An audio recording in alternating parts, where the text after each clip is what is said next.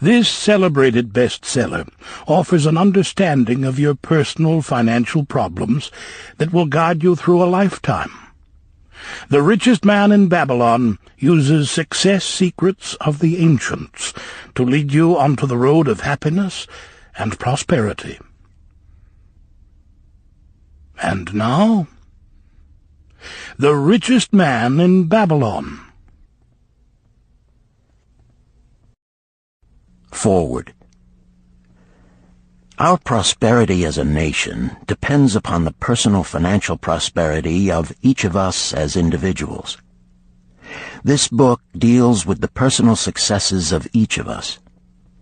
Success means accomplishments as the result of our own efforts and abilities. Proper preparation is the key to our success. Our acts can be no wiser than our thoughts. Our thinking can be no wiser than our understanding. This book of cures for lean purses has been termed a guide to financial understanding. That indeed is its purpose, to offer those who are ambitious for financial success an insight which will aid them to acquire money, to keep money, and to make their surpluses earn more money. In the pages which follow, we are taken back to Babylon, the cradle in which was nurtured the basic principles of finance now recognized and used the world over. To new readers, the author is happy to extend the wish that its pages may contain for them the same inspiration for growing bank accounts, greater financial successes, and the solution of difficult personal financial problems so enthusiastically reported by readers from coast to coast. To the business executives who have distributed these tales in such generous quantities to friends, relatives, employees, and associates, the author takes this opportunity to express his gratitude. No endorsement could be higher than that of practical men who appreciate its teachings because they themselves have worked up to important successes by applying the very principles it advocates.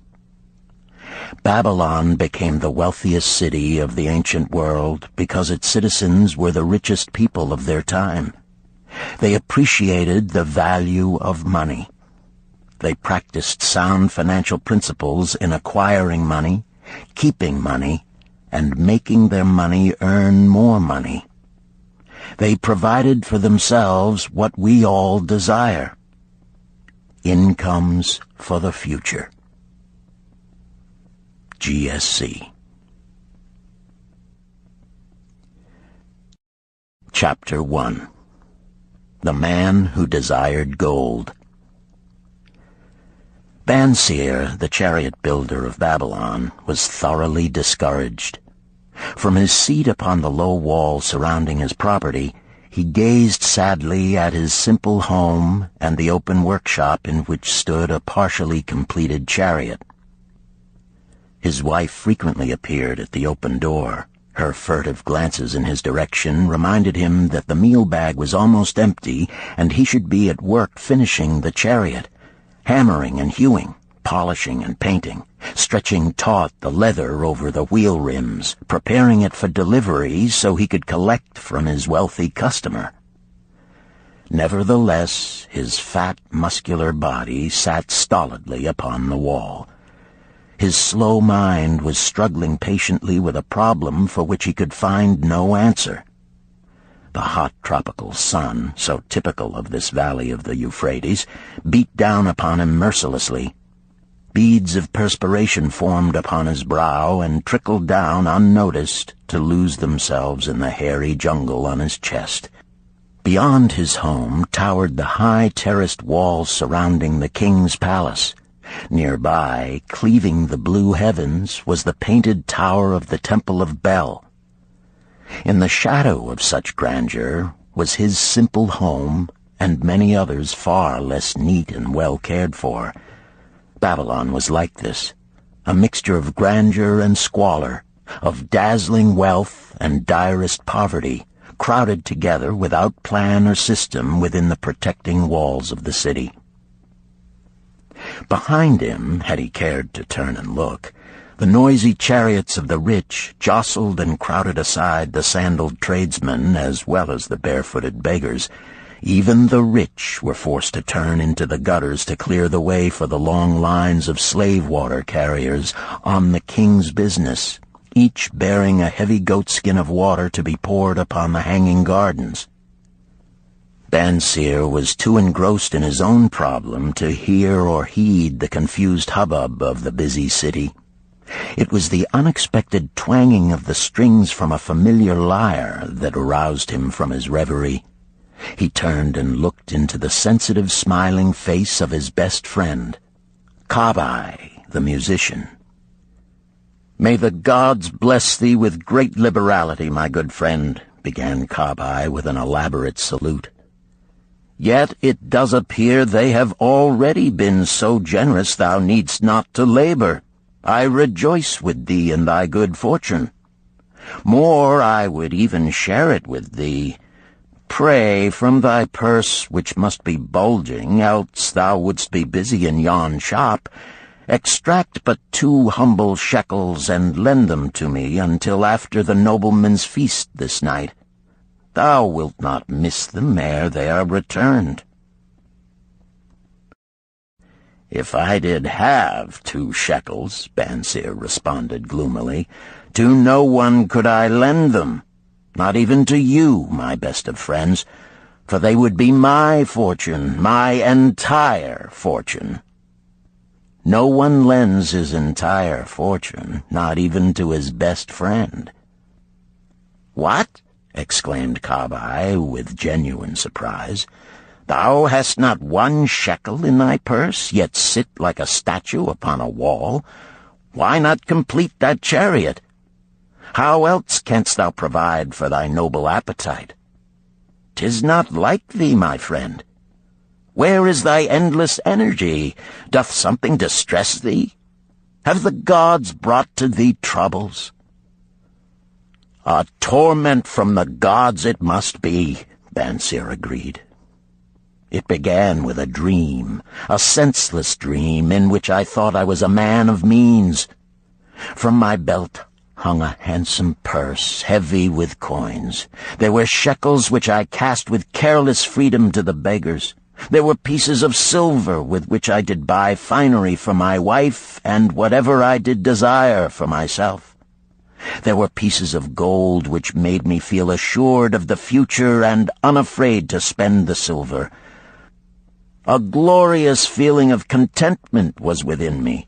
You would not have known me for thy hard-working friend, nor wouldst have known my wife, so free from wrinkles was her face and shining with happiness. She was again the smiling maiden of our early married days." "A pleasant dream indeed," commented Kabai. "But why should such pleasant feelings as it aroused turn thee into a glum statue upon the wall?" "Why, indeed?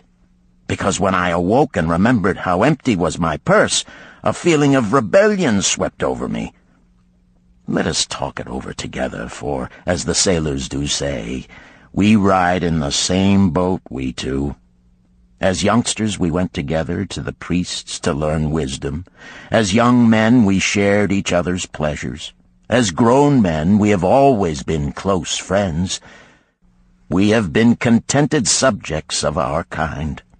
We have been satisfied to work long hours and spend our earnings freely. We have earned much coin in the years that have passed, yet to know the joys that come from wealth, we must dream about them. Bah! Are we more than dumb sheep? We live in the richest city in all the world. The travelers do say none equals it in wealth. About us is much display of wealth, but of it we ourselves have not. After half a lifetime of hard labor, thou, my best of friends, hast an empty purse, and sayest to me, may I borrow such a trifle as 2 shekels until after the nobleman's feast this night? Then what do I reply? Do I say, here is my purse, its contents will I gladly share? No, I admit that my purse is as empty as thine. What is the matter? Why cannot we acquire silver and gold, more than enough for food and robes? Consider also our sons, Bansir continued. Are they not following in the footsteps of their fathers?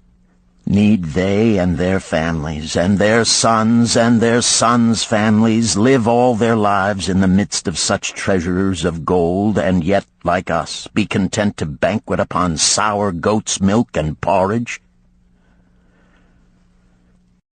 Never in all the years of our friendship didst thou talk like this before, Bansir. Kabai was puzzled. Never in all those years did I think like this before. From early dawn until darkness stopped me, I have labored to build the finest chariots any man could make, soft-heartedly hoping some day the gods would recognize my worthy deeds and bestow upon me great prosperity. This they have never done. At last I realize this they will never do. Therefore my heart is sad. I wish to be a man of means. I wish to own lands and cattle, to have fine robes and coins in my purse. I am willing to work for these things with all the strength in my back, with all the skill in my hands, with all the cunning in my mind. But I wish my labors to be fairly rewarded.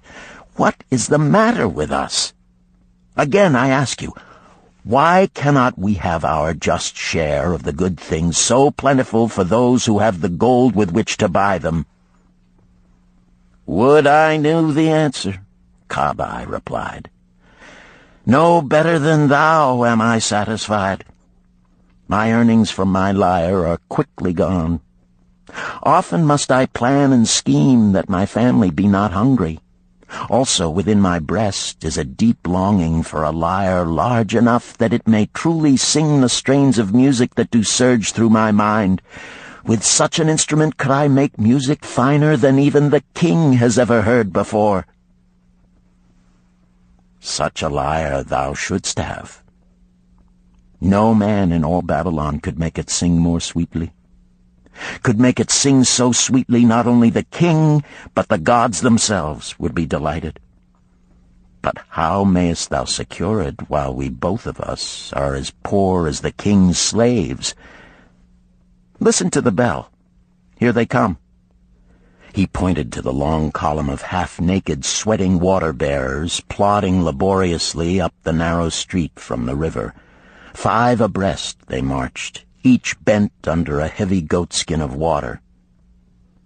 A fine figure of a man he who doth lead them, Kabai indicated the wearer of the bell who marched in front without a load. A prominent man in his own country, 'tis easy to see. There are many good figures in the line, Bansir agreed, as good men as we.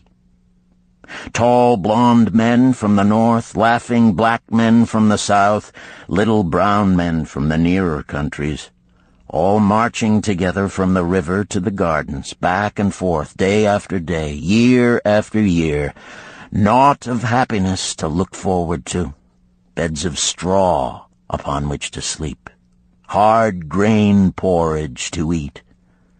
Pity the poor brutes, Kabai. Pity them I do, yet thou dost make me see how little better off are we, free men though we call ourselves. That is truth, Kabai. Unpleasant thought though it may be. We do not wish to go on year after year living slavish lives, working, getting nowhere. Might we not find out how others acquire gold and do as they do? Kabai inquired. Perhaps there is some secret we might learn if we but sought from those who knew, replied Bansir thoughtfully. This very day, suggested Kabai, I did pass our old friend Arkad, riding in his golden chariot.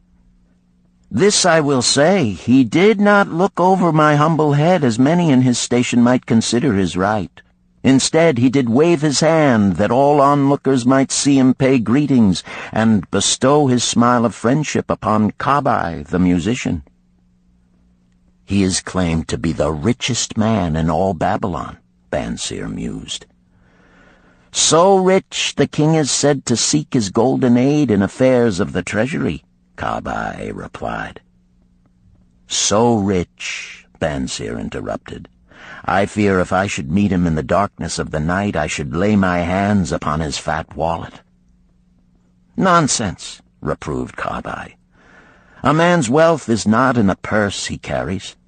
A fat purse quickly empties if there be no golden stream to refill it. Arkad has an income that constantly keeps his purse full, no matter how liberally he spends. Income, that is the thing, ejaculated Banseer. I wish an income that will keep flowing into my purse whether I sit upon the wall or travel to far lands. Arkad must know how a man can make an income for himself. Dost suppose it is something he could make clear to a mind as slow as mine? Methinks he did teach his knowledge to his son, Nomasir, Kabai responded. Did he not go to Nineveh and, so it is told at the inn, become, without aid from his father, one of the richest men in that city? Kabai, thou bringest to me a rare thought. A new light gleamed in Banseer's eyes. It costs nothing to ask wise advice from a good friend, and Arkad was always that. Never mind though our purses be as empty as the falcon's nest of a year ago. Let that not detain us. We are weary of being without gold in the midst of plenty. We wish to become men of means. Come, let us go to Arkad and ask how we also may acquire incomes for ourselves. Thou speakest with true inspiration, Banseer. Thou bringest to my mind a new understanding. Thou makest me to realize the reason why we have never found any measure of wealth. We never sought it. Thou hast labored patiently to build the staunchest chariots in Babylon. To that purpose was devoted your best endeavors. Therefore, at it thou didst succeed. I strove to become a skillful lyre player, and at it I did succeed.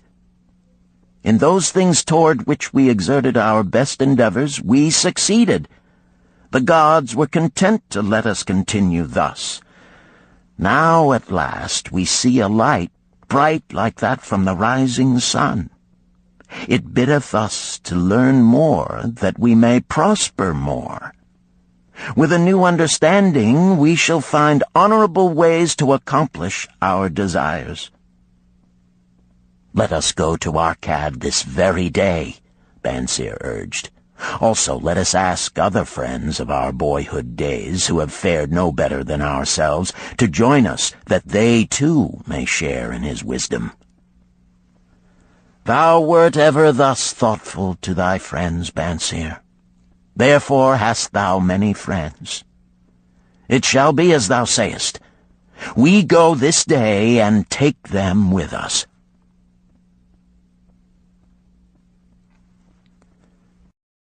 Chapter 2. The Richest Man in Babylon. In old Babylon there once lived a certain very rich man named Arkad. Far and wide he was famed for his great wealth. Also was he famed for his liberality. He was generous in his charities. He was generous with his family. He was liberal in his own expenses. But nevertheless, each year his wealth increased more rapidly than he spent it. And there were certain friends of younger days who came to him and said, You, Arkad, are more fortunate than we. You have become the richest man in all Babylon, while we struggle for existence. You can wear the finest garments, and you can enjoy the rarest foods, while we must be content if we can clothe our families in raiment that is presentable and feed them as best we can. Yet once we were equal. We studied under the same master. We played in the same games, and in neither the studies nor the games did you outshine us. And in the years since, you have been no more an honorable citizen than we. Nor have you worked harder or more faithfully in so far as we can judge. Why, then, should a fickle fate single you out to enjoy all the good things of life and ignore us who are equally deserving?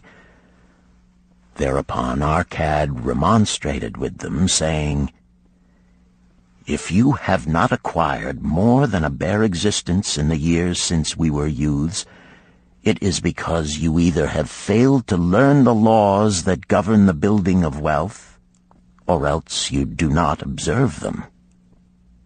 Fickle fate is a vicious goddess who brings no permanent good to anyone. On the contrary, she brings ruin to almost every man upon whom she showers unearned gold. She makes wanton spenders who soon dissipate all they receive and are left beset by overwhelming appetites and desires they have not the ability to gratify. Yet others whom she favors become misers and hoard their wealth, fearing to spend what they have, knowing they do not possess the ability to replace it. They further are beset by fear of robbers and doom themselves to lives of emptiness and secret misery. Others there probably are who can take unearned gold and add to it and continue to be happy and contented citizens. But so few are they, I know of them but by hearsay. Think you of the men who have inherited sudden wealth, and see if these things are not so. His friends admitted that of the men they knew who had inherited wealth, these words were true, and they besought him to explain to them how he had become possessed of so much prosperity. So he continued, In my youth, I looked about me and saw all the good things there were to bring happiness and contentment, and I realized that wealth increased the potency of all these. Wealth is a power. With wealth, many things are possible. One may ornament the home with the richest of furnishings. One may sail the distant seas. One may feast on the delicacies of far lands. One may buy the ornaments of the gold worker and the stone polisher. One may even build mighty temples for the gods. One may do all these things and many others in which there is delight for the senses and gratification for the soul. And when I realized all this, I decided to myself that I would claim my share of the good things of life. I would not be one of those who stand afar off, enviously watching others enjoy. I would not be content to clothe myself in the cheapest raiment that looked respectable.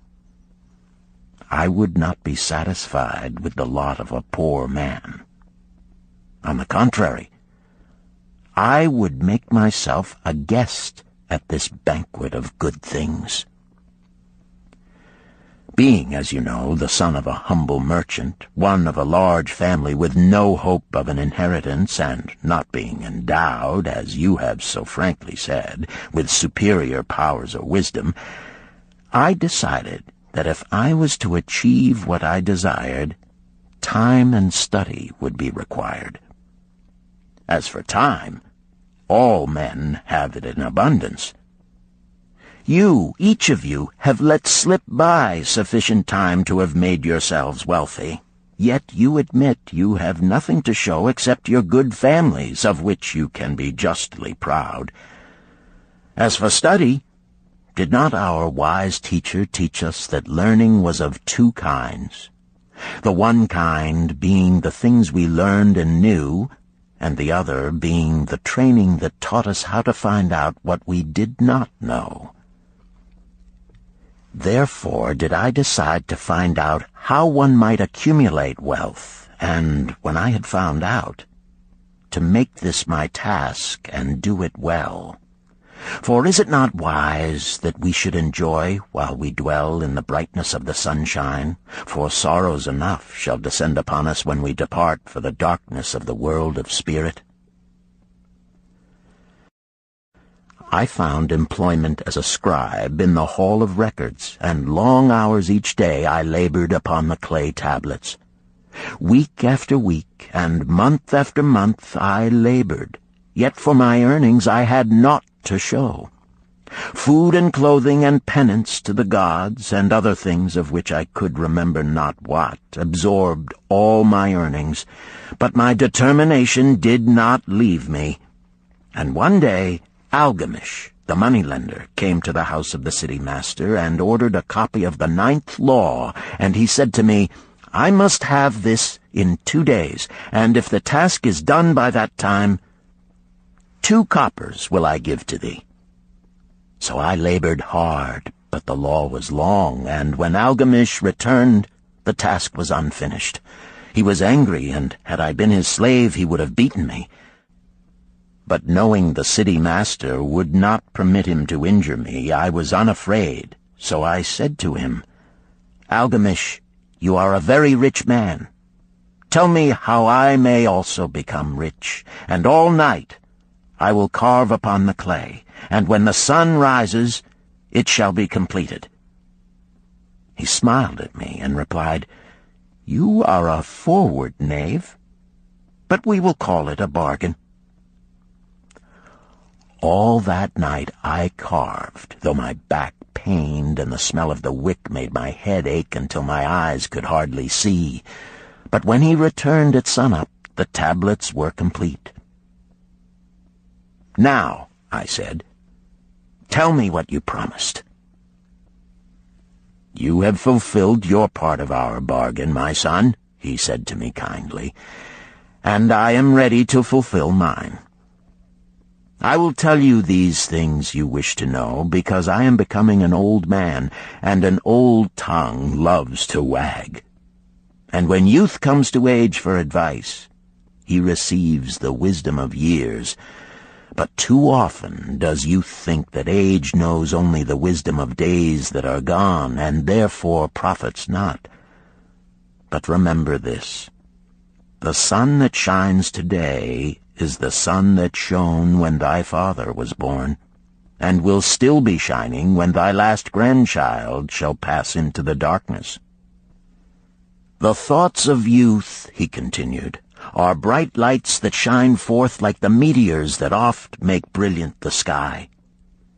But the wisdom of age is like the fixed stars that shine so unchanged that the sailor may depend upon them to steer his course. Mark you well my words, for if you do not, you will fail to grasp the truth that I will tell you, and you will think that your night's work has been in vain." Then he looked at me shrewdly from under his shaggy brows and said in a low, forceful tone, "I've found the road to wealth when I decided that a part of all I earned was mine to keep. And so will you." Then he continued to look at me with a glance that I could feel pierce me, but said no more. "Is that all?" I asked. "That was sufficient to change the heart of a sheep-herder into the heart of a money-lender," he replied. "But all I earn is mine to keep, is it not?" I demanded. "Far from it," he replied. "Do you not pay the garment-maker? Do you not pay the sandal-maker? Do you not pay for the things you eat? Can you live in Babylon without spending? What have you to show for your earnings of the past month? What for the past year? Fool! You pay to everyone but yourself. Dullard! You labor for others. As well be a slave and work for what your master gives you to eat and wear. If you did keep for yourself 1/10 of all you earn, how much would you have in 10 years? My knowledge of the numbers did not forsake me, and I answered, "As much as I earn in 1 year." "You speak but half the truth," he retorted. "Every gold piece you save is a slave to work for you. Every copper it earns is its child that also can earn for you.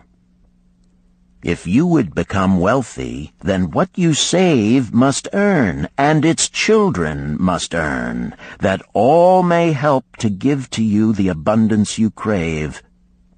You think I cheat you for your long night's work," he continued, "but I am paying you 1,000 times over if you have the intelligence to grasp the truth I offer you. A part of all you earn is yours to keep. It should not be less than 1/10, no matter how little you earn. It can be as much more as you can afford. Pay yourself first. Do not buy from the clothes maker and the sandal maker more than you can pay out of the rest and still have enough for food and charity and penance to the gods. Wealth, like a tree, grows from a tiny seed. The first copper you save is the seed from which your tree of wealth shall grow. The sooner you plant that seed, the sooner shall the tree grow. And the more faithfully you nourish and water that tree with consistent savings, the sooner may you bask in contentment beneath its shade." So saying, he took his tablets and went away. I thought much about what he had said to me, and it seemed reasonable, so I decided that I would try it. Each time I was paid, I took 1 from each 10 pieces of copper and hid it away. And strange as it may seem, I was no shorter of funds than before. I noticed little difference as I managed to get along without it.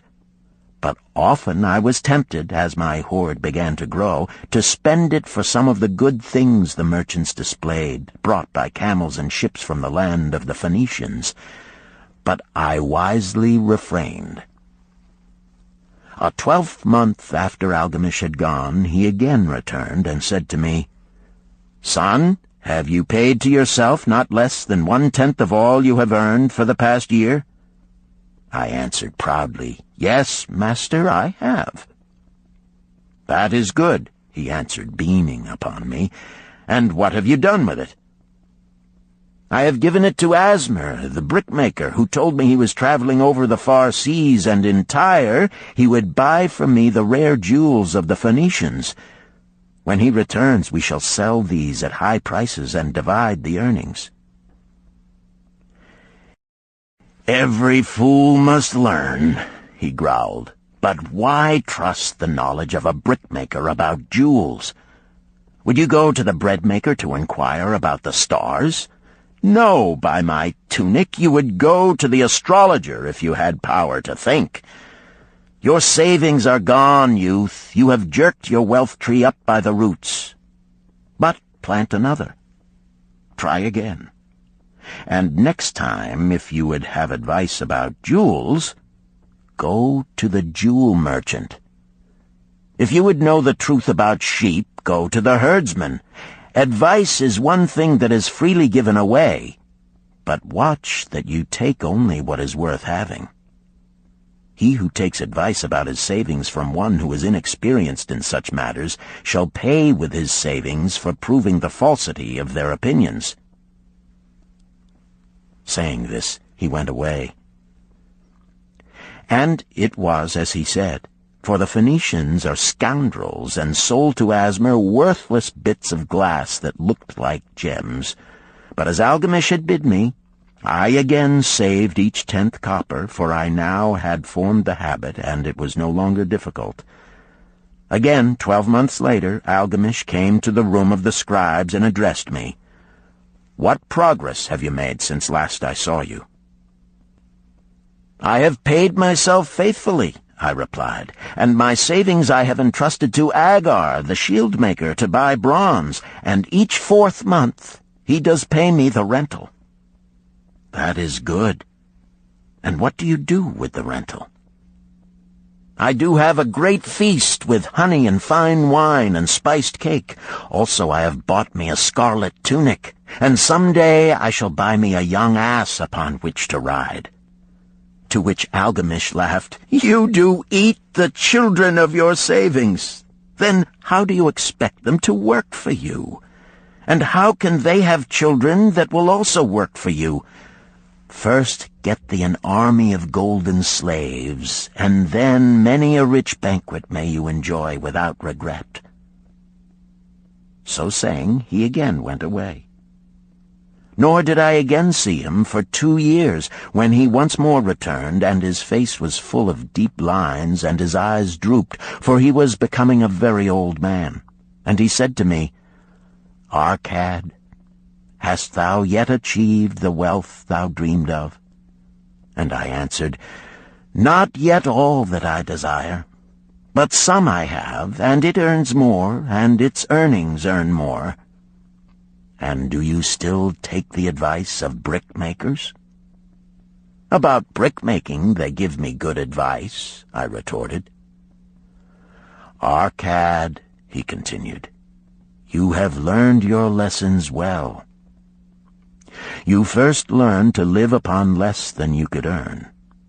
Next, you learned to seek advice from those who were competent through their own experiences to give it. And lastly, you have learned to make gold work for you. You have taught yourself how to acquire money, how to keep it, and how to use it. Therefore, you are competent for a responsible position. I am becoming an old man. My sons think only of spending and give no thought to earning. My interests are great, and I fear too much for me to look after. If you will go to Nippur and look after my lands there, I shall make you my partner, and you shall share in my estate."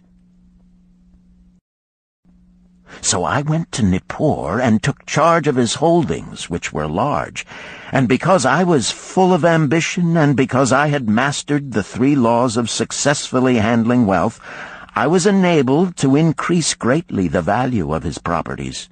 So I prospered much, and when the spirit of Algamish departed for the sphere of darkness, I did share in his estate as he had arranged under the law. So spake Arcad, and when he had finished his tale, one of his friends said, "You were indeed fortunate that Algamish made you an heir." "Fortunate only in that I had the desire to prosper before I first met him. For 4 years did I not prove my definiteness of purpose by keeping 1/10 of all I earned? Would you call a fisherman lucky who for years so studied the habits of the fish that with each changing wind he could cast his nets about them? Opportunity is a haughty goddess who wastes no time with those who are unprepared. You had strong willpower to keep on after you lost your first year's savings. You are unusual in that way," spoke up another. "Willpower," retorted Arcad. "What nonsense!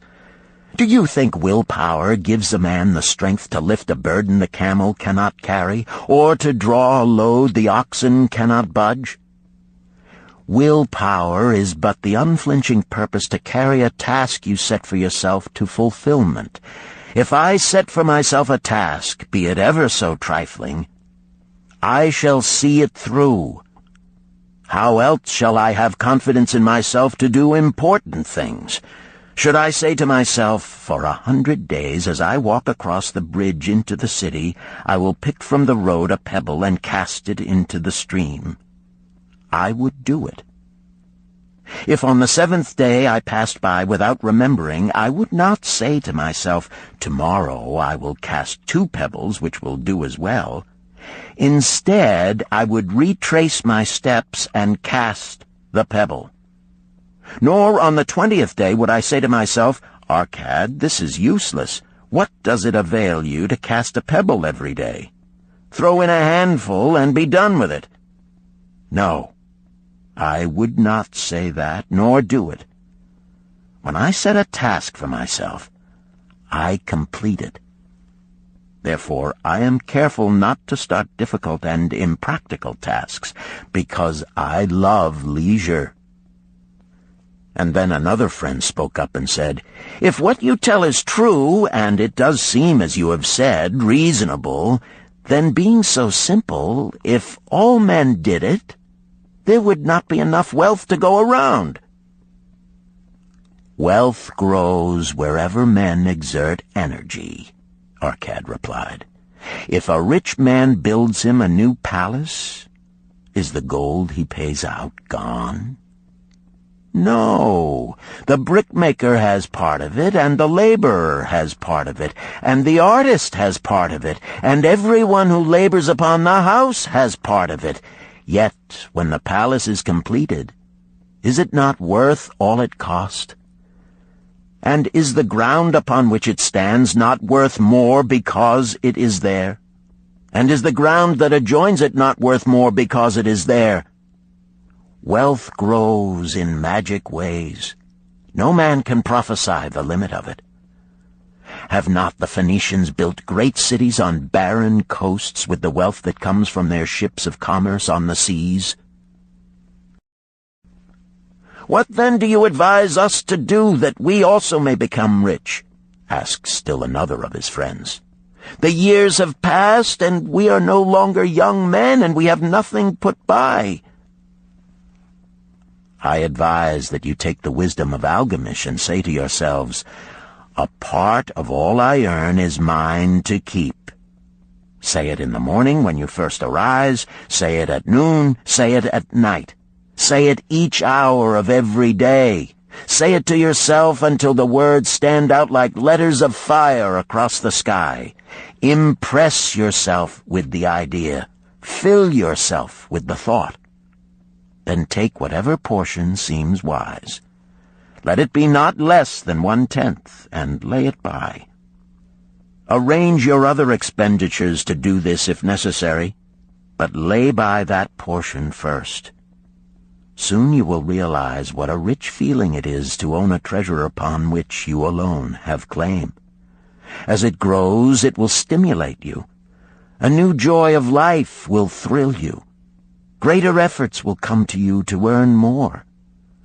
For of your increased earnings, will not the same percentage be also yours to keep? Then learn to make your treasure work for you. Make it your slave. Make its children and its children's children work for you. Ensure an income for thy future.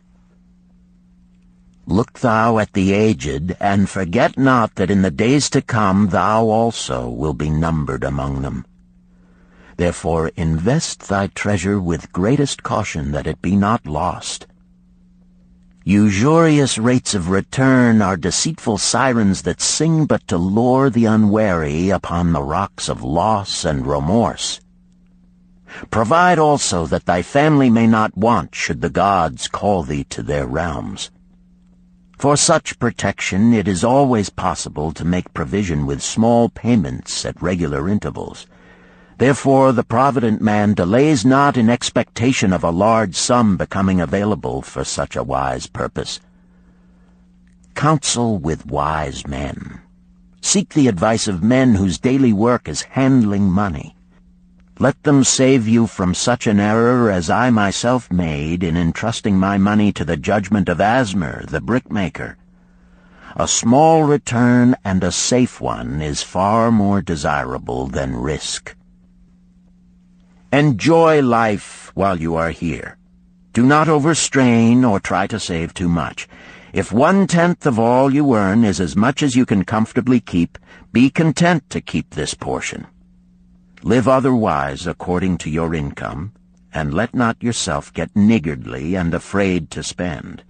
Life is good and life is rich with things worth while and things to enjoy. His friends thanked him and went away. Some were silent because they had no imagination and could not understand. Some were sarcastic because they thought that one so rich should divide with old friends not so fortunate. But some had in their eyes a new light. They realized that Algamish had come back each time to the room of the scribes because he was watching a man work his way out of darkness into light. When that man had found the light, a place awaited him. No one could fill that place until he had for himself worked out his own understanding, until he was ready for opportunity. These latter were the ones who, in the following years, frequently revisited Arcad, who received them gladly. He counseled with them and gave them freely of his wisdom, as men of broad experience are always glad to do, and he assisted them in so investing their savings that it would bring in a good interest with safety and would neither be lost nor entangled in investments that paid no dividends. The turning point in these men's lives came upon that day when they realized the truth that had come from Algamish to Arcad, and from Arcad to them. A part of all you earn is yours to keep.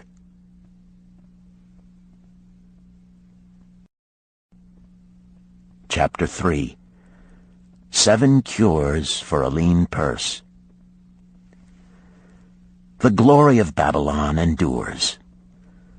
Down through the ages, its reputation comes to us as the richest of cities, its treasures as fabulous. Yet it was not always so. The riches of Babylon were the results of the wisdom of its people. They first had to learn how to become wealthy. When the good King Sargon returned to Babylon after defeating his enemies, the Elamites, he was confronted with a serious situation.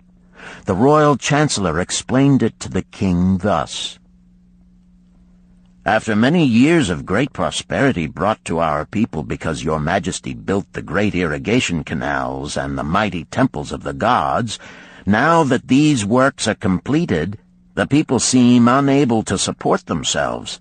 The laborers are without employment. The merchants have few customers. The farmers are unable to sell their produce. The people have not enough gold to buy food."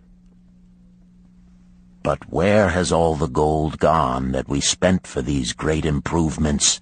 demanded the king. "It has found its way, I fear," responded the chancellor, "into the possession of a few very rich men of our city. It filtered through the fingers of most of our people as quickly as the goat's milk goes through the strainer. Now that the stream of gold has ceased to flow, most of our people have nothing to show for their earnings." The king was thoughtful for some time. Then he asked, "Why should so few men be able to acquire all the gold?" "Because they know how," replied the chancellor. "One may not condemn a man for succeeding because he knows how. Neither may one with justice take away from a man what he has fairly earned, to give to men of less ability." "But why," demanded the king, "should not all the people learn how to accumulate gold and therefore become themselves rich and prosperous?" "Quite possible, Your Excellency. But who can teach them? Certainly not the priests, because they know naught of money-making." "Who knows best in all our city how to become wealthy, Chancellor?" asked the king. "Thy question answers itself, Your Majesty. Who has amassed the greatest wealth in Babylon?" "Well said, my able chancellor. It is Arcad. He is the richest man in Babylon. Bring him before me on the morrow." Upon the following day, as the king had decreed, Arcad appeared before him, straight and sprightly, despite his 80 years and 10. "Arcad," spoke the king, "is it true thou art the richest man in Babylon?" "So it is reported, Your Majesty, and no man disputes it." "How becamest thou so wealthy?" "By taking advantage of opportunities available to all citizens of our good city." Thou hadst nothing to start with? Only a great desire for wealth. Besides this, nothing. Arcad, continued the king, our city is in a very unhappy state because a few men know how to acquire wealth and therefore monopolize it, while the mass of our citizens lack the knowledge of how to keep any part of the gold they receive. It is my desire that Babylon be the wealthiest city in the world. Therefore it must be a city of many wealthy men. Therefore we must teach all the people how to acquire riches. Tell me, Arcad, is there any secret to acquiring wealth? Can it be taught?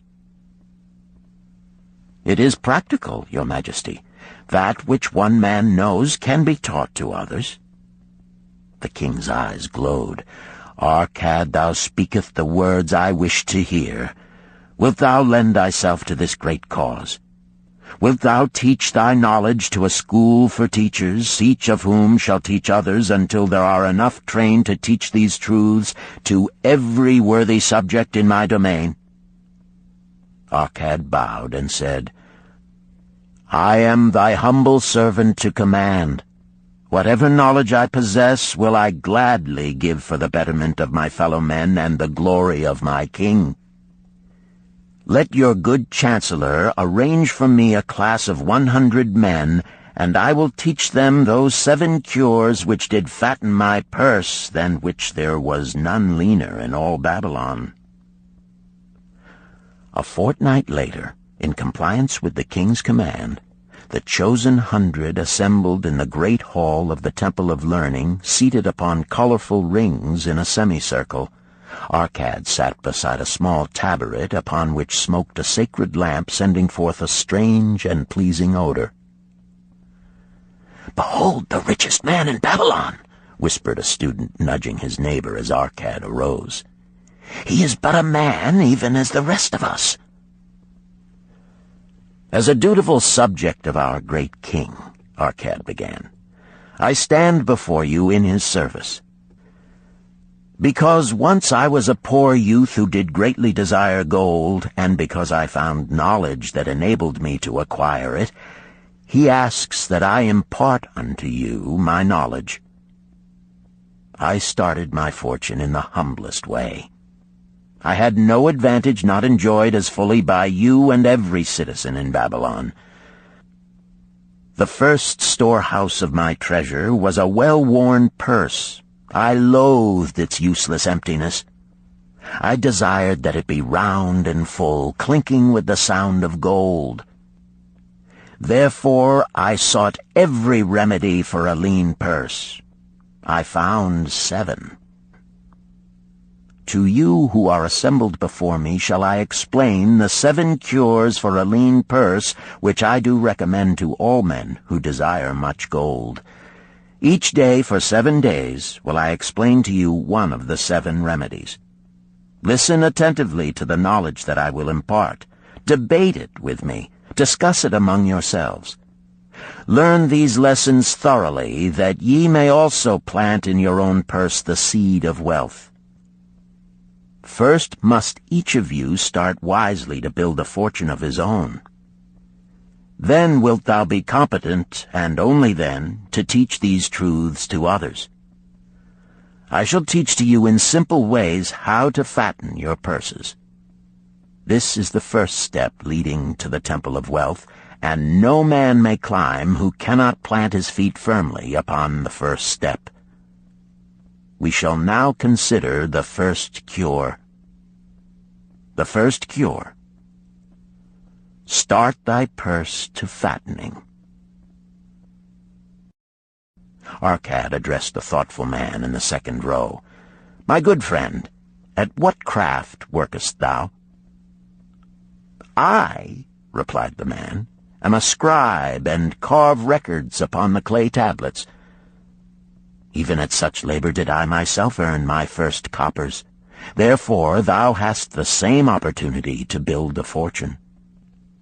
He spoke to a florid-faced man farther back. Pray tell also what dost thou to earn thy bread?" "I," responded this man, "am a meat butcher. I do buy the goats the farmers raise, and kill them, and sell the meat to the housewives, and the hides to the sandal makers. Because thou dost also labor and earn, thou hast every advantage to succeed that I did possess." In this way did Arcad proceed to find out how each man labored to earn his living.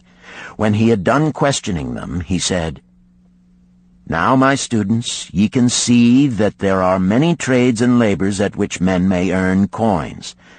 Each of the ways of earning is a stream of gold from which the worker doth divert by his labors a portion to his own purse. Therefore into the purse of each of you flows a stream of coins, large or small, according to his ability. Is it not so?" Thereupon they agreed that it was so.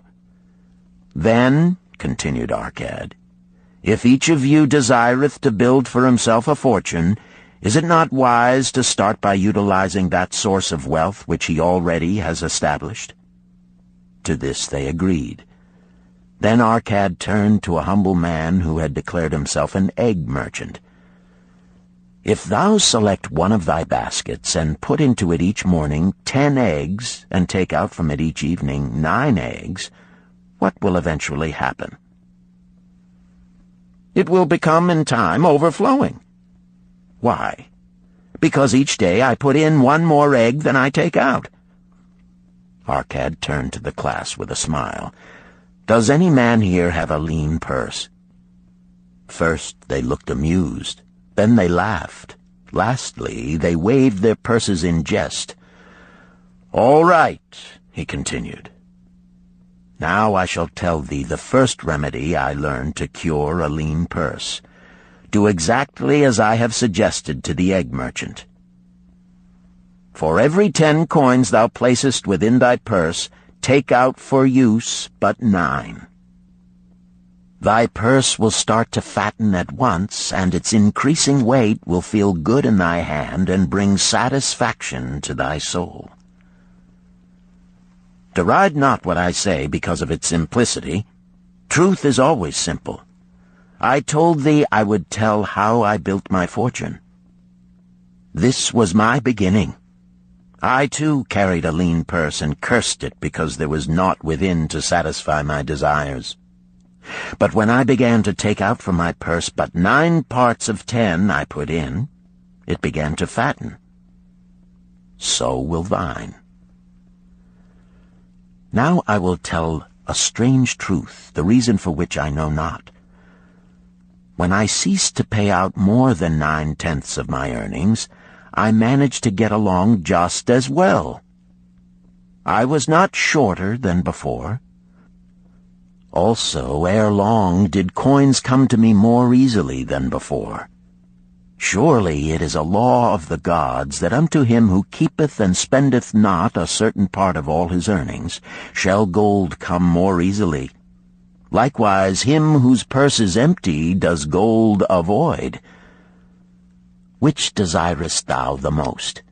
Is it the gratification of thy desires of each day, a jewel, a bit of finery, better raiment, more food, things quickly gone and forgotten? Or is it substantial belongings, gold, lands, herds, merchandise, income-bringing investments? The coins thou takest from thy purse bring the first. The coins thou leavest within it will bring the latter. This, my students, was the first cure I did discover for my lean purse. For each 10 coins I put in, to spend but 9. Debate this among yourselves. If any man proves it untrue, tell me upon the morrow when we shall meet again. The second cure. Control thy expenditures. Some of your members, my students, have asked me this.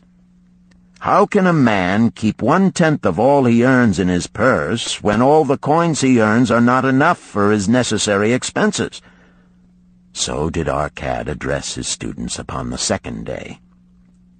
"Yesterday, how many of thee carried lean purses?" "All of us," answered the class. "Yet thou do not all earn the same. Some earn much more than others. Some have much larger families to support. Yet all purses were equally lean. Now I will tell thee an unusual truth about men and sons of men. It is this, that what each of us calls our necessary expenses will always grow to equal our incomes unless we protest to the contrary. Confuse not the necessary expenses with thy desires. Each of you, together with your good families, have more desires than your earnings can gratify. Therefore are thy earnings spent to gratify these desires in so far as they will go. Still thou retainest many ungratified desires. All men are burdened with more desires than they can gratify. Because of my wealth, thinkest thou I may gratify every desire? 'Tis a false idea. There are limits to my time. There are limits to my strength. There are limits to the distance I may travel. There are limits to what I may eat. There are limits to the zest with which I may enjoy. I say to you that just as weeds grow in a field wherever the farmer leaves space for their roots, even so freely do desires grow in men whenever there is a possibility of their being gratified. Thy desires are a multitude, and those that thou mayest gratify are but few. Study thoughtfully thy accustomed habits of living. Herein may be most often found certain accepted expenses that may wisely be reduced or eliminated. Let thy motto be 100% of appreciated value demanded for each coin spent. Therefore, engrave upon the clay each thing for which thou desireth to spend. Select those that are necessary and others that are possible through the expenditure of 9/10 of thy income. Cross out the rest and consider them but a part of that great multitude of desires that must go unsatisfied, and regret them not. Budget then thy necessary expenses. Touch not the 1/10 that is fattening thy purse. Let this be thy great desire that is being fulfilled. Keep working with thy budget. Keep adjusting it to help thee. Make it thy first assistant in defending thy fattening purse. Hereupon one of the students, wearing a robe of red and gold, arose and said, "I am a free man. I believe that it is my right to enjoy the good things of life. Therefore do I rebel against the slavery of a budget which determines just how much I may spend and for what. I feel it would take much pleasure from my life and make me little more than a pack-ass to carry a burden." To him Arcad replied, "Who, my friend, would determine thy budget?" "I would make it for myself," responded the protesting one. "In that case, were a pack-ass to budget his burden, would he include therein jewels and rugs and heavy bars of gold? Not so. He would include hay and grain and a bag of water for the desert trail. The purpose of a budget is to help thy purse to fatten. It is to assist thee to have thy necessities and, insofar as attainable, thy other desires. It is to enable thee to realize thy most cherished desires by defending them from thy casual wishes. Like a bright light in a dark cave, thy budget shows up the leaks from thy purse and enables thee to stop them and control thy expenditures for definite and gratifying purposes. This, then, is the second cure for a lean purse. Budget thy expenses, that thou mayest have coins to pay for thy necessities, to pay for thy enjoyments, and to gratify thy worthwhile desires without spending more than 9/10 of thy earnings. The third cure: make thy gold multiply. Behold, thy lean purse is fattening. Thou hast disciplined thyself to leave therein 1/10 of all thou earnest. Thou hast controlled thy expenditures to protect thy growing treasure. Next, we will consider means to put thy treasure to labor and to increase. Gold in a purse is gratifying to own, and satisfieth a miserly soul, but earns nothing. The gold we may retain from our earnings is but the start.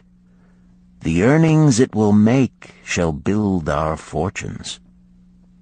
So spoke our cat upon the third day to his class. How, therefore, may we put our gold to work? My first investment was unfortunate, for I lost all. Its tale I will relate later.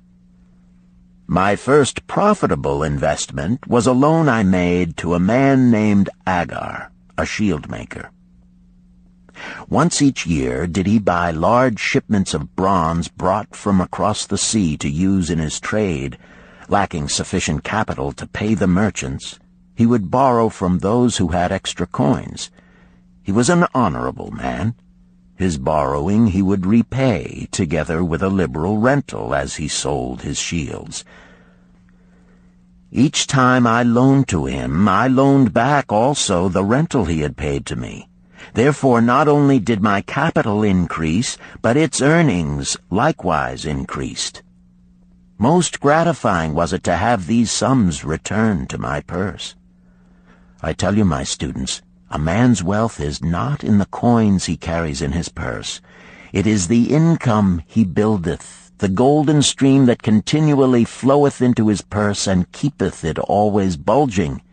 That is what every man desireth. That is what thou, each one of thee, desireth. An income that continueth to come whether thou work or travel. Great income I have acquired, so great that I am called a very rich man. My loans to Agar were my first training in profitable investment. Gaining wisdom from this experience, I extended my loans and investments as my capital increased. From a few sources at first, from many sources later, flowed into my purse a golden stream of wealth available for such wise uses as I should decide. Behold, from my humble earnings, I had begotten a horde of golden slaves, each laboring and earning more gold. As they labored for me, so their children also labored, and their children's children, until great was the income from their combined efforts. Gold increaseth rapidly when making reasonable earnings, as thou wilt see from the following. A farmer, when his first son was born, took 10 pieces of silver to a moneylender and asked him to keep it on rental for his son until he became 20 years of age. This the moneylender did, and agreed the rental should be 1/4 of its value each 4 years. The farmer asked, because this sum he had set aside as belonging to his son, that the rental be added to the principal. When the boy had reached the age of 20 years, the farmer again went to the moneylender to inquire about the silver. The moneylender explained that because this sum had been increased by compound interest, the original 10 pieces of silver had now grown to 30 1/2 pieces. The farmer was well pleased, and because the son did not need the coins, he left them with the moneylender. When the son became 50 years of age, the father meantime having passed to the other world, the moneylender paid the son in settlement 167 pieces of silver. Thus, in 50 years, had the investment multiplied itself at rental almost 17 times. This, then, is the third cure for a lean purse. to put each coin to laboring, that it may reproduce its kind, even as the flocks of the field, and help bring to thee income, a stream of wealth that shall flow constantly into thy purse. The fourth cure. Guard thy treasures from loss. Misfortune loves a shining mark. Gold in a man's purse must be guarded with firmness, else it be lost. Thus it is wise that we must first secure small amounts and learn to protect them before the gods entrust us with larger. So spoke our cad upon the fourth day to his class. Every owner of gold is tempted by opportunities whereby it would seem that he could make large sums by its investment in most plausible projects. Often friends and relatives are eagerly entering such investment and urge him to follow. The first sound principle of investment is security for thy principal. Is it wise to be intrigued by larger earnings when thy principal may be lost? I say not. The penalty of risk is probable loss. Study carefully, before parting with thy treasure, each assurance that it may be safely reclaimed. Be not misled by thine own romantic desires to make wealth rapidly. Before thou loan it to any man, assure thyself of his ability to repay and his reputation for doing so, that thou mayest not unwittingly be making him a present of thy hard-earned treasure. Before thou entrust it as an investment in any field, acquaint thyself with the dangers which may beset it. My own first investment was a tragedy to me at the time. The guarded savings of a year I did entrust to a brickmaker named Asmer, who was traveling over the far seas, and in Tyre agreed to buy for me the rare jewels of the Phoenicians. These we would sell upon his return and divide the profits. The Phoenicians were scoundrels and sold him bits of glass. My treasure was lost. Today, my training would show to me at once the folly of entrusting a brickmaker to buy jewels. Therefore do I advise thee from the wisdom of my experiences, be not too confident of thine own wisdom in entrusting thy treasures to the possible pitfalls of investments. Better by far to consult the wisdom of those experienced in handling money for profit. Such advice is freely given for the asking, and may readily possess a value equal in gold to the sum thou considerest investing. In truth, such is its actual value if it save thee from loss. This, then, is the fourth cure for a lean purse, and of great importance if it prevent thy purse from being emptied once it has become well filled. Guard thy treasure from loss by investing only where thy principal is safe, where it may be reclaimed if desirable, and where thou wilt not fail to collect a fair rental. Consult with wise men. Secure the advice of those experienced in the profitable handling of gold. Let their wisdom protect thy treasure from unsafe investments. This ends Disc 1. The Richest Man in Babylon, Disc 2. The fifth cure. Make of thy dwelling a profitable investment. If a man setteth aside 9 parts of his earnings upon which to live and enjoy life, and if any part of this 9 parts he can turn into a profitable investment without detriment to his well-being, then so much faster will his treasures grow. So spake our cad to his class at their 5th lesson. All too many of our men of Babylon do raise their families in unseemly quarters. They do pay to exacting landlords liberal rentals for rooms where their wives have not a spot to raise the blooms that gladden a woman's heart, and their children have no place to play their games except in the unclean alleys. No man's family can fully enjoy life unless they do have a plot of ground wherein children can play in the clean earth, and where the wife may raise not only blossoms but good rich herbs to feed her family. To a man's heart it brings gladness to eat the figs from his own trees and the grapes of his own vines, to own his own domicile and to have it a place he is proud to care for, putteth confidence in his heart and greater effort behind all his endeavors. Therefore do I recommend that every man own the roof that sheltereth him and his. Nor is it beyond the ability of any well-intentioned man to own his home. Hath not our great king so widely extended the walls of Babylon that within them much land is now unused, and may be purchased at sums most reasonable? Also I say to you, my students, that the money-lenders gladly consider the desires of men who seek homes and land for their families. Readily may thou borrow to pay the brickmaker and the builder for such commendable purposes, if thou can show a reasonable portion of the necessary sum which thou thyself hast provided for the purpose. Then when the house be built, thou canst pay the money-lender with the same regularity as thou didst pay the landlord, because each payment will reduce thy indebtedness to the money-lender. A few years will satisfy his loan.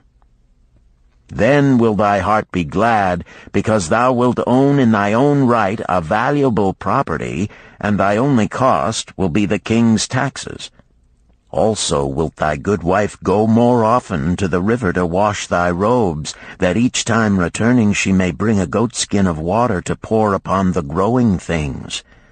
Thus come many blessings to the man who owneth his own house, and greatly will it reduce his cost of living, making available more of his earnings for pleasures and the gratification of his desires.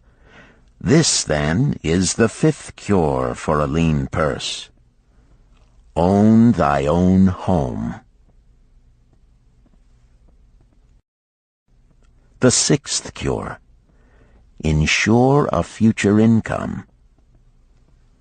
The life of every man proceedeth from his childhood to his old age. This is the path of life, and no man may deviate from it, unless the gods call him prematurely to the world beyond.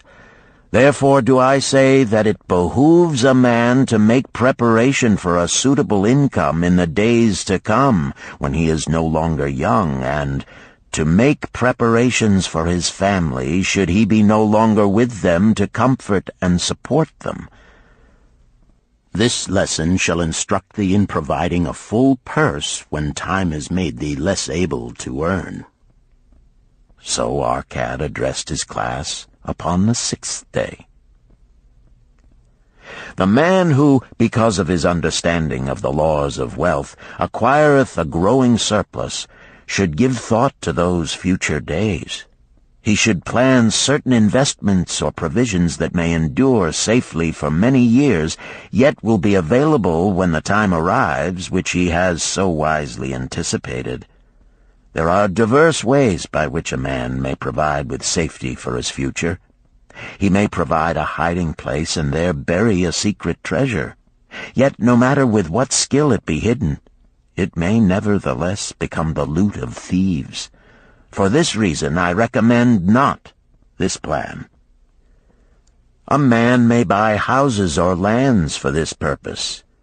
If wisely chosen as to their usefulness and value in the future, they are permanent in their value and their earnings, or their sale will provide well for his purpose. A man may loan a small sum to the moneylender and increase it at regular periods. The rental which the moneylender adds to this will largely add to its increase. I do know a sandal-maker named Ansan, who explained to me not long ago that each week for 8 years he had deposited with his moneylender 2 pieces of silver. The moneylender had but recently given him an accounting over which he greatly rejoiced. The total of his small deposits with their rental at the customary rate of 1/4 their value for each 4 years had now become 1,040 pieces of silver. I did gladly encourage him further by demonstrating to him with my knowledge of the numbers that in 12 years more, if he would keep his regular deposits of but 2 pieces of silver each week, the moneylender would then owe him 4,000 pieces of silver, a worthy competence for the rest of his life. Surely when such a small payment made with regularity doth produce such profitable results, no man can afford not to insure a treasure for his old age and the protection of his family, no matter how prosperous his business and his investments may be. I would that I might say more about this. In my mind rests a belief that someday wise-thinking men will devise a plan to insure against death, whereby many men pay in but a trifling sum regularly, the aggregate making a handsome sum for the family of each member who passeth to the beyond. This do I see as something desirable and which I could highly recommend. But today it is not possible, because it must reach beyond the life of any man or any partnership to operate. It must be as stable as the king's throne.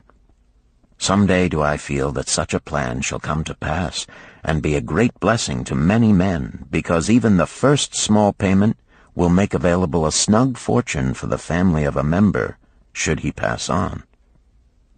But because we live in our own day, and not in the days which are to come, must we take advantage of those means and ways of accomplishing our purposes.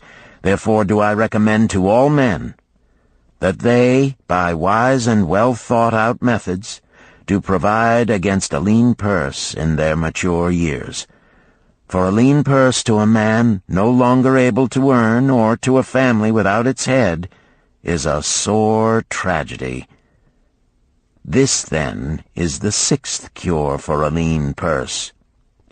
Provide in advance for the needs of thy growing age and the protection of thy family. The 7th cure. Increase thy ability to earn. This day do I speak to thee, my students, of one of the most vital remedies for a lean purse. Yet I will not talk of gold, but of yourselves, of the men beneath the robes of many colors who do sit before me. I will talk to you of those things within the minds and lives of men which do work for or against their success. So did Arcad address his class upon the 7th day.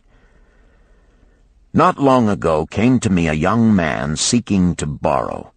When I questioned him the cause of his necessity, he complained that his earnings were insufficient to pay his expenses. Thereupon I explained to him, this being the case, he was a poor customer for the moneylender, as he possessed no surplus earning capacity to repay the loan. What you need, young man, I told him, is to earn more coins. What dost thou to increase thy capacity to earn? All that I can do, he replied. 6 times within 2 moons have I approached my master to request my pay be increased, but without success. No man can go oftener than that. We may smile at his simplicity, yet he did possess one of the vital requirements to increase his earnings. Within him was a strong desire to earn more, a proper and commendable desire. Preceding accomplishment must be desire. Thy desires must be strong and definite. General desires are but weak longings. For a man to wish to be rich is of little purpose. For a man to desire 5 pieces of gold is a tangible desire which he can press to fulfillment. After he has backed his desire for 5 pieces of gold with strength of purpose to secure it, next he can find similar ways to obtain 10 pieces, and then 20 pieces, and later 1,000 pieces, and, behold, he has become wealthy. In learning to secure his one definite small desire, he hath trained himself to secure a larger one. This is the process by which wealth is accumulated, first in small sums, then in larger ones as a man learns and becomes more capable. Desires must be simple and definite. They defeat their own purpose should they be too many, too confusing, or beyond a man's training to accomplish. As a man perfecteth himself in his calling, even so doth his ability to earn increase. In those days when I was a humble scribe carving upon the clay for a few coppers each day, I observed that other workers did more than I, and were paid more. Therefore did I determine that I would be exceeded by none. Nor did it take long for me to discover the reason for their greater success. More interest in my work, more concentration upon my task, more persistence in my effort, and, behold, few men could carve more tablets in a day than I. With reasonable promptness my increased skill was rewarded, nor was it necessary for me to go 6 times to my master to request recognition. The more of wisdom we know, the more we may earn. That man who seeks to learn more of his craft shall be richly rewarded. If he is an artisan, he may seek to learn the methods and the tools of those most skillful in the same line. If he laboreth at the law or at healing, he may consult and exchange knowledge with others of his calling. If he be a merchant, he may continually seek better goods that can be purchased at lower prices. Always do the affairs of men change and improve, because keen-minded men seek greater skill that they may better serve those upon whose patronage they depend. Therefore I urge all men to be in the front rank of progress, and not to stand still, lest they be left behind. Many things come to make a man's life rich with gainful experiences. Such things as the following a man must do if he respects himself. He must pay his debts with all the promptness within his power, not purchasing that for which he is unable to pay. He must take care of his family, that they may think and speak well of him. He must make a will of record, that in case the gods call him, proper and honorable division of his property be accomplished. He must have compassion upon those who are injured and smitten by misfortune, and aid them within reasonable limits. He must do deeds of thoughtfulness to those dear to him. Thus, the 7th and last remedy for a lean purse is to cultivate thy own powers, to study and become wiser, to become more skillful, to so act as to respect thyself. Thereby shalt thou acquire confidence in thyself to achieve thy carefully considered desires. These, then, are the 7 cures for a lean purse, which, out of the experience of a long and successful life, I do urge for all men who desire wealth. There is more gold in Babylon, my students, than thou dreamest of. There is abundance for all. Go thou forth and practice these truths, that thou mayest prosper and grow wealthy, as is thy right. Go thou forth and teach these truths, that every honorable subject of his majesty may also share liberally in the ample wealth of our beloved city. Chapter 4. Meet the Goddess of Good Luck. Babylonian proverb. If a man be lucky, there is no foretelling the possible extent of his good fortune. Pitch him into the Euphrates, and like as not he will swim out with a pearl in his hand. The desire to be lucky is universal. It was just as strong in the breasts of men 4,000 years ago in ancient Babylon as it is in the hearts of men today. We all hope to be favored by the whimsical goddess of good luck. Is there some way we can meet her and attract not only her favorable attention, but her generous favors? Is there a way to attract good luck? That is just what the men of ancient Babylon wished to know. It is exactly what they decided to find out.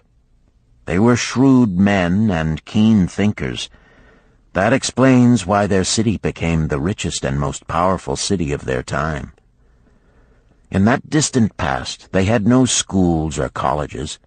Nevertheless, they had a center of learning, and a very practical one it was.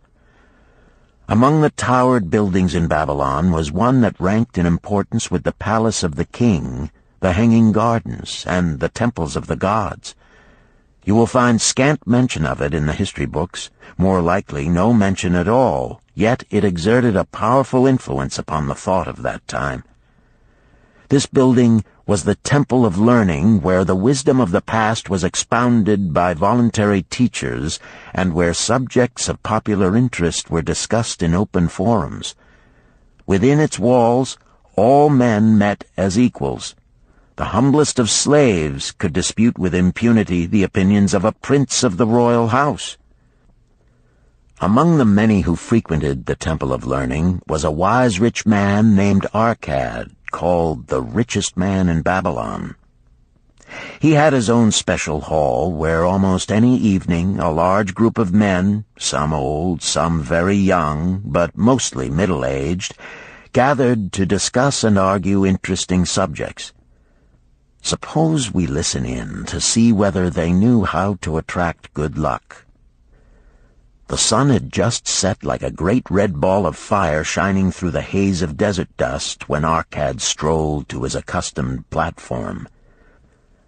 Already full 80 men were awaiting his arrival, reclining on their small rugs spread upon the floor. More were still arriving. "What shall we discuss this night?" Arcad inquired. After a brief hesitation, a tall cloth weaver addressed him, arising as was the custom. "I have a subject I would like to hear discussed, yet hesitate to offer, lest it seem ridiculous to you, Arcad, and my good friends here." Upon being urged to offer it, both by Arcad and by calls from the others, he continued, "This day I have been lucky, for I have found a purse in which there are pieces of gold.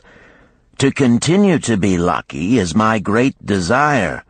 Feeling that all men share with me this desire, I do suggest we debate how to attract good luck, that we may discover ways it can be enticed to one."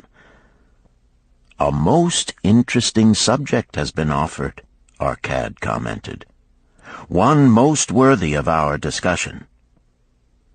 To some men, good luck bespeaks but a chance happening that, like an accident, may befall one without purpose or reason.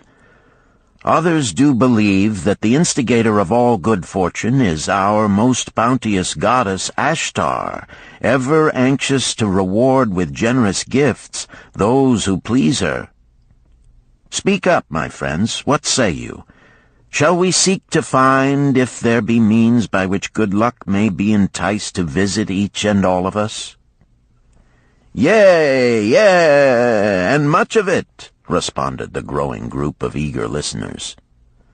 Thereupon Arcad continued, "To start our discussion, let us first hear from those among us who have enjoyed experiences similar to that of the cloth weaver in finding or receiving, without effort upon their part, valuable treasures or jewels." There was a pause in which all looked about, expecting someone to reply, but no one did. "What? No one?" Arcad asked. then rare indeed must be this kind of good luck. Who now will offer a suggestion as to where we shall continue our search?" "That I will do," spoke a well-robed young man, arising.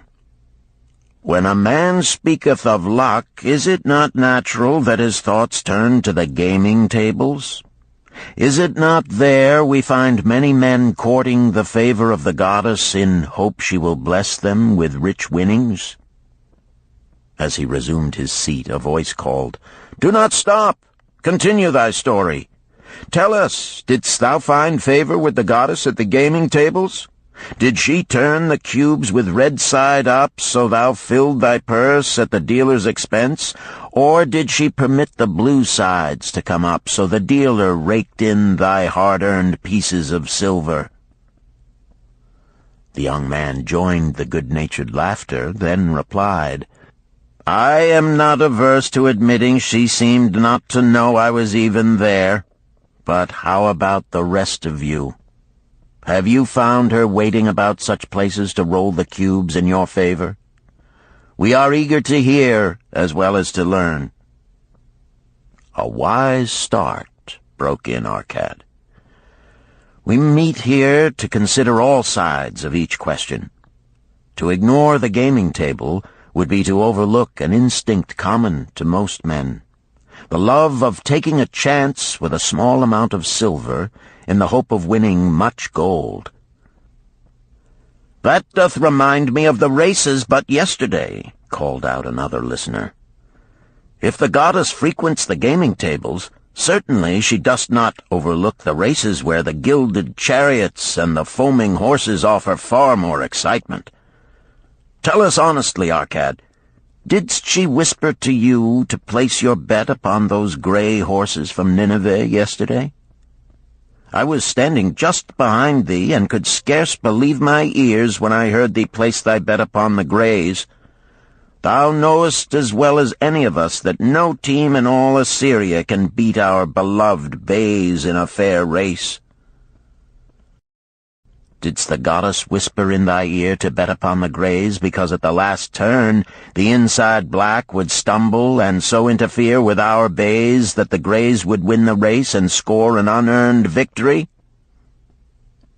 Arcad smiled indulgently at the banter.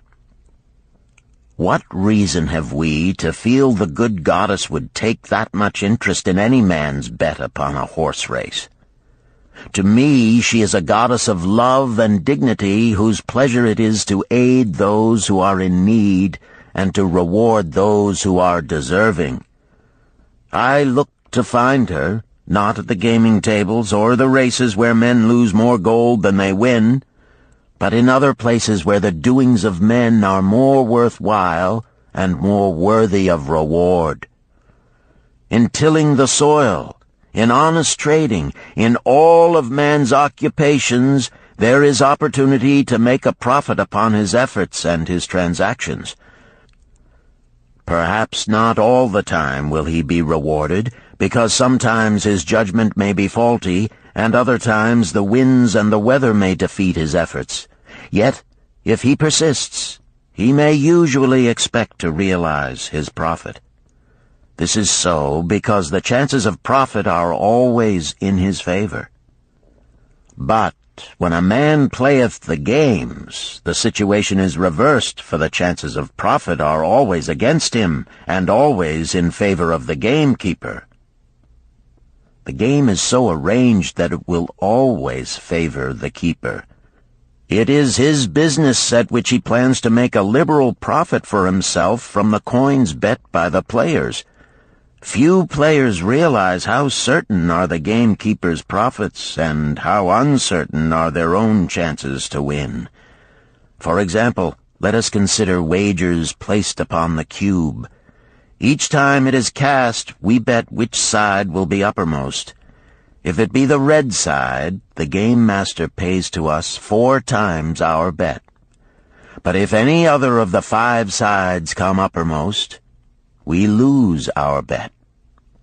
Thus, the figures show that for each cast we have 5 chances to lose, but because the red pays 4 for 1, we have 4 chances to win. In a night's play, the game master can expect to keep for his profit 1/5 of all the coins wagered. Can a man expect to win more than occasionally against odds so arranged that he should lose 1/5 of all his bets? Yet some men do win large sums at times, volunteered one of the listeners. Quite so, they do, Arcad continued. Realizing this, the question comes to me whether money secured in such ways brings permanent value to those who are thus lucky. Among my acquaintances are many of the successful men of Babylon, yet among them I am unable to name a single one who started his success from such a source. You who are gathered here tonight know many more of our substantial citizens. To me, it would be of much interest to learn how many of our successful citizens can credit the gaming tables with their start to success. Suppose each of you tell of those you know. What say you? After a prolonged silence, a wag ventured, "Wouldst thy inquiry include the gamekeepers?" "If you think of no one else," Arcad responded. "If not one of you can think of anyone else, then how about yourselves? Are there any consistent winners with us who hesitate to advise such a source for their incomes?" His challenge was answered by a series of groans from the rear, taken up and spread amid much laughter. "It would seem we are not seeking good luck in such places as the goddess frequents," he continued. "Therefore let us explore other fields. We have not found it in picking up lost wallets, neither have we found it haunting the gaming tables. As to the races, I must confess to have lost far more coins there than I have ever won. Now suppose we consider our trades and businesses. Is it not natural, if we conclude a profitable transaction, to consider it not good luck, but a just reward for our efforts? I am inclined to think we may be overlooking the gifts of the goddess. Perhaps she really does assist us when we do not appreciate her generosity. Who can suggest further discussion?" Thereupon an elderly merchant arose, smoothing his genteel white robe. "With thy permission, most honorable Arcad and my friends, I offer a suggestion. If, as you have said, we take credit to our own industry and ability for our business success, why not consider the successes we almost enjoyed but which escaped us, happenings which would have been most profitable? They would have been rare examples of good luck if they had actually happened. Because they were not brought to fulfillment, we cannot consider them as our just rewards.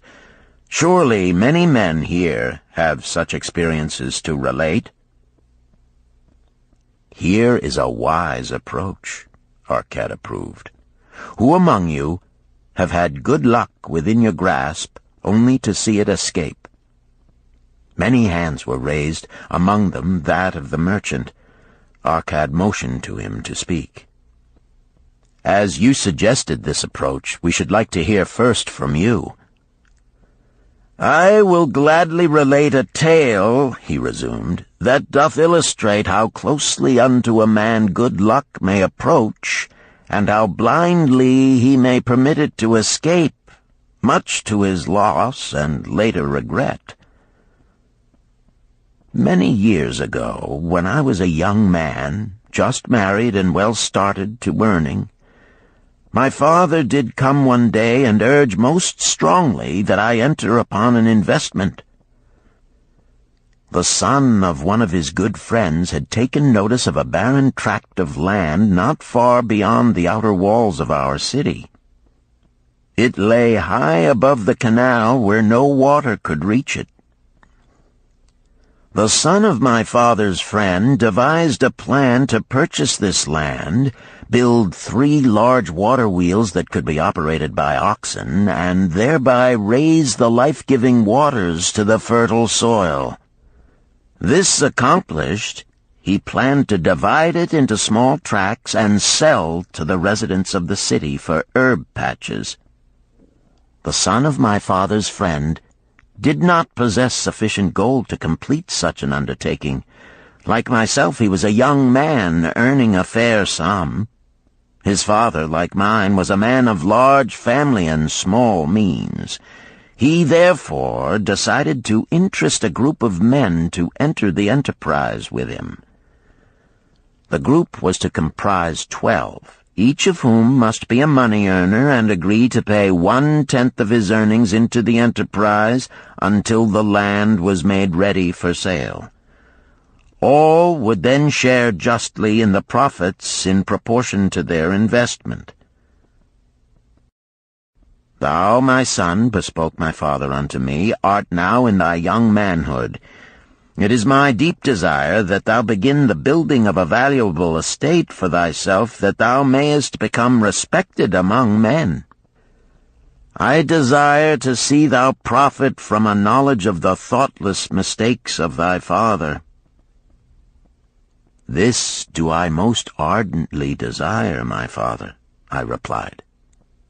"Then this do I advise. Do what I should have done at thy age. From thy earnings keep out 1/10 to put into favorable investments. With this 1/10 of thy earnings, and what it will also earn, thou canst, before thou art my age, accumulate for thyself a valuable estate." "Thy words are words of wisdom, my father. Greatly do I desire riches. Yet there are many uses to which my earnings are called. Therefore do I hesitate to do as thou dost advise. I am young. There is plenty of time."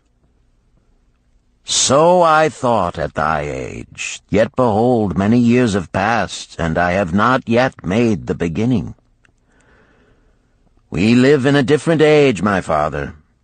I shall avoid thy mistakes." "Opportunity stands before thee, my son. It is offering a chance that may lead to wealth. I beg of thee, do not delay. Go upon the morrow to the son of my friend, and bargain with him to pay 10% of thy earnings into this investment. Go promptly upon the morrow. Opportunity waits for no man. Today it is here, soon it is gone, therefore delay not." In spite of the advice of my father, I did hesitate. There were beautiful new robes just brought by the tradesmen from the East, robes of such richness and beauty my good wife and I felt we must each possess one. Should I agree to pay 1/10 of my earnings into the enterprise, we must deprive ourselves of these and other pleasures we dearly desired. I delayed making a decision until it was too late, much to my subsequent regret. The enterprise did prove to be more profitable than any man had prophesied. This is my tale, showing how I did permit good luck to escape. In this tale, we see how good luck waits to come to that man who accepts opportunity, commented a swarthy man of the desert. To the building of an estate, there must always be the beginning. That start may be a few pieces of gold or silver which a man diverts from his earnings to his first investment. I, myself, am the owner of many herds. The start of my herds I did begin when I was a mere boy, and did purchase with 1 piece of silver a young calf. This, being the beginning of my wealth, was of great importance to me. To take his first start to building an estate is as good luck as can come to any man. With all men, that first step, which changes them from men who earn from their own labor to men who draw dividends from the earnings of their gold, is important.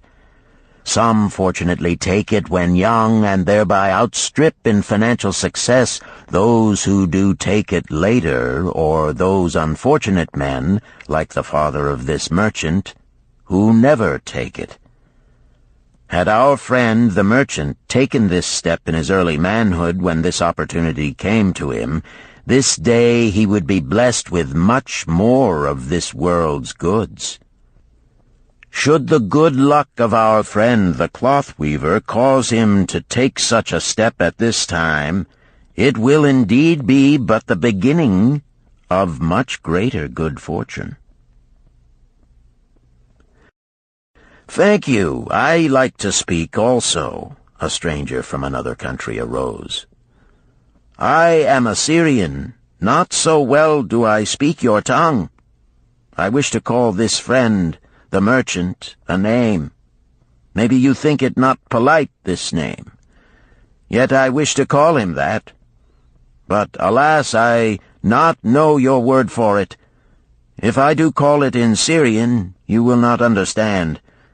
Therefore, please, some good gentleman, tell me that right name you call man who puts off doing those things that mighty good for him." "Procrastinator!" called a voice. "That's him!" shouted the Syrian, waving his hands excitedly. "He accepts not opportunity when she comes. He waits. He says, I have much business right now. By and by I talk to you. Opportunity she will not wait for such slow fellow.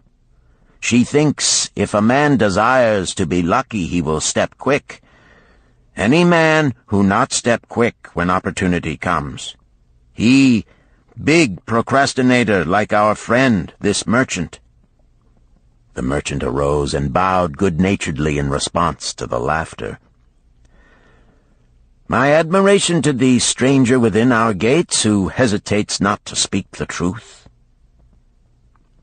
And now let us hear another tale of opportunity. "Who has for us another experience?" demanded Arcad. "I have," responded a red-robed man of middle age. "I am a buyer of animals, mostly camels and horses. Sometimes I do also buy the sheep and goats. The tale I am about to relate will tell truthfully how opportunity came one night when I did least expect it. Perhaps for this reason I did let it escape. Of this you shall be the judge. Returning to the city one evening after a disheartening 10 days' journey in search of camels, I was much angered to find the gates of the city closed and locked. While my slaves spread our tent for the night, which we looked to spend with little food and no water, I was approached by an elderly farmer who, like ourselves, found himself locked outside. "Honored sir," he addressed me, "from thy appearance I do judge thee to be a buyer. If this be so, much would I like to sell to thee the most excellent flock of sheep just driven up. Alas, my good wife lies very sick with the fever. I must return with all haste. Buy thou my sheep, that I and my slaves may mount our camels and travel back without delay." So dark it was that I could not see his flock, but from the bleating I did know it must be large. Having wasted 10 days searching for camels I could not find, I was glad to bargain with him. In his anxiety he did set a most reasonable price. I accepted, well knowing my slaves could drive the flock through the city gates in the morning and sell at a substantial profit. The bargain concluded, I called my slaves to bring torches that we might count the flock which the farmer declared to contain 900. I shall not burden you, my friends, with a description of our difficulty in attempting to count so many thirsty, restless, milling sheep. It proved to be an impossible task. Therefore, I bluntly informed the farmer I would count them at daylight and pay him then. "Please, most honorable sir," he pleaded, Pay me but 2/3 of the price tonight, that I may be on my way. I will leave my most intelligent and educated slave to assist to make the count in the morning. He is trustworthy, and to him thou canst pay the balance." But I was stubborn and refused to make payment that night. Next morning, before I awoke, the city gates opened, and 4 buyers rushed out in search of flocks. They were most eager and willing to pay high prices because the city was threatened with siege and food was not plentiful. Nearly 3 times the price at which he had offered the flock to me did the old farmer receive for it. Thus was rare good luck allowed to escape. "Here is a tale most unusual," commented Arcad. "What wisdom doth it suggest?" "The wisdom of making a payment immediately when we are convinced our bargain is wise," suggested a venerable saddle-maker. "If the bargain be good, then dost thou need protection against thy own weaknesses as much as against any other man. We mortals are changeable. Alas, I must say more apt to change our minds when right than wrong. Wrong, we are stubborn indeed. Right, we are prone to vacillate and let opportunity escape. My first judgment is my best. Yet always have I found it difficult to compel myself to proceed with a good bargain when made. Therefore, as a protection against my own weaknesses, I do make a prompt deposit thereon. This doth save me from later regrets for the good luck that should have been mine." "Thank you. Again I like to speak." The Syrian was upon his feet once more. "These tales much alike. Each time opportunity fly away for same reason. Each time she come to procrastinator, bringing good plan. Each time they hesitate, not say, right now, best time, I do it quick. How can men succeed that way?" "Wise are thy words, my friend," responded the buyer. "Good luck fled from procrastination in both these tales. Yet this is not unusual. The spirit of procrastination is within all men. We desire riches, yet how often, when opportunity doth appear before us, that spirit of procrastination from within doth urge various delays in our acceptance. In listening to it, we do become our own worst enemies. In my younger days, I did not know it by this long word our friend from Syria doth enjoy. I did think at first it was my own poor judgment that did cause me loss at many profitable trades. Later I did credit it to my stubborn disposition. At last I did recognize it for what it was, a habit of needless delaying where action was required, action prompt and decisive. How I did hate it when its true character stood revealed. With the bitterness of a wild ass hitched to a chariot, I did break loose from this enemy to my success. "Thank you. I like ask question from Mr. Merchant," the Syrian was speaking. "You wear fine robes, not like those of poor man. You speak like successful man. Tell us, do you listen now when procrastination whispers in your ear?"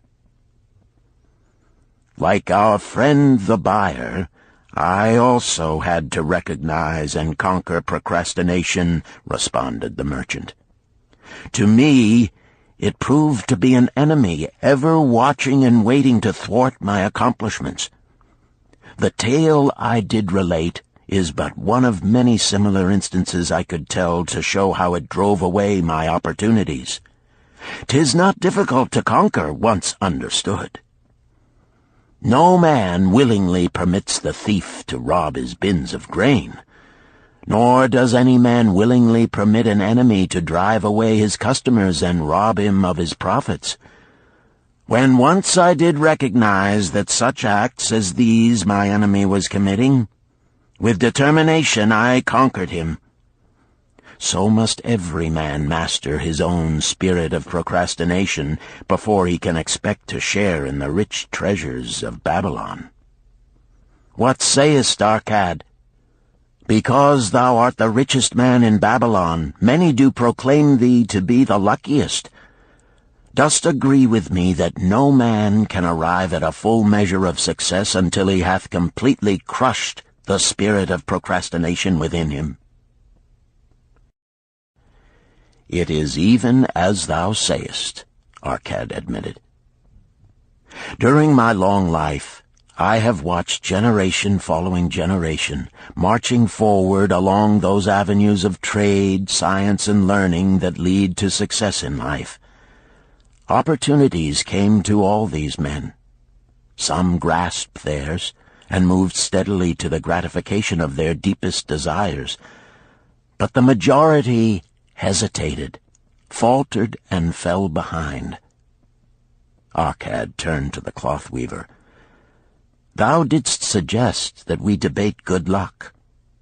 Let us hear what thou now thinkest upon the subject. I do see good luck in a different light. I had thought of it as something most desirable that might happen to a man without effort upon his part.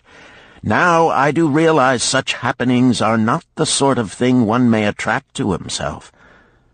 From our discussion have I learned that to attract good luck to oneself, it is necessary to take advantage of opportunities. Therefore, in the future, I shall endeavor to make the best of such opportunities as do come to me. Thou hast well grasped the truths brought forth in our discussion, Arcad replied. Good luck, we do find, often follows opportunity, but seldom comes otherwise. Our merchant friend would have found great good luck had he accepted the opportunity the good goddess did present to him. Our friend the buyer likewise would have enjoyed good luck had he completed the purchase of the flock and sold at such a handsome profit. We did pursue this discussion to find a means by which good luck could be enticed to us. I feel that we have found the way. Both the tales did illustrate how good luck follows opportunity. Herein lies a truth that many similar tales of good luck, won or lost, could not change. The truth is this: good luck can be enticed by accepting opportunity. Those eager to grasp opportunities for their betterment do attract the interest of the good goddess. She is ever anxious to aid those who please her. Men of action please her best. Action will lead thee forward to the successes thou dost desire. Men of action are favored by the goddess of good luck.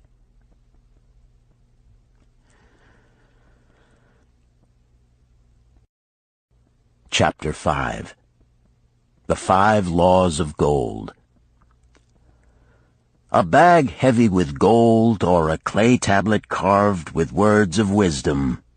If thou hadst thy choice, which wouldst thou choose? By the flickering light from the fire of desert shrubs, the sun-tanned faces of the listeners gleamed with interest. "The gold! The gold!" chorused the 27. Old Calibab smiled knowingly. "Hark!" he resumed, raising his hand. "Hear the wild dogs out there in the night? They howl and wail because they are lean with hunger. Yet feed them, and what do they? Fight and strut. Then fight and strut some more, giving no thought to the morrow that will surely come. Just so it is with the sons of men. Give them a choice of gold and wisdom. What do? Ignore the wisdom and waste the gold. On the morrow they wail because they have no more gold. Gold is reserved for those who know its laws and abide by them."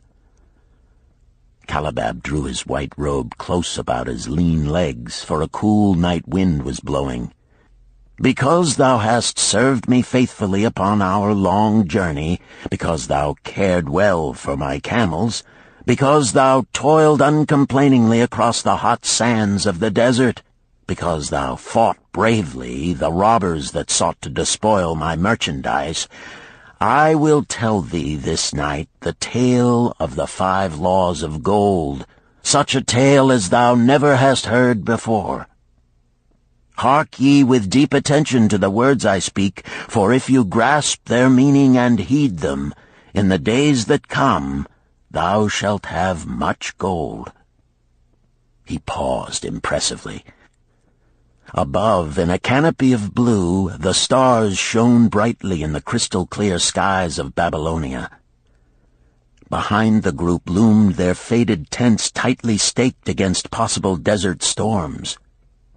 Beside the tents were neatly stacked bales of merchandise covered with skins. Nearby, the camel herd sprawled in the sand, some chewing their cuds contentedly, others snoring in hoarse discord.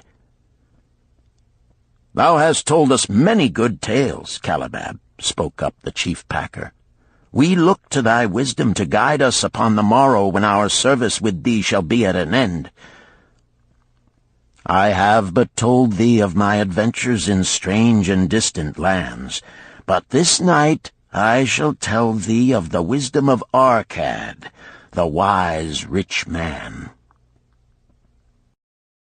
"Much have we heard of him," acknowledged the chief packer, "for he was the richest man that ever lived in Babylon."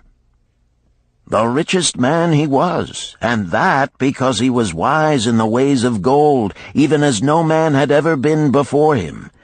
This night shall I tell you of his great wisdom as it was told to me by Nomasir, his son, many years ago in Nineveh, when I was but a lad. My master and myself had tarried long into the night in the palace of Nomasir. I had helped my master bring great bundles of fine rugs, each one to be tried by Nomasir until his choice of colors was satisfied. At last he was well pleased, and commanded us to sit with him and to drink a rare vintage, odorous to the nostrils and most warming to my stomach, which was unaccustomed to such a drink. Then did he tell us this tale of the great wisdom of Arkad, his father, even as I shall tell it to you. In Babylon it is the custom, as you know, that the sons of wealthy fathers live with their parents in expectation of inheriting the estate. Arkad did not approve of this custom. Therefore, when Nomasir reached the man's estate, he sent for the young man and addressed him. "My son, it is my desire that thou succeed to my estate. Thou must, however, first prove that thou art capable of wisely handling it. Therefore, I wish that thou go out into the world and show thy ability both to acquire gold and to make thyself respected among men. To start thee well, I will give thee 2 things of which I myself was denied when I started as a poor youth to build up a fortune.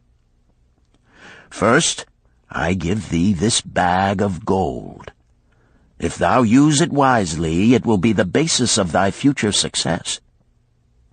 Second, I give thee this clay tablet upon which is carved the 5 laws of gold. If thou dost but interpret them in thy own acts, they shall bring thee competence and security.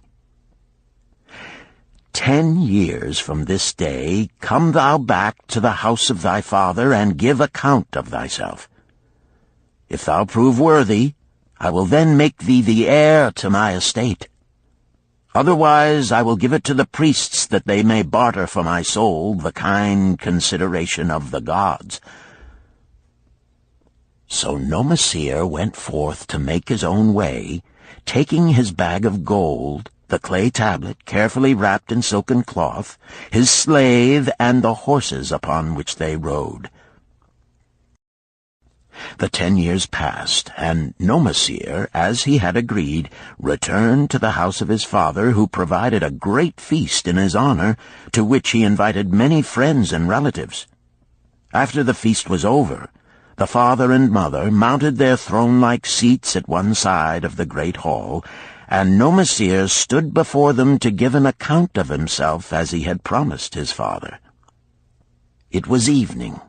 The room was hazy with smoke from the wicks of the oil lamps that but dimly lighted it. Slaves in white woven jackets and tunics fanned the humid air rhythmically with long-stemmed palm leaves. A stately dignity colored the scene. The wife of Nomasir and his 2 young sons, with friends and other members of the family, sat upon rugs behind him, eager listeners. "My father," he began deferentially, "I bow before thy wisdom. 10 years ago, when I stood at the gates of manhood, thou bade me go forth and become a man among men, instead of remaining a vassal to thy fortune. Thou gave me liberally of thy gold. Thou gave me liberally of thy wisdom. Of the gold, alas, I must admit of a disastrous handling. It fled indeed from my inexperienced hands, even as a wild hare flees at the first opportunity from the youth who captures it." The father smiled indulgently. "Continue, my son. Thy tale interests me in all its details."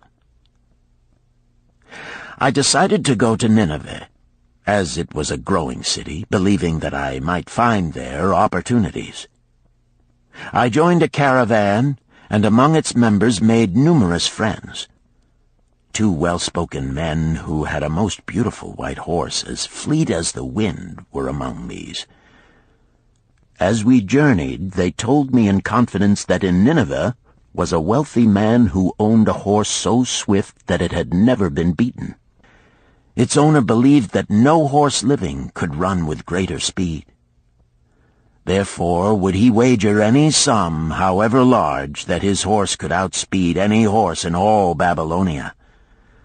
Compared to their horse, so my friend said, it was but a lumbering ass that could be beaten with ease. They offered, as a great favor, to permit me to join them in a wager. I was quite carried away with the plan.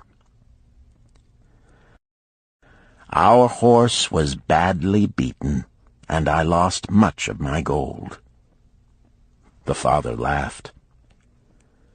Later, I discovered that this was a deceitful plan of these men, and they constantly journeyed with caravans seeking victims.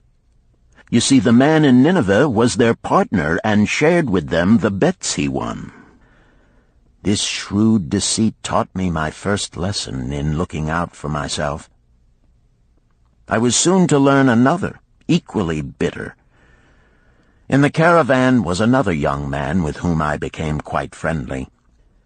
He was the son of wealthy parents and, like myself, journeying to Nineveh to find a suitable location. Not long after our arrival, he told me that a merchant had died, and his shop with its rich merchandise and patronage could be secured at a paltry price. Saying that we would be equal partners, but first he must return to Babylon to secure his gold, he prevailed upon me to purchase the stock with my gold, agreeing that his would be used later to carry on our venture. He long delayed the trip to Babylon, proving in the meantime to be an unwise buyer and a foolish spender. I finally put him out, but not before the business had deteriorated to where we had only unsaleable goods and no gold to buy other goods. I sacrificed what was left to an Israelite for a pitiful sum. Soon there followed, I tell you, my father, bitter days. I sought employment and found it not, for I was without trade or training that would enable me to earn. I sold my horses, I sold my slave. I sold my extra robes that I might have food and a place to sleep, but each day grim want crouched closer. But in those bitter days, I remembered thy confidence in me, my father. Thou hadst sent me forth to become a man, and this I was determined to accomplish. The mother buried her face and wept softly. At this time I bethought me of the table thou had given to me, upon which thou had carved the 5 laws of gold. Thereupon I read most carefully thy words of wisdom, and realized that had I but sought wisdom first, my gold would not have been lost to me. I learned by heart each law, and determined that when once more the goddess of good fortune smiled upon me, I would be guided by the wisdom of age, and not by the inexperience of youth. For the benefit of you who are seated here this night, I will read the wisdom of my father as engraved upon the clay tablet which he gave to me 10 years ago. The 5 laws of gold. 1. Gold cometh gladly and in increasing quantity to any man who will put by not less than 1/10 of his earnings to create an estate for his future and that of his family. 2. Gold laboreth diligently and contentedly for the wise owner who finds for it profitable employment, multiplying even as the flocks of the field. 3. Gold clingeth to the protection of the cautious owner who invests it under the advice of men wise in its handling. 4. Gold slippeth away from the man who invests it in businesses or purposes with which he is not familiar, or which are not approved by those skilled in its keep. 5. Gold flees the man who would force it to impossible earnings, or who followeth the alluring advice of tricksters and schemers, or who trusts it to his own inexperience and romantic desires in investment.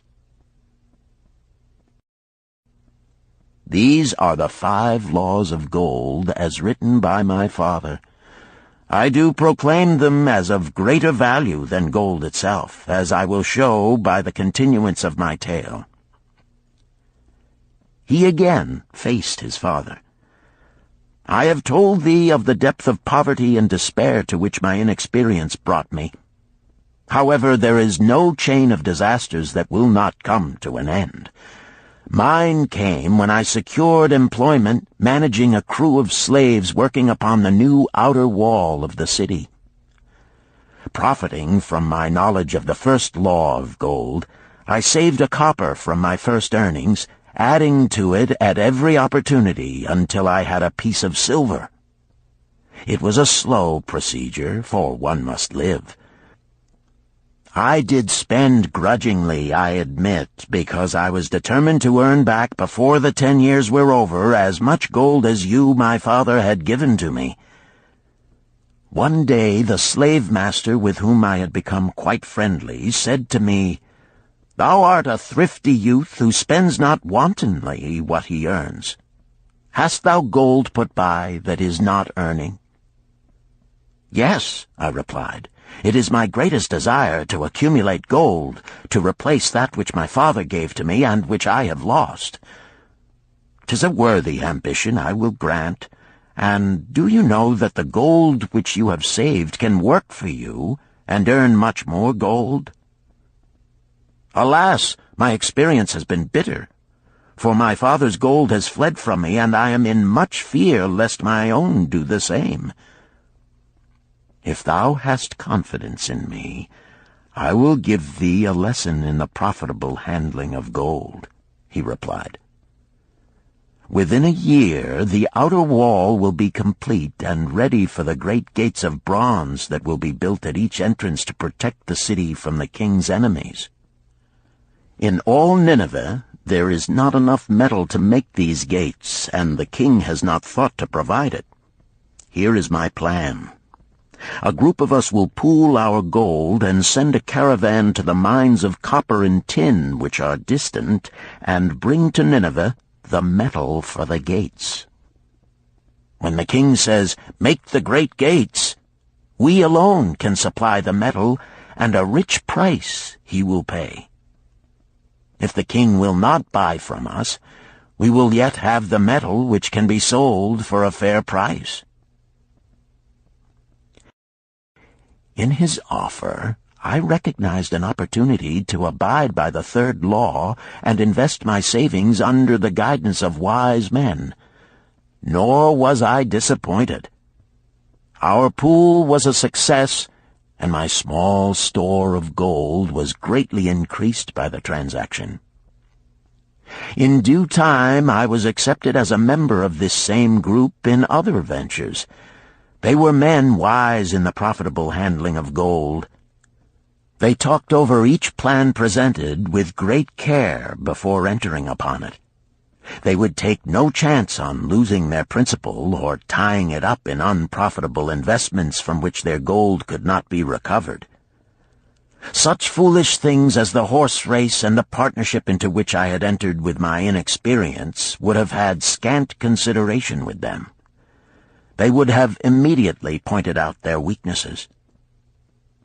Through my association with these men, I learned to safely invest gold to bring profitable returns. As the years went on, my treasure increased more and more rapidly. I not only made back as much as I lost, but much more.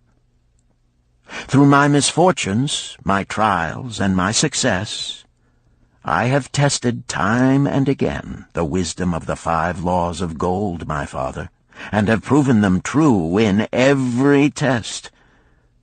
To him who is without knowledge of the 5 laws, gold comes not often, and goeth away quickly. But to him who abide by the 5 laws, gold comes and works as his dutiful slave." Nomasir ceased speaking and motioned to a slave in the back of the room. The slave brought forward one at a time 3 heavy leather bags. One of these Nomasir took and placed upon the floor before his father, addressing him again. "Thou didst give to me a bag of gold, Babylon gold. Behold, in its place I do return to thee a bag of Nineveh gold of equal weight, an equal exchange, as all will agree. Thou didst give to me a clay tablet inscribed with wisdom. Behold, in its stead I do return 2 bags of gold." So saying, he took from the slave the other 2 bags, and likewise placed them upon the floor before his father. "This I do to prove to thee, my father, of how much greater value I consider thy wisdom than thy gold. Yet who can measure in bags of gold the value of wisdom? Without wisdom, gold is quickly lost by those who have it. But with wisdom, gold can be secured by those who have it not, as these 3 bags of gold do prove. It does indeed give to me the deepest satisfaction, my father, to stand before thee and say that, because of thy wisdom, I have been able to become rich and respected before men." The father placed his hand fondly upon the head of Nomasir. "Thou hast learned well thy lessons, and I am indeed fortunate to have a son to whom I may entrust my wealth." Calibab ceased his tale and looked critically at his listeners. "What means this to thee, this tale of Nomasir?" he continued. "Who among thee can go to thy father or to the father of thy wife and give an account of wise handling of his earnings? What would these venerable men think were you to say, 'I have traveled much and learned much and labored much and earned much, yet alas, of gold I have little. Some I spent wisely, some I spent foolishly, and much I lost in unwise ways.' Dost still think it but an inconsistency of fate that some men have much gold and others have naught? Then you err. Men have much gold when they know the 5 laws of gold and abide thereby. Because I learned these 5 laws in my youth and abided by them, I have become a wealthy merchant. Not by some strange magic did I accumulate my wealth. Wealth that comes quickly goeth the same way. Wealth that stayeth to give enjoyment and satisfaction to its owner comes gradually, because it is a child born of knowledge and persistent purpose. To earn wealth is but a slight burden upon the thoughtful man. Bearing the burden consistently from year to year accomplishes the final purpose. The 5 laws of gold offer to thee a rich reward for their observance. Each of these 5 laws is rich with meaning, and lest thou overlook this in the briefness of my tale, I will now repeat them. I do know them each by heart, because in my youth I could see their value and would not be content until I knew them word for word. The first law of gold. Gold cometh gladly and in increasing quantity to any man who will put by not less than 1/10 of his earnings to create an estate for his future and that of his family. Any man who will put by 1/10 of his earnings consistently and invest it wisely will surely create a valuable estate that will provide an income for him in the future and further guarantee safety for his family in case the gods call him to the world of darkness. This law always saith that gold cometh gladly to such a man. I can truly certify this in my own life. The more gold I accumulate, the more readily it comes to me, and in increased quantities.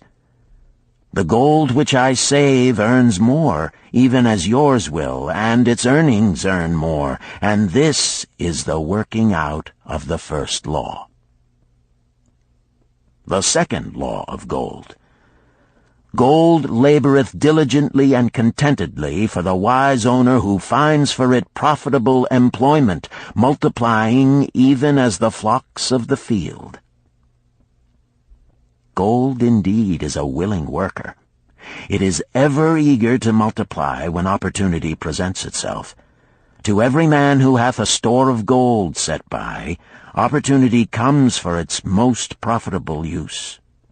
As the years pass, it multiplies itself in surprising fashion. The third law of gold. Gold clingeth to the protection of the cautious owner who invests it under the advice of men wise in its handling. Gold indeed clingeth to the cautious owner, even as it flees the careless owner. The man who seeks the advice of men wise in handling gold soon learneth not to jeopardize his treasure, but to preserve in safety and to enjoy in contentment its consistent increase. This ends Disc 2. The Richest Man in Babylon, Disc 3. The fourth law of gold. Gold slippeth away from the man who invests it in businesses or purposes with which he is not familiar or which are not approved by those skilled in its keep. To the man who hath gold yet is not skilled in its handling, many uses for it appear most profitable.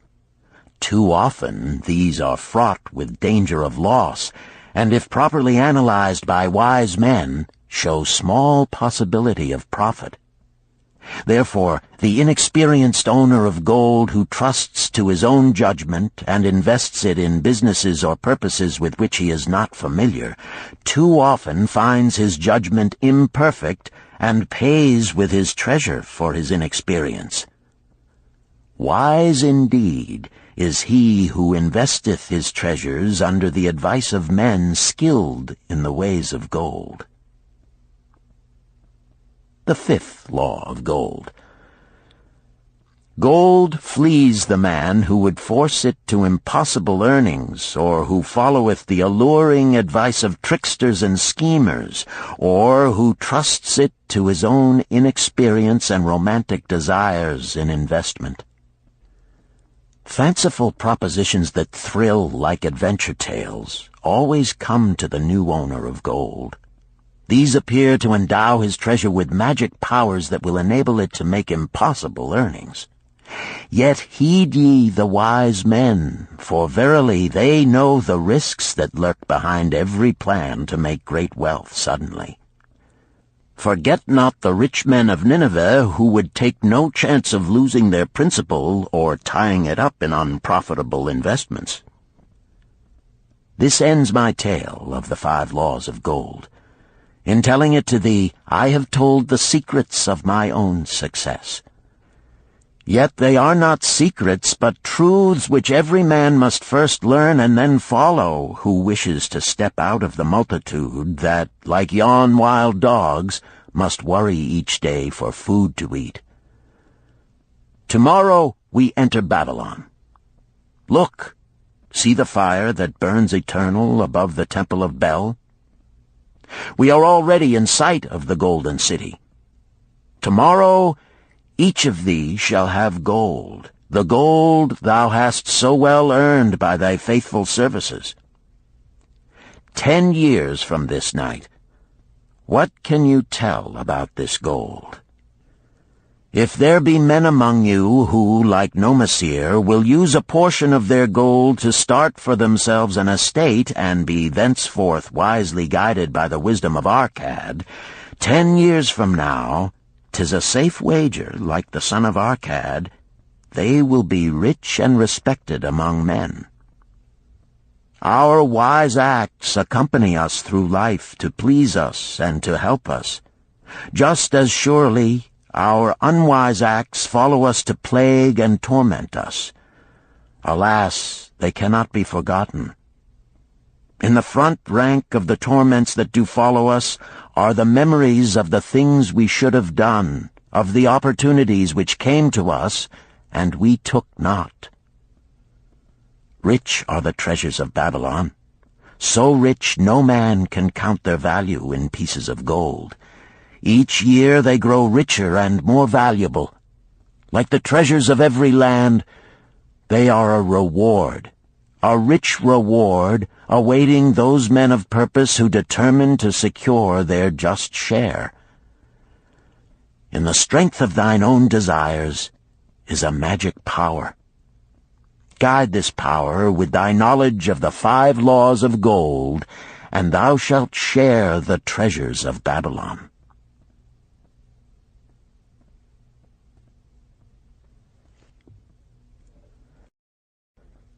Chapter 6.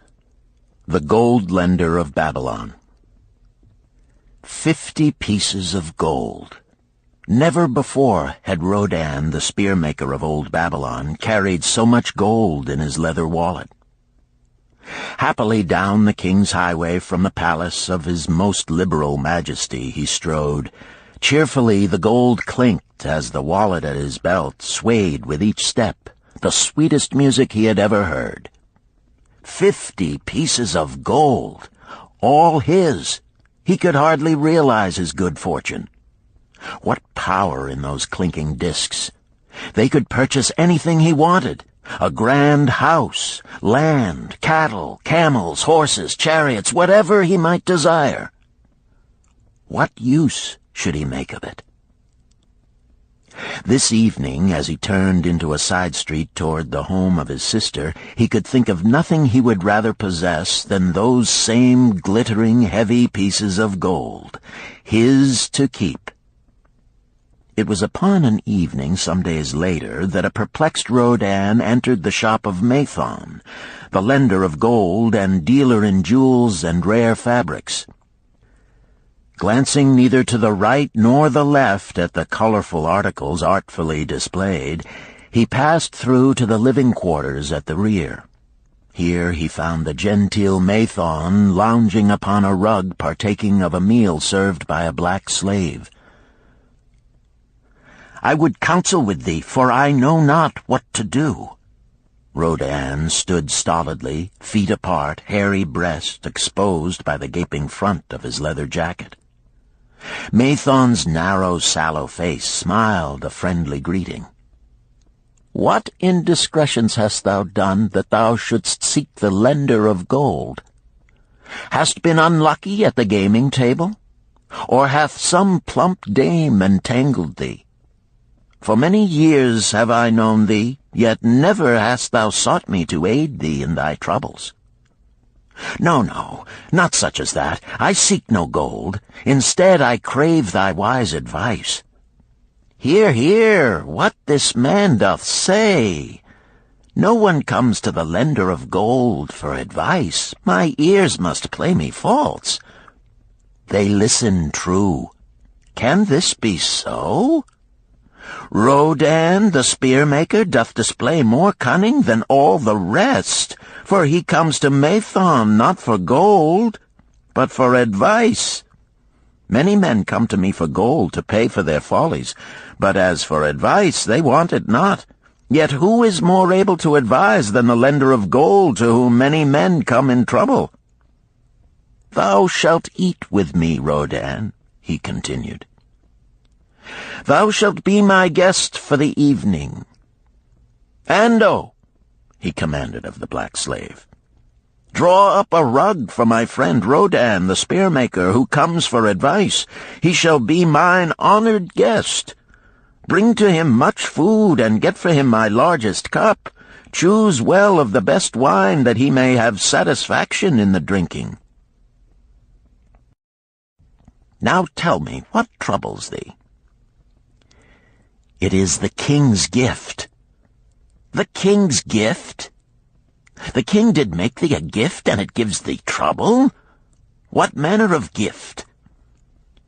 Because he was much pleased with the design I did submit to him for a new point on the spears of the royal guard, he did present me with 50 pieces of gold, and now I am much perplexed. I am beseeched each hour the sun doth travel across the sky by those who would share it with me. That is natural. More men want gold than have it, and would wish one who comes by it easily to divide. But can you not say no? Is thy will not as strong as thy fist? To many I can say no, yet sometimes it would be easier to say yes.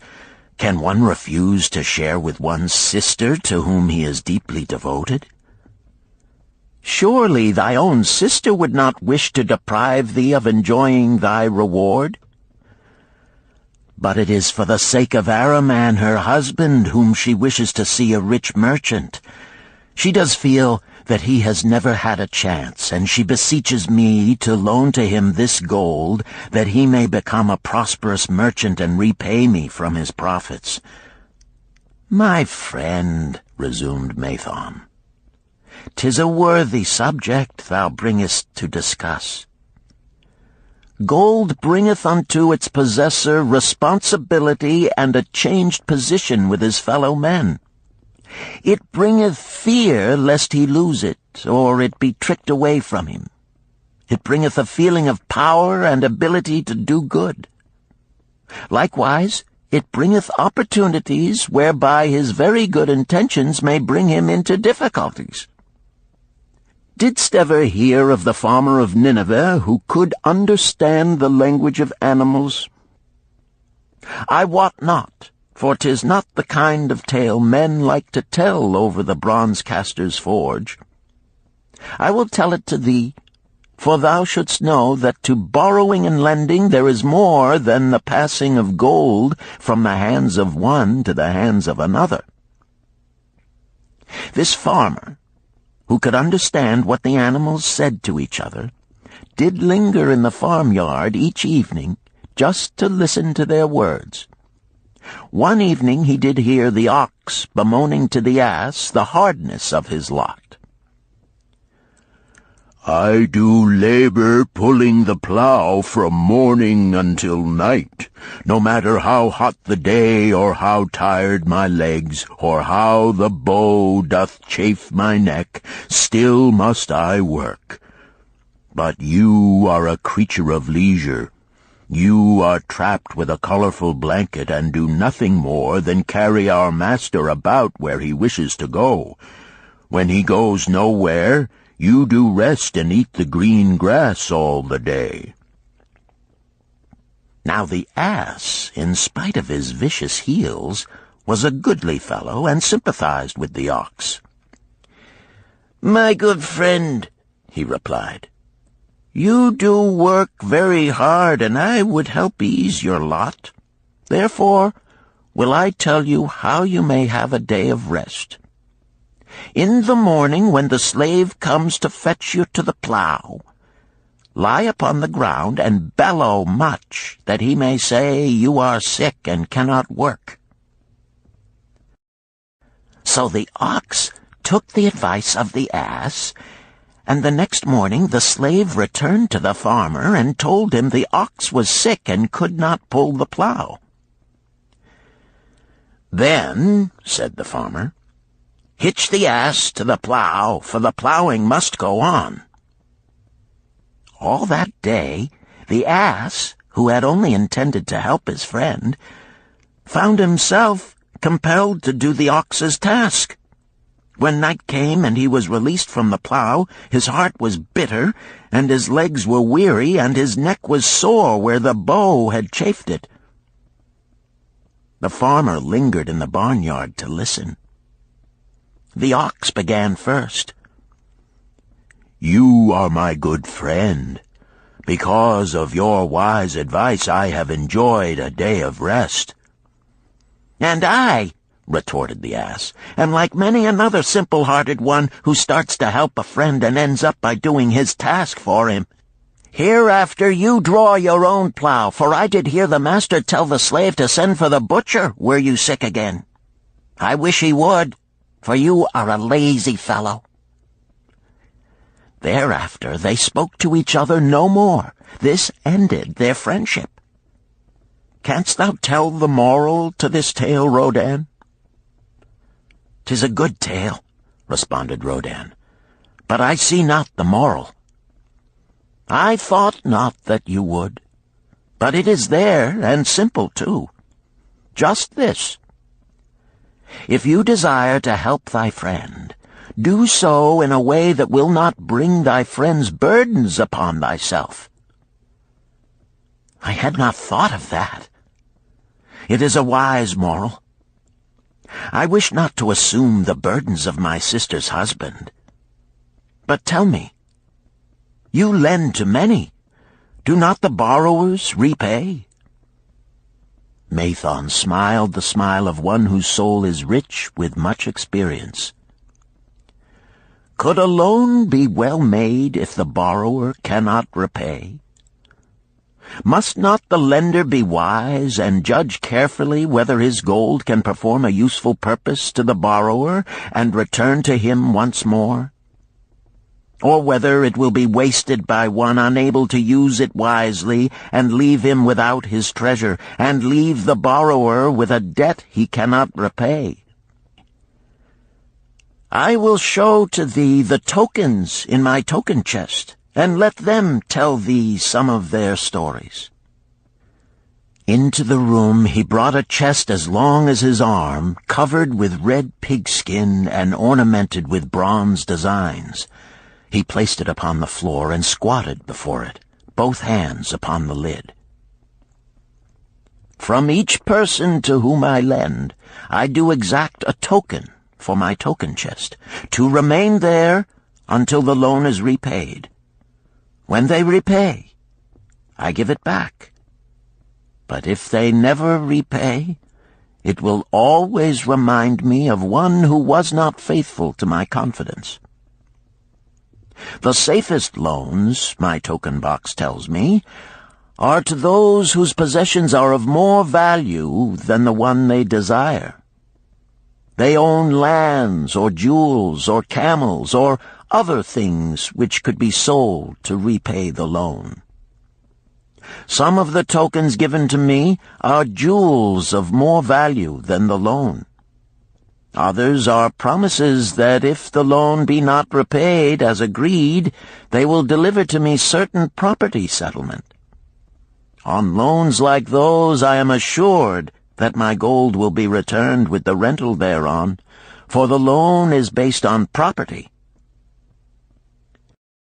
In another class are those who have the capacity to earn. They are such as you, who labor or serve and are paid. They have income. And if they are honest and suffer no misfortune, I know that they also can repay the gold I loan them and the rental to which I am entitled. Such loans are based on human effort. Others are those who have neither property nor assured earning capacity. Life is hard, and there will always be some who cannot adjust themselves to it. Alas for the loans I make them! Even though they be no larger than a pence, my token box may censure me in the years to come unless they be guaranteed by good friends of the borrower who know him honorable. Mathon released the clasp and opened the lid. Rodan leaned forward eagerly. At the top of the chest a bronze neckpiece lay upon a scarlet cloth. Mathon picked up the piece and patted it affectionately. "This shall always remain in my token chest, because the owner has passed on into the great darkness. I treasure it, his token, and I treasure his memory, for he was my good friend. We traded together with much success until out of the East he brought a woman to wed, beautiful, but not like our women, a dazzling creature. He spent his gold lavishly to gratify her desires. He came to me in distress when his gold was gone. I counseled with him. I told him I would help him to once more master his own affairs. He swore by the sign of the great bull that he would. But it was not to be. In a quarrel she thrust a knife into the heart he dared her to pierce." "And she?" questioned Rodan. "Yes, of course. This was hers." He picked up the scarlet cloth. "In bitter remorse she threw herself into the Euphrates. These 2 loans will never be repaid. The chest tells you, Rodan, that humans in the throes of great emotions are not safe risks for the gold lender. Here, now, this is different." He reached for a ring carved of ox bone. "This belongs to a farmer. I buy the rugs of his women. The locusts came, and they had not food. I helped him, and when the new crop came, he repaid me. Later he came again and told of strange goats in a distant land, as described by a traveler. They had long hair so fine and soft it would weave into rugs more beautiful than any ever seen in Babylon. He wanted a herd, but he had no money. So I did lend him gold to make the journey and bring back goats. Now his herd is begun, and next year I shall surprise the lords of Babylon with the most expensive rugs it has been their good fortune to buy. Soon I must return his ring. He doth insist on repaying promptly." "Some borrowers do that?" queried Rodan. "If they borrow for purposes that bring money back to them, I find it so. But if they borrow because of their indiscretions, I warn thee to be cautious if thou wouldst ever have thy gold back in hand again." "Tell me about this," requested Rodan, picking up a heavy gold bracelet inset with jewels in rare designs. "The women do appeal to my good friend," bantered Mathon. "I am still much younger than you," retorted Rodin. "I grant that, but this time thou doth suspicion romance where it is not. The owner of this is fat and wrinkled, and doth talk so much and say so little, she drives me mad. Once they had much money and were good customers, but ill times came upon them. She has a son of whom she would make a merchant. So she came to me and borrowed gold that he might become a partner of a caravan owner who travels with his camels, bartering in one city what he buys in another. This man proved a rascal, for he left the poor boy in a distant city without money and without friends, pulling out early while the youth slept. Perhaps when this youth has grown to manhood he will repay. Until then I get no rental for the loan, only much talk. But I do admit the jewels are worthy of the loan." "Did this lady ask thy advice as to the wisdom of the loan?" "Quite otherwise. She had pictured to herself this son of hers as a wealthy and powerful man of Babylon. To suggest the contrary was to infuriate her. A fair rebuke I had. I knew the risk for this inexperienced boy, but as she offered security, I could not refuse her." "This," continued Mathon, waving a bit of pack rope tied into a knot, "belongs to Nebator, the camel trader. When he would buy a herd larger than his funds, he brings to me this knot, and I lend to him according to his needs. He is a wise trader. I have confidence in his good judgment and can lend him freely. Many other merchants of Babylon have my confidence because of their honorable behavior. Their tokens come and go frequently in my token box. Good merchants are an asset to our city, and it profits me to aid them to keep trade moving that Babylon be prosperous." Mathon picked out a beetle carved in turquoise and tossed it contemptuously on the floor. "A bug from Egypt. The lad who owns this does not care whether I ever receive back my gold. When I reproach him, he replies, 'How can I repay when ill fate pursues me? You have plenty more. What can I do?'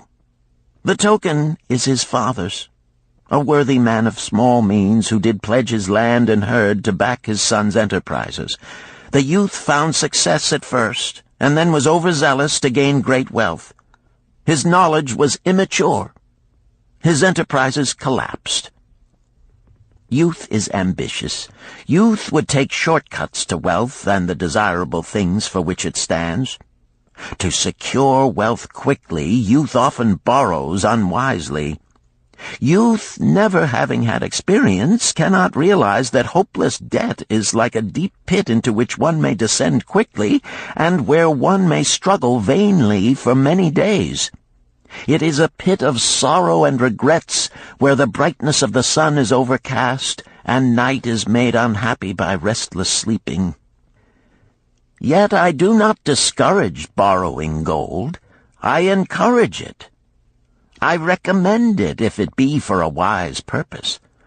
I myself made my first real success as a merchant with borrowed gold.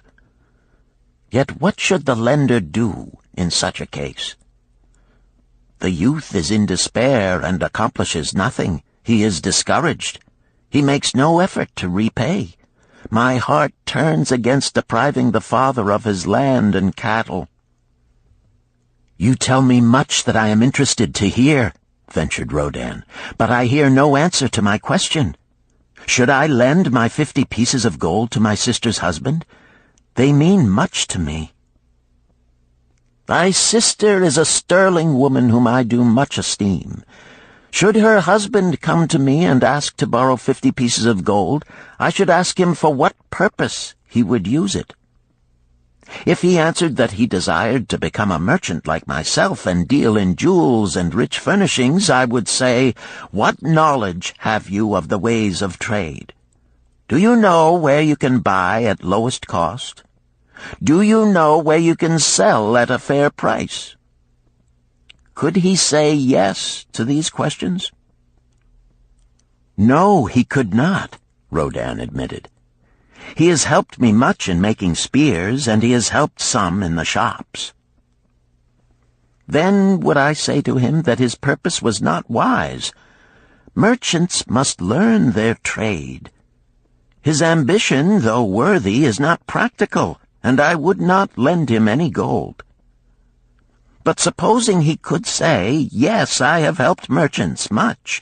I know how to travel to Smyrna and to buy at low cost the rugs the housewives weave.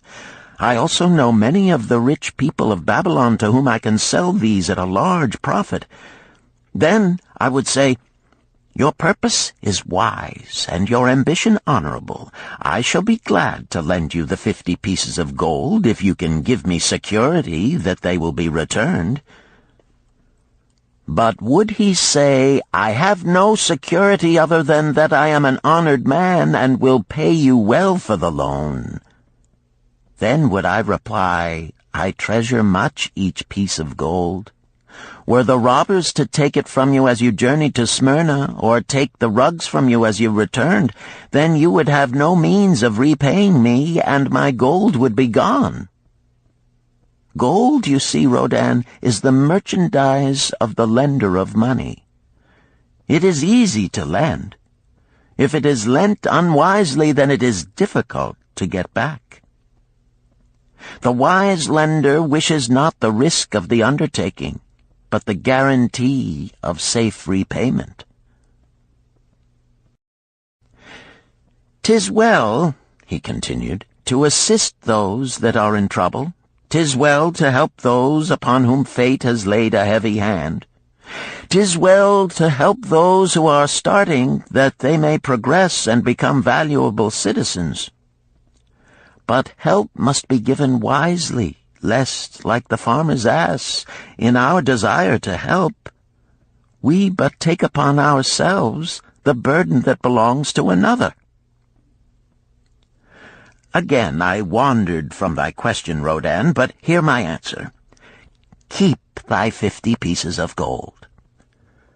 What thy labor earns for thee and what is given thee for reward is thine own, and no man can put an obligation upon thee to part with it unless it do be thy wish. If thee wouldst lend it so that it may earn thee more gold, then lend with caution and in many places. I like not idle gold, even less I like too much of risk. How many years hast thou labored as a spear-maker? Fully 3. How much besides the king's gift hast saved? 3 gold pieces. Each year that thou hast labored, thou hast denied thyself good things to save from thine earnings 1 piece of gold? 'Tis as you say. Then mightest save in 50 years of labor 50 pieces of gold by thy self-denial? A lifetime of labor it would be. Thinkest thou thy sister would wish to jeopardize the savings of 50 years of labor over the bronze melting pot, that her husband might experiment on being a merchant? Not if I spoke in your words. Then go to her and say, 3 years I have labored each day except fast days, from morning until night, and I have denied myself many things that my heart craved. For each year of labor and self-denial, I have to show 1 piece of gold. Thou art my favored sister, and I wish that thy husband may engage in business in which he will prosper greatly. If he will submit to me a plan that seems wise and possible to my friend Mathon, then will I gladly lend to him my savings of an entire year, that he may have an opportunity to prove that he can succeed. Do that, I say, and if he has within him the soul to succeed, he can prove it. If he fails, he will not owe thee more than he can hope some day to repay. I am a gold lender because I own more gold than I can use in my own trade. I desire my surplus gold to labor for others and thereby earn more gold. I do not wish to take risk of losing my gold, for I have labored much and denied myself much to secure it. Therefore I will no longer lend any of it where I am not confident that it is safe and will be returned to me. Neither will I lend it where I am not convinced that its earnings will be promptly paid to me. I have told to thee, Rodan, a few of the secrets of my token chest. From them you may understand the weakness of men and their eagerness to borrow that which they have no certain means to repay. From this you can see how often their high hopes of the great earnings they could make if they but had gold are but false hopes they have not the ability or training to fulfill. Thou, Rodan, now have gold which thou shouldst put to earning more gold for thee.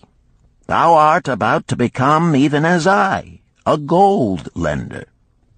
If thou dost safely preserve thy treasure, it will produce liberal earnings for thee, and be a rich source of pleasure and profit during all thy days. But if thou dost let it escape from thee, it will be a source of constant sorrow and regret as long as thy memory doth last. What desirest thou most of this gold in thy wallet? To keep it safe. Wisely spoken, replied Mathon approvingly. Thy first desire is for safety.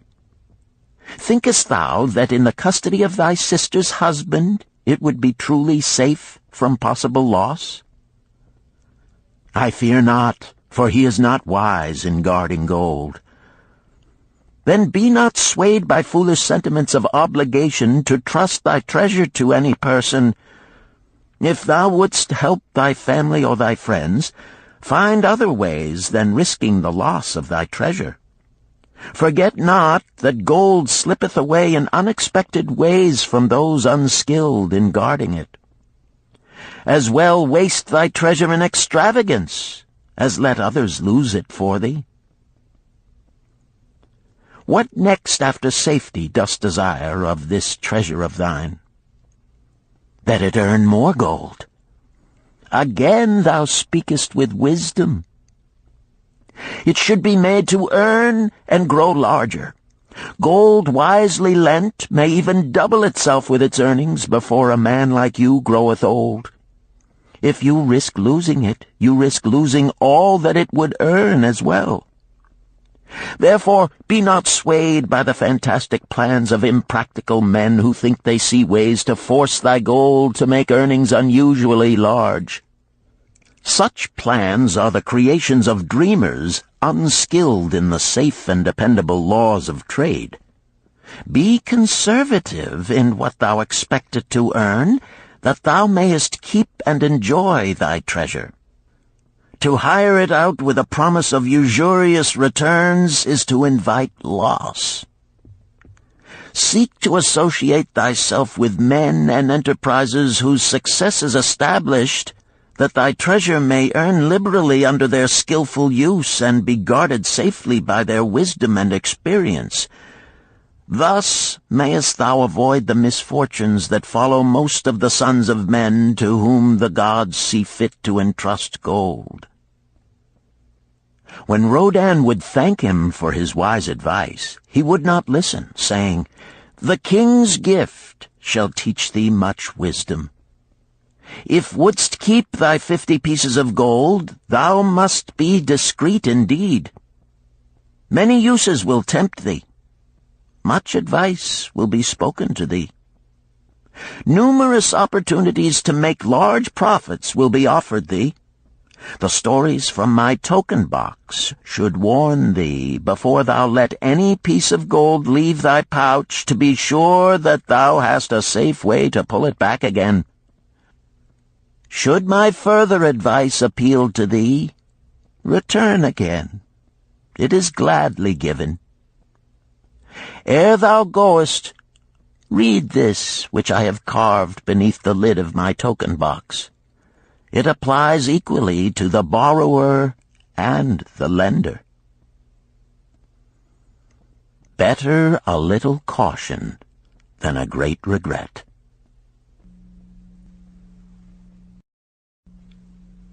Chapter 7.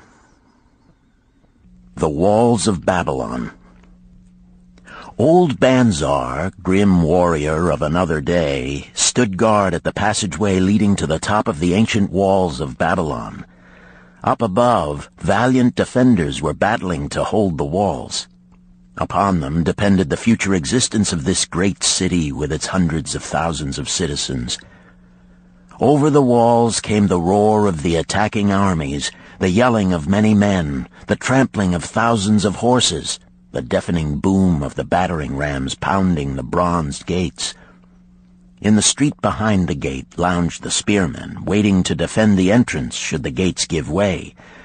They were but few for the task. The main armies of Babylon were with their king, far away in the east on a great expedition against the Elamites. No attack upon the city having been anticipated during their absence, the defending forces were small. Unexpectedly from the north bore down the mighty armies of the Assyrians, and now the walls must hold or Babylon was doomed. About Banzar were great crowds of citizens, white-faced and terrified, eagerly seeking news of the battle. With hushed awe they viewed the stream of wounded and dead being carried or led out of the passageway. Here was the crucial point of attack. After 3 days of circling about the city, the enemy had suddenly thrown his great strength against this section and this gate. The defenders from the top of the wall fought off the climbing platforms and the scaling ladders of the attackers with arrows, burning oil, and, if any reached the top, spears. Against the defenders, thousands of the enemy's archers poured a deadly barrage of arrows. Old Banzar had the vantage point for news. He was closest to the conflict and first to hear of each fresh repulse of the frenzied attackers. An elderly merchant crowded close to him, his palsied hands quivering. tell me," he pleaded. "They cannot get in. My sons are with the good king. There is no one to protect my old wife. My goods, they will steal all. My food, they will leave nothing. We are old, too old to defend ourselves, too old for slaves. We shall starve, we shall die. Tell me they cannot get in." "Calm thyself, good merchant," the guard responded. "The walls of Babylon are strong. Go back to the bazaar and tell your wife that the walls will protect you and all of your possessions as safely as they protect the rich treasures of the king. Keep close to the walls, lest the arrows flying over strike you." A woman with a babe in arms took the old man's place as he withdrew. "Sergeant, what news from the top?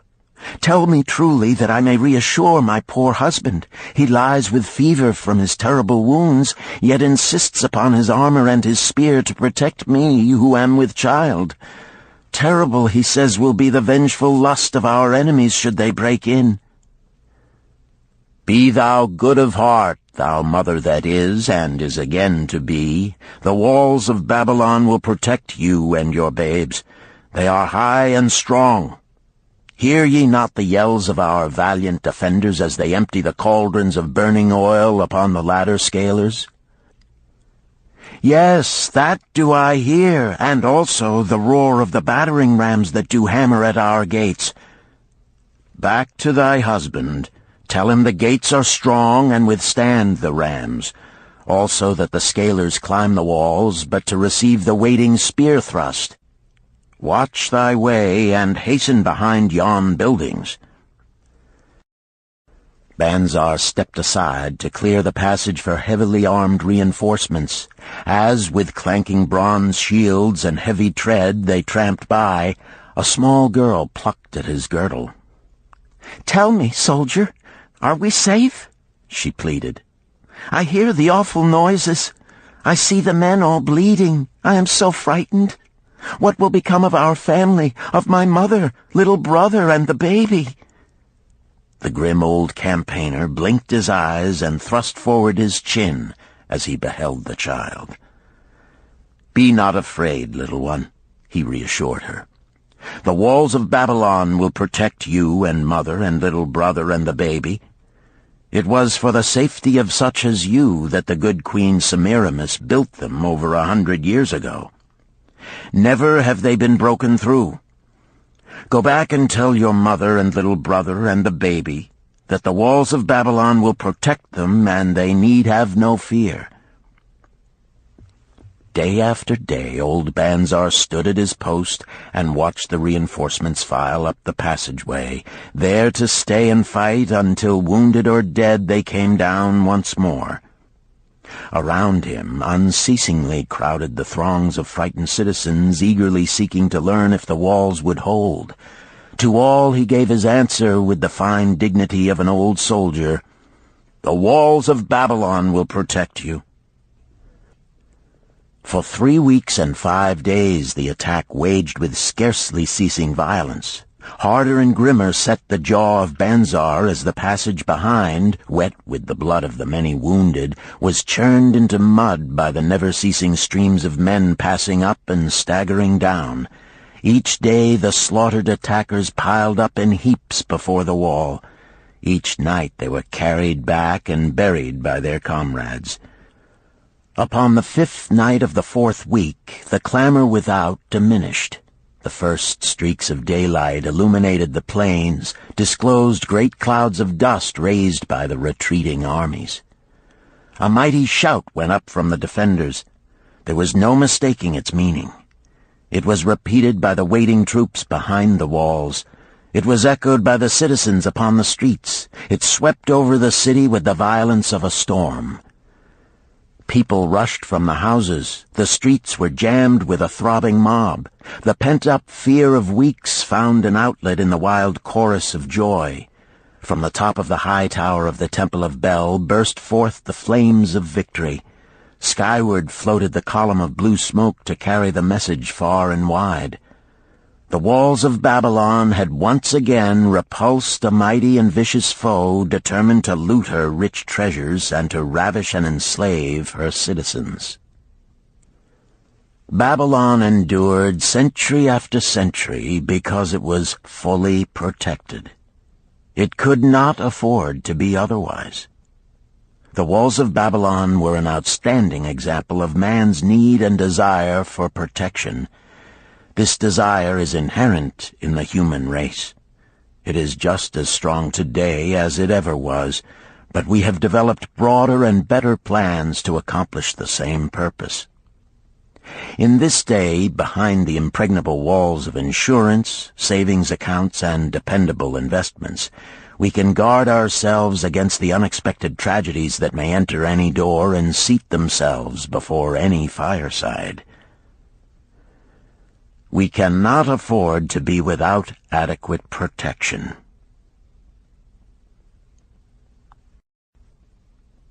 Chapter 8. The Camel Trader of Babylon. The hungrier one becomes, the clearer one's mind works. Also, the more sensitive one becomes to the odors of food. Tarkad, the son of Azure, certainly thought so. For 2 whole days he had tasted no food except 2 small figs purloined from over the wall of a garden. Not another could he grab before the angry woman rushed forth and chased him down the street. Her shrill cries were still ringing in his ears as he walked through the marketplace. They helped him to restrain his restless fingers from snatching the tempting fruits from the baskets of the market women. Never before had he realized how much food was brought to the markets of Babylon and how good it smelled. Leaving the market, he walked across to the inn and paced back and forth in front of the eating house. Perhaps here he might meet someone he knew, someone from whom he could borrow a copper that would gain him a smile from the unfriendly keeper of the inn and, with it, a liberal helping. Without the copper, he knew all too well how unwelcome he would be. In his abstraction, he unexpectedly found himself face to face with the one man he wished most to avoid, the tall, bony figure of Dabasir, the camel trader. Of all the friends and others from whom he had borrowed small sums, Dabasir made him feel the most uncomfortable because of his failure to keep his promises to repay promptly. Dabasir's face lighted up at the sight of him. "Ha! 'Tis Tarkad, just the one I have been seeking, that he might repay the 2 pieces of copper which I lent him a moon ago. Also the piece of silver which I lent to him before that. We are well met. I can make good use of the coins this very day. What say, boy, what say?" Tarkad stuttered, and his face flushed. He had naught in his empty stomach to nerve him to argue with the outspoken Dabasir. "I am sorry, very sorry," he mumbled weakly. "But this day I have neither the copper nor the silver with which I could repay." "Then get it," Dabasir insisted. "Surely thou canst get hold of a few coppers and a piece of silver to repay the generosity of an old friend of thy father, who aided thee whence thou wast in need." "'Tis because ill fortune does pursue me that I cannot pay." "Ill fortune? Wouldst blame the gods for thine own weakness? Ill fortune pursues every man who thinks more of borrowing than of repaying. Come with me, boy, while I eat. I am hungry, and I would tell thee a tale." Tarkad flinched from the brutal frankness of Dabasir, but here at least was an invitation to enter the coveted doorway of the eating-house. Dabasir pushed him to a far corner of the room where they seated themselves upon small rugs. When Koskor, the proprietor, appeared smiling, Dabasir addressed him with his usual freedom. "Fat lizard of the desert, bring to me a leg of the goat, very brown with much juice, and bread and all of the vegetables, for I am hungry and want much food. Do not forget my friend here. Bring to him a jug of water. Have it cooled, for the day is hot." Tarkad's heart sank. Must he sit here and drink water while he watched this man devour an entire goat leg? He said nothing. He thought of nothing he could say. Dabasir, however, knew no such thing as silence. Smiling and waving his hand good-naturedly to the other customers, all of whom knew him, he continued.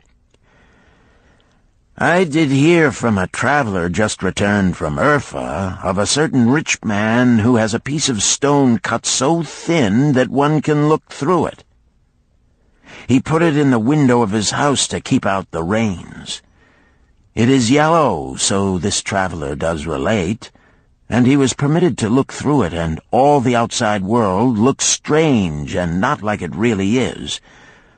What say you to that, Tarkad? Thinkest all the world could look to a man a different color from what it is?"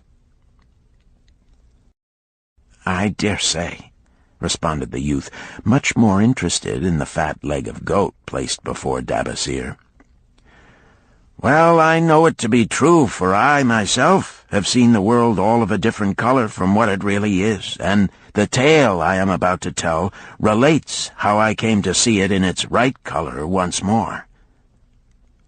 "Dabasir will tell a tale," whispered a neighboring diner to his neighbor, and dragged his rug close. Other diners brought their food and crowded in a semicircle. They crunched noisily in the ears of Tarkad and brushed him with their meaty bones. He alone was without food. Dabasir did not offer to share with him, nor even motion him to a small corner of the hard bread that was broken off and had fallen from the platter to the floor. "The tale that I am about to tell," began Dabasir, pausing to bite a goodly chunk from the goat leg, "relates to my early life and how I came to be a camel trader. Didst anyone know that I once was a slave in Syria?" A murmur of surprise ran through the audience, to which Dabasir listened with satisfaction. "When I was a young man," continued Dabasir after another vicious onslaught on the goat leg, "I learned the trade of my father, the making of saddles. I worked with him in his shop and took to myself a wife. Being young and not greatly skilled, I could earn but little, just enough to support my excellent wife in a modest way. I craved good things which I could not afford. Soon I found that the shopkeepers would trust me to pay later, even though I could not pay at the time. Being young and without experience, I did not know that he who spends more than he earns is sowing the winds of needless self-indulgence from which he is sure to reap the whirlwinds of trouble and humiliation. So I indulged my whims for fine raiment and bought luxuries for my good wife and our home beyond our means. I paid as I could, and for a while all went well. But in time I discovered I could not use my earnings both to live upon and to pay my debts. Creditors began to pursue me to pay for my extravagant purchases, and my life became miserable. I borrowed from my friends, but could not repay them either. Things went from bad to worse. My wife returned to her father, and I decided to leave Babylon and seek another city where a young man might have better chances. For 2 years I had a restless and unsuccessful life working for caravan traders. From this I fell in with a set of likable robbers who scoured the desert for unarmed caravans. Such deeds were unworthy of the son of my father, but I was seeing the world through a colored stone and did not realize to what degradation I had fallen. We met with success on our first trip, capturing a rich haul of gold and silks and valuable merchandise. This loot we took to Ganir and squandered. The second time we were not so fortunate. Just after we had made our capture, we were attacked by the spearsmen of a native chief to whom the caravans paid for protection. Our 2 leaders were killed, and the rest of us were taken to Damascus, where we were stripped of our clothing and sold as slaves. I was purchased for 2 pieces of silver by a Syrian desert chief. With my hair shorn and but a loincloth to wear, I was not so different from the other slaves. Being a reckless youth, I thought it merely an adventure until my master took me before his 4 wives and told them they could have me for a eunuch. Then, indeed, did I realize the hopelessness of my situation. These men of the desert were fierce and warlike. I was subject to their will without weapons or means of escape. Fearful I stood as those 4 women looked me over. I wondered if I could expect pity from them. Sirah, the first wife, was older than the others. Her face was impassive as she looked upon me. I turned from her with little consolation. The next was a contemptuous beauty who gazed at me as indifferently as if I had been a worm of the earth. The 2 younger ones tittered as though it were all an exciting joke. It seemed an age that I stood waiting sentence. Each woman appeared willing for the others to decide. Finally, Sirah spoke up in a cold voice. "Of eunuchs we have plenty, but of camel-tenders we have few, and they are a worthless lot. Even this day I would visit my mother who is sick with the fever, and there is no slave I would trust to lead my camel. Ask this slave if he can lead a camel." My master thereupon questioned me, "What know you of camels?" Striving to conceal my eagerness, I replied, "I can make them kneel, I can load them, I can lead them on long trips without tiring. If need be, I can repair their trappings." "The slave speaks forward enough," observed my master. "If thou so desire, Sirah, take this man for thy camel-tender." So I was turned over to Sirah, and that day I led her camel upon a long journey to her sick mother. I took the occasion to thank her for her intercession, and also to tell her that I was not a slave by birth, but the son of a freeman, an honorable saddle-maker of Babylon. I also told her much of my story. Her comments were disconcerting to me, and I pondered much afterward on what she said. How can you call yourself a free man when your weakness has brought you to this?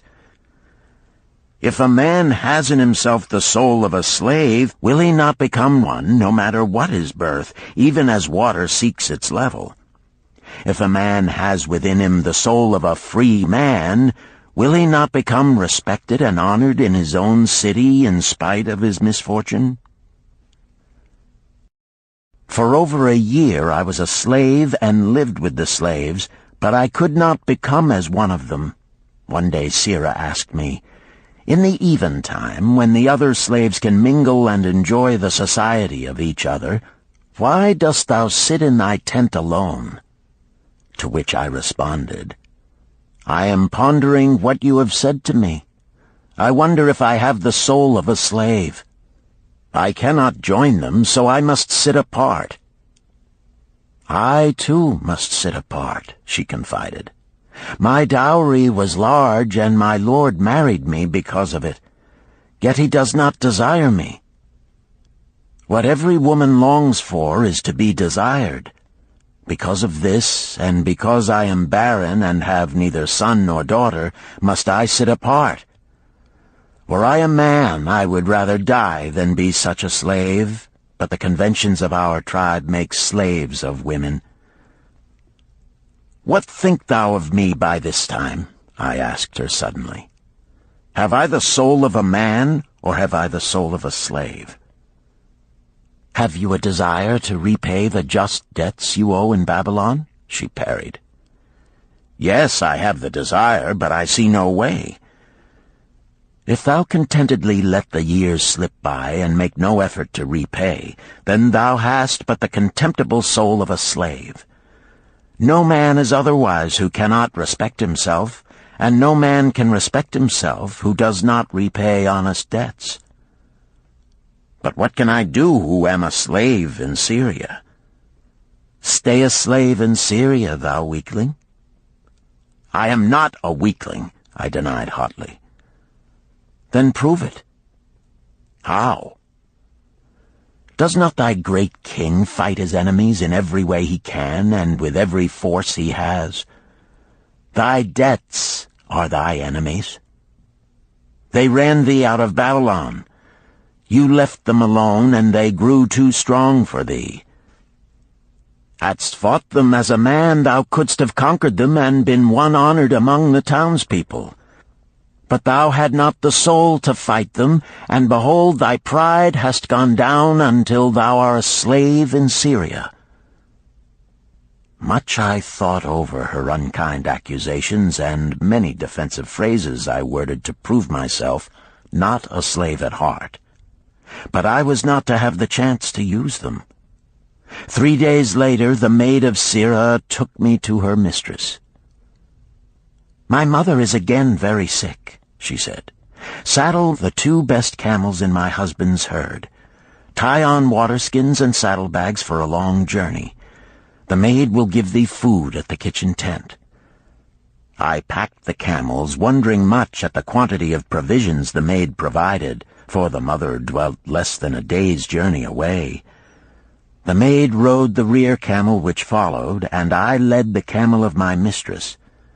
When we reached her mother's house, it was just dark.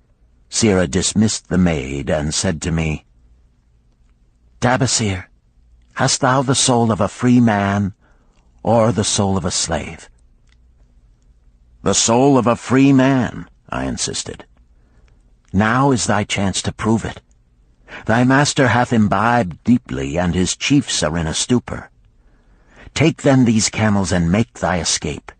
Here in this bag is raiment of thy master's to disguise thee. I will say thou stole the camels and ran away while I visited my sick mother." "Thou hast the soul of a queen," I told her. "Much do I wish that I might lead thee to happiness." "Happiness," she responded, "awaits not the runaway wife who seeks it in far lands among strange people. Go thy own way, and may the gods of the desert protect thee, for the way is far and barren of food or water." I needed no further urging, but thanked her warmly and was away into the night.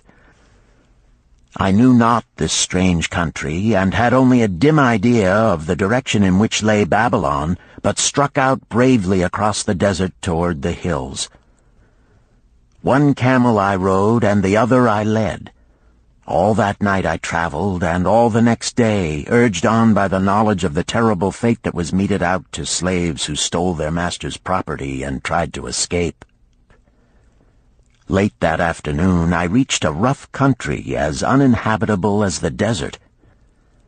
The sharp rocks bruised the feet of my faithful camels, and soon they were picking their way slowly and painfully along. I met neither man nor beast, and could well understand why they shunned this inhospitable land. It was such a journey from then on as few men live to tell of. Day after day we plodded along. Food and water gave out. The heat of the sun was merciless.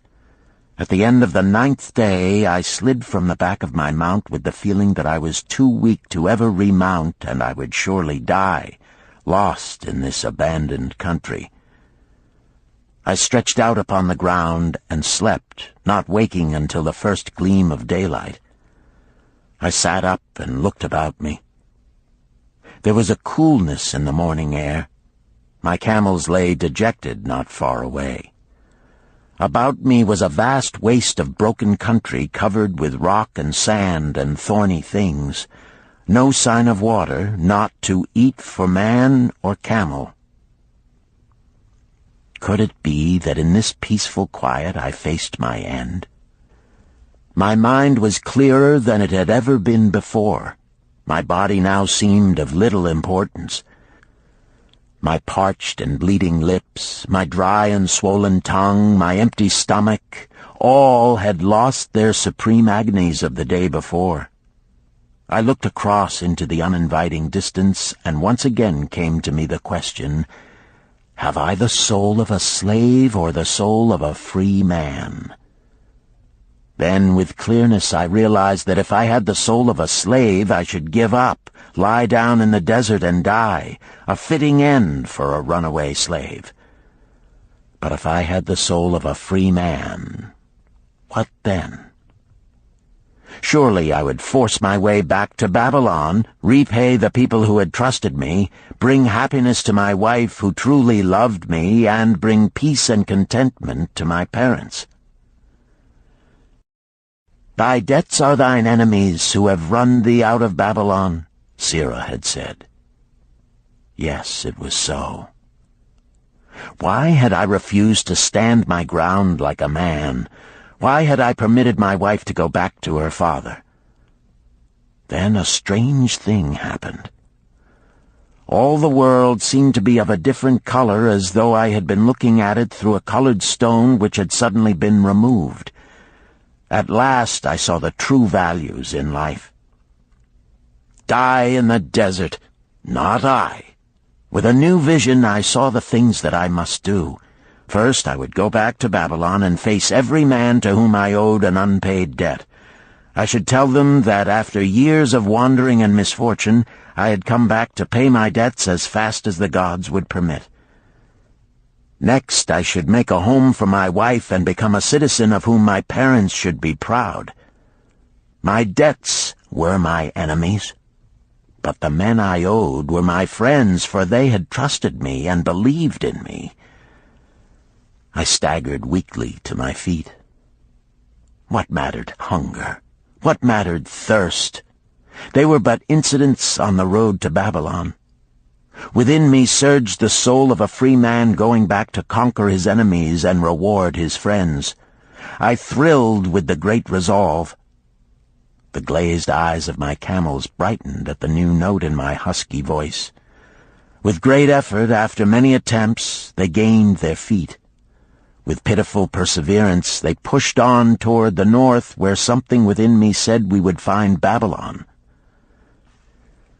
We found water. We passed into a more fertile country where were grass and fruit.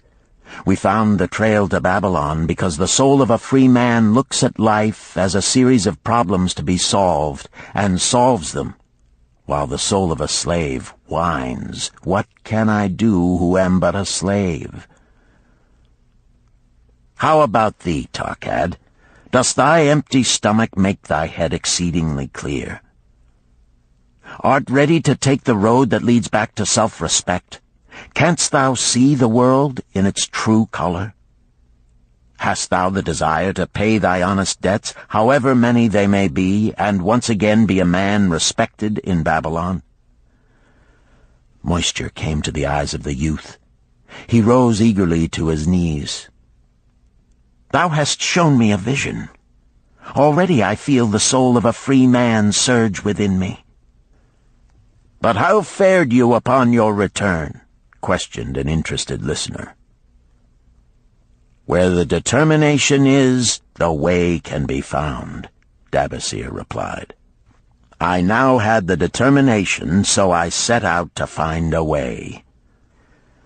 First I visited every man to whom I was indebted, and begged his indulgence until I could earn that with which to repay. Most of them met me gladly. Several reviled me, but others offered to help me. One indeed did give me the very help I needed. It was Mathon, the gold lender.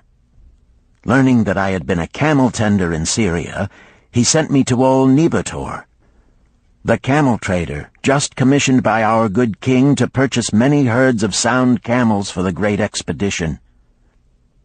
With him, my knowledge of camels I put to good use. Gradually, I was able to repay every copper and every piece of silver. Then at last I could hold up my head and feel that I was an honorable man among men."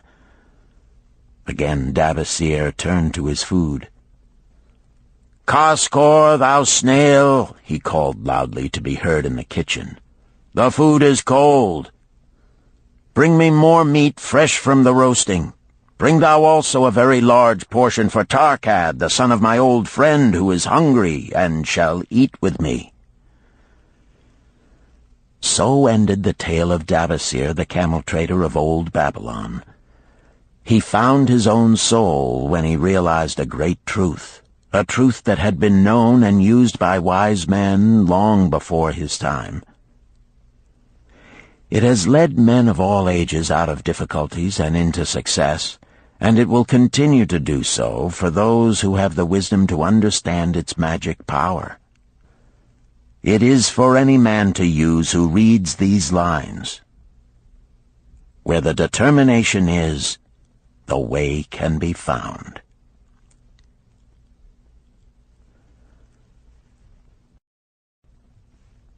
Chapter 9. The Clay Tablets from Babylon. St. Swithin's College, Nottingham University, Newark-on-Trent, Nottingham. October 21st, 1934. Professor Franklin Caldwell, care of British Scientific Expedition, Hilla, Mesopotamia. My dear Professor, the 5 clay tablets from your recent excavation in the ruins of Babylon arrived on the same boat with your letter. I have been fascinated no end and have spent many pleasant hours translating their inscriptions. I should have answered your letter at once, but delayed until I could complete the translations which are attached. The tablets arrived without damage thanks to your careful use of preservatives and excellent packing. You will be as astonished as we in the laboratory at the story they relate. One expects the dim and distant past to speak of romance and adventure. Arabian Nights sort of things, you know. When instead it discloses the problem of a person named Dabasir to pay off his debts, one realizes that conditions upon this old world have not changed as much in 5,000 years as one might expect. It's odd, you know, but these old inscriptions rather rag me, as the students say. Being a college professor, I am supposed to be a thinking human being possessing a working knowledge of most subjects. Yet here comes this old chap out of the dust-covered ruins of Babylon to offer a way I had never heard of to pay off my debts, and at the same time acquire gold to jingle in my wallet. Pleasant thought, I say, and interesting to prove whether it will work as well nowadays as it did in old Babylon. Mrs. Shrewsbury and myself are planning to try out his plan upon our own affairs, which could be much improved. Wishing you the best of luck in your worthy undertaking, and waiting eagerly another opportunity to assist, I am, yours sincerely, Alfred H. Shrewsbury, Department of Archaeology. Tablet 1. Now, when the moon becometh full, I, Davasir, who am but recently returned from slavery in Syria, with the determination to pay my many just debts and become a man of means worthy of respect in my native city of Babylon, do here engrave upon the clay a permanent record of my affairs to guide and assist me in carrying through my high desires. Under the wise advice of my good friend Mathon, the gold-lender, I am determined to follow an exact plan that he doth say will lead any honorable man out of debt into means and self-respect. This plan includeth 3 purposes which are my hope and desire.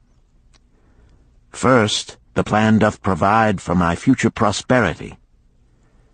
Therefore 1/10 of all I earn shall be set aside as my own to keep.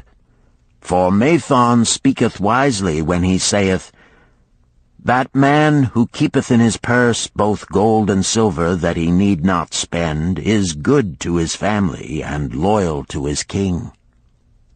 The man who hath but a few coppers in his purse is indifferent to his family and indifferent to his king. But the man who hath naught in his purse is unkind to his family and disloyal to his king, for his own heart is bitter.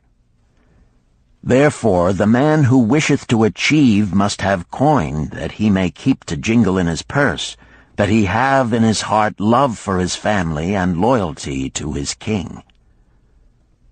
Second, the plan doth provide that I shall support and clothe my good wife who hath returned to me with loyalty from the house of her father. For Mathon doth say that to take good care of a faithful wife putteth self-respect into the heart of a man, and addeth strength and determination to his purposes. Therefore 7/10 of all I earn shall be used to provide a home, clothes to wear, and food to eat, with a bit extra to spend, that our lives be not lacking in pleasure and enjoyment.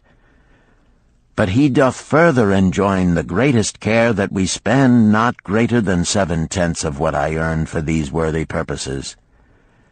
Herein lieth the success of the plan.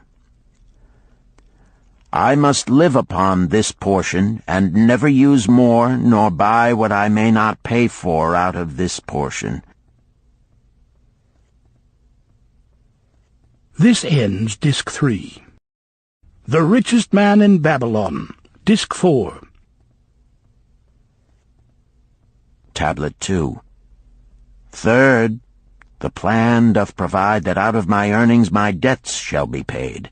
Therefore each time the moon is full, 2/10 of all I have earned shall be divided honorably and fairly among those who have trusted me and to whom I am indebted. Thus in due time will all my indebtedness be surely paid. Therefore do I here engrave the name of every man to whom I am indebted, and the honest amount of my debt. Faru the cloth-weaver, 2 silver, 6 copper. Sinjar the couch-maker, 1 silver. Amar my friend, 3 silver, 1 copper.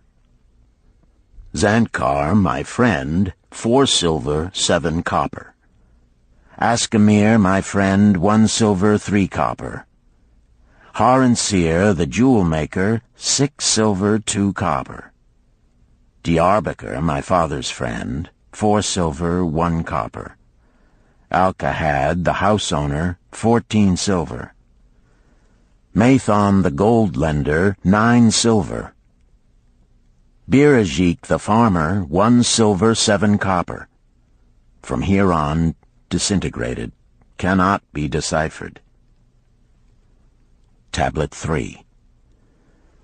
To these creditors do I owe in total 119 pieces of silver and 141 pieces of copper. Because I did owe these sums and saw no way to repay, in my folly I did permit my wife to return to her father, and didst leave my native city and seek easy wealth elsewhere, only to find disaster and to see myself sold into the degradation of slavery. Now that Mathon doth show me how I can repay my debts in small sums of my earnings, do I realize the great extent of my folly in running away from the results of my extravagances. Therefore have I visited my creditors and explained to them that I have no resources with which to pay except my ability to earn, and that I intend to apply 2/10 of all I earn upon my indebtedness evenly and honestly. This much can I pay, but no more.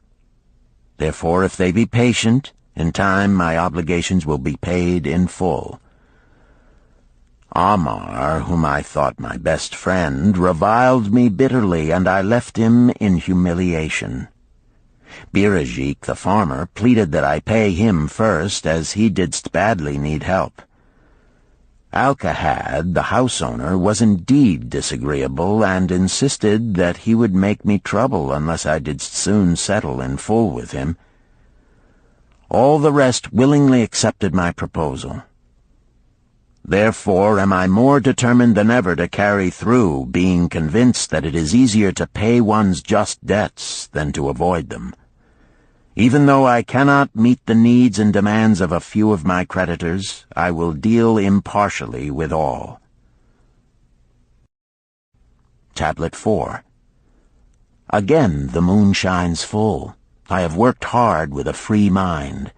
My good wife hath supported my intentions to pay my creditors.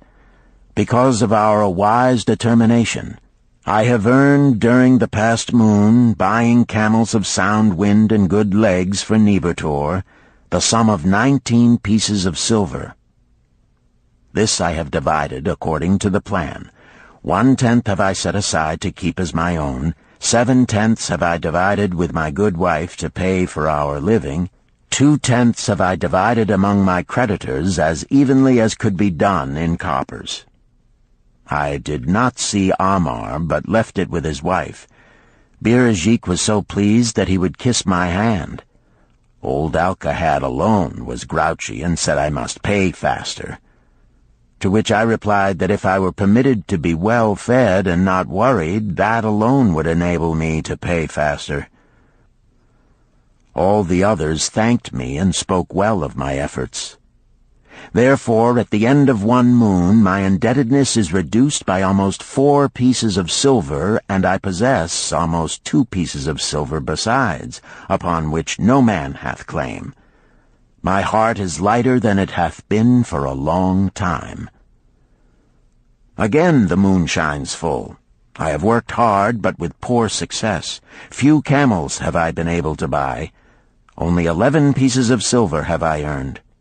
Nevertheless, my good wife and I have stood by the plan, even though we have bought no new raiment and eaten little but herbs.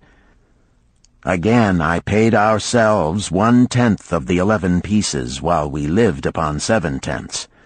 I was surprised when Amar commended my payment, even though small.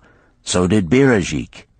Alcahad flew into a rage, but when told to give back his portion if he did not wish it, he became reconciled. The others, as before, were content. Again the moon shines full, and I am greatly rejoiced. I intercepted a fine herd of camels and bought many sound ones, therefore my earnings were 42 pieces of silver. This moon my wife and myself have bought much-needed sandals and raiment. Also we have dined well on meat and fowl. More than 8 pieces of silver we have paid to our creditors. Even Alcahad did not protest. Great is the plan, for it leadeth us out of debt, and giveth us wealth which is ours to keep. 3 times the moon hath been full since I last carved upon this clay. Each time I paid to myself 1/10 of all I earned. Each time my good wife and I have lived upon 7/10, even though at times it was difficult. Each time have I paid to my creditors 2/10. In my purse I now have 21 pieces of silver that are mine. It maketh my head to stand straight upon my shoulders, and maketh me proud to walk among my friends. My wife keepeth well our home, and is becomingly gowned. We are happy to live together. The plan is of untold value. Hath it not made an honorable man of an ex-slave? Tablet 5. Again the moon shines full, and I remember that it is long since I carved upon the clay. 12 moons in truth have come and gone. But this day I will not neglect my record, because upon this day I have paid the last of my debts. This is the day upon which my good wife and my thankful self celebrate with great feasting that our determination hath been achieved. Many things occurred upon my final visit to my creditors that I shall long remember. Amar begged my forgiveness for his unkind words, and said that I was one of all others he most desired for a friend. Old Alcahad is not so bad after all, for he said, "Thou wert once a piece of soft clay to be pressed and molded by any hand that touched thee. But now thou art a piece of bronze capable of holding an edge. If thou needst silver or gold at any time, come to me." Nor is he the only one who holdeth me in high regard. Many others speak deferentially to me. My good wife looketh upon me with a light in her eyes that doth make a man have confidence in himself. Yet it is the plan that hath made my success. It hath enabled me to pay all my debts and to jingle both gold and silver in my purse. I do commend it to all who wish to get ahead. For truly, if it will enable an ex-slave to pay his debts and have gold in his purse, will it not aid any man to find independence? Nor am I, myself, finished with it, for I am convinced that if I follow it further, it will make me rich among men. St. Swithin's College, Nottingham University, Newark-on-Trent, Nottingham, November 7th, 1936. Professor Franklin Caldwell, care of British Scientific Expedition, Hilla, Mesopotamia. My dear Professor, if in your further digging into those ruins of Babylon you encounter the ghost of a former resident, an old camel trader named Dabasir, do me a favor. Tell him that his scribbling upon those clay tablets so long ago has earned for him the lifelong gratitude of a couple of college folks back here in England. You will possibly remember my writing a year ago that Mrs. Shrewsbury and myself intended to try his plan for getting out of debt and at the same time having gold to jingle. You may have guessed, even though we tried to keep it from our friends, our desperate straits. We were frightfully humiliated for years by a lot of old debts, and worried sick for fear some of the tradespeople might start a scandal that would force me out of the college. We paid and paid, every shilling we could squeeze out of income, but it was hardly enough to hold things even. Besides, we were forced to do all our buying where we could get further credit regardless of higher costs. It developed into one of those vicious circles that grow worse instead of better. Our struggles were getting hopeless. We could not move to less costly rooms because we owed the landlord. There did not appear to be anything we could do to improve our situation. Then here comes your acquaintance, the old camel trader from Babylon, with a plan to do just what we wished to accomplish. He jolly well stirred us up to follow his system. We made a list of all our debts, and I took it around and showed it to every one we owed.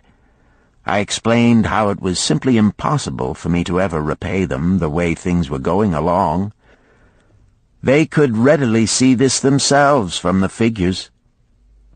Then I explained that the only way I saw to pay in full was to set aside 20% of my income each month to be divided pro rata, which would pay them in full in a little over 2 years.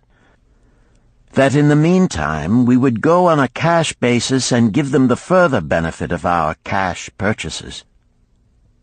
They were really quite decent.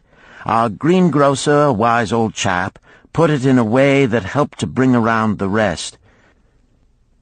If you pay for all you buy and then pay some on what you owe, that is better than you have done, for you ain't paid down the account none in 3 years. Finally, I secured all their names to an agreement binding them not to molest us as long as the 20% of income was paid regularly. Then we began scheming on how to live upon 70%. We were determined to keep that extra 10% to jingle. The thought of silver and possibly gold was most alluring. It was like having an adventure to make the change. We enjoyed figuring this way and that to live comfortably upon that remaining 70%. We started with rent and managed to secure a fair reduction. Next, we put our favorite brands of tea and such under suspicion, and were agreeably surprised how often we could purchase superior qualities at less cost. It is too long a story for a letter, but anyhow it did not prove difficult. We managed, and right cheerfully at that. What a relief it proved to have our affairs in such a shape we were no longer persecuted by past due accounts. I must not neglect, however, to tell you about that extra 10% we were supposed to jingle. Well, we did jingle it for some time. Now, don't laugh too soon. You see, that is the sporty part. It is the real fun to start accumulating money that you do not want to spend. There is more pleasure in running up such a surplus than there could be in spending it. After we had jingled to our heart's content, we found a more profitable use for it. We took up an investment upon which we could pay that 10% each month. This is proving to be the most satisfying part of our regeneration. It is the first thing we pay out of my check. There is a most gratifying sense of security to know our investment is growing steadily. By the time my teaching days are over, it should be a snug sum, large enough so the income will take care of us from then on. All this out of my same old check. Difficult to believe, yet absolutely true. All our debts being gradually paid, and at the same time our investment increasing. Besides, we get along financially even better than before. Who would believe there could be such a difference in results between following a financial plan and just drifting along? At the end of the next year, when all our old bills shall have been paid, we will have more to pay upon our investment besides some extra for travel. We are determined never again to permit our living expenses to exceed 70% of our income. Now you can understand why we would like to extend our personal thanks to that old chap whose plan saved us from our hell on earth. He knew. He had been through it all. He wanted others to benefit from his own bitter experiences. That is why he spent tedious hours carving his message upon the clay. He had a real message for fellow sufferers, a message so important that after 5,000 years it has risen out of the ruins of Babylon just as true and just as vital as the day it was buried. Yours sincerely, Alfred H. Shrewsbury, Department of Archaeology. Chapter 10. The Luckiest Man in Babylon.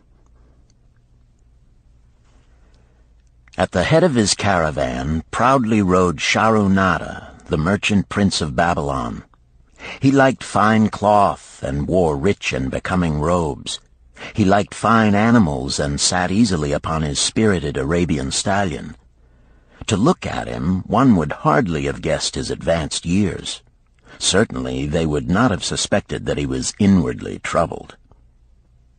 The journey from Damascus is long, and the hardships of the desert many. These he minded not. The Arab tribes are fierce and eager to loot rich caravans. These he feared not, for his many fleet-mounted guards were a safe protection. About the youth at his side, whom he was bringing from Damascus, was he disturbed. This was Hayden Gula, the grandson of his partner of other years, Arid Gula, to whom he felt he owed a debt of gratitude which could never be repaid. He would like to do something for this grandson, but the more he considered this, the more difficult it seemed because of the youth himself. Eyeing the young man's rings and earrings, he thought to himself, "He thinks jewels are for men. Still, he has his grandfather's strong face. But his grandfather wore no such gaudy robes. Yet I sought him to come, hoping I might help him get a start for himself and get away from the wreck his father has made of their inheritance."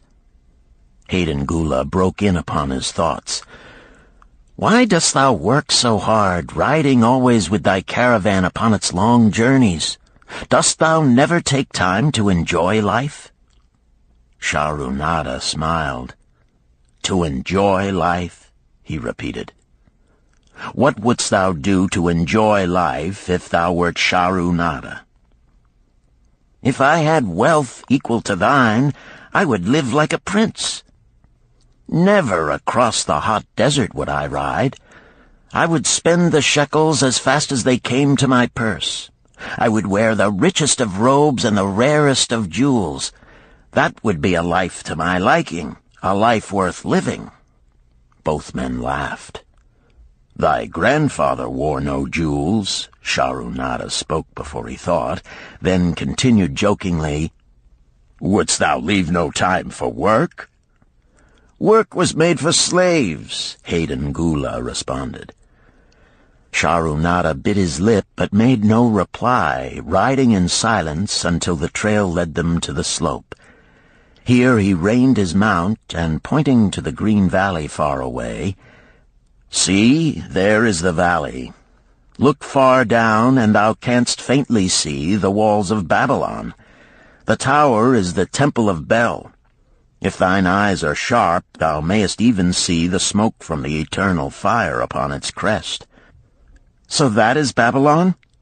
Always have I longed to see the wealthiest city in all the world," Hayden Gula commented. "Babylon, where my grandfather started his fortune. Would he were still alive, we would not be so sorely pressed. Why wish his spirit to linger on earth beyond its allotted time? Thou and thy father can well carry on his good work. Alas, of us neither has his gift. Father and myself know not his secret for attracting the golden shekels." Shahrunada did not reply, but gave rein to his mount and rode thoughtfully down the trail to the valley. Behind them followed the caravan in a cloud of reddish dust. Some time later they reached the King's Highway and turned south through the irrigated farms. 3 old men plowing a field caught Shahrunada's attention. They seemed strangely familiar. How ridiculous! One does not pass a field after 40 years and find the same men plowing there. Yet something within him said they were the same. One, with an uncertain grip, held the plow. The others laboriously plodded beside the oxen, ineffectually beating them with their barrel staves to keep them pulling. 40 years ago, he had envied these men. How gladly he would have exchanged places. But what a difference now! With pride he looked back at his trailing caravan, well-chosen camels and donkeys loaded high with valuable goods from Damascus. All this was but one of his possessions. He pointed to the plowers, saying, "Still plowing the same field where they were 40 years ago. They look it, but why thinkest thou they are the same?" "I saw them there," Shahrunada replied. Recollections were racing rapidly through his mind. Why could he not bury the past and live in the present? Then he saw, as in a picture, the smiling face of Revered Gula. The barrier between himself and the cynical youth beside him dissolved. But how could he help such a superior youth with his spendthrift ideas and bejeweled hands? Work he could offer in plenty to willing workers, but not for men who considered themselves too good for work. Yet he owed it to Revered Gula to do something, not a half-hearted attempt. He and Revered Gula had never done things that way. They were not that sort of men. A plan came almost in a flash. There were objections. He must consider his own family and his own standing. It would be cruel. It would hurt.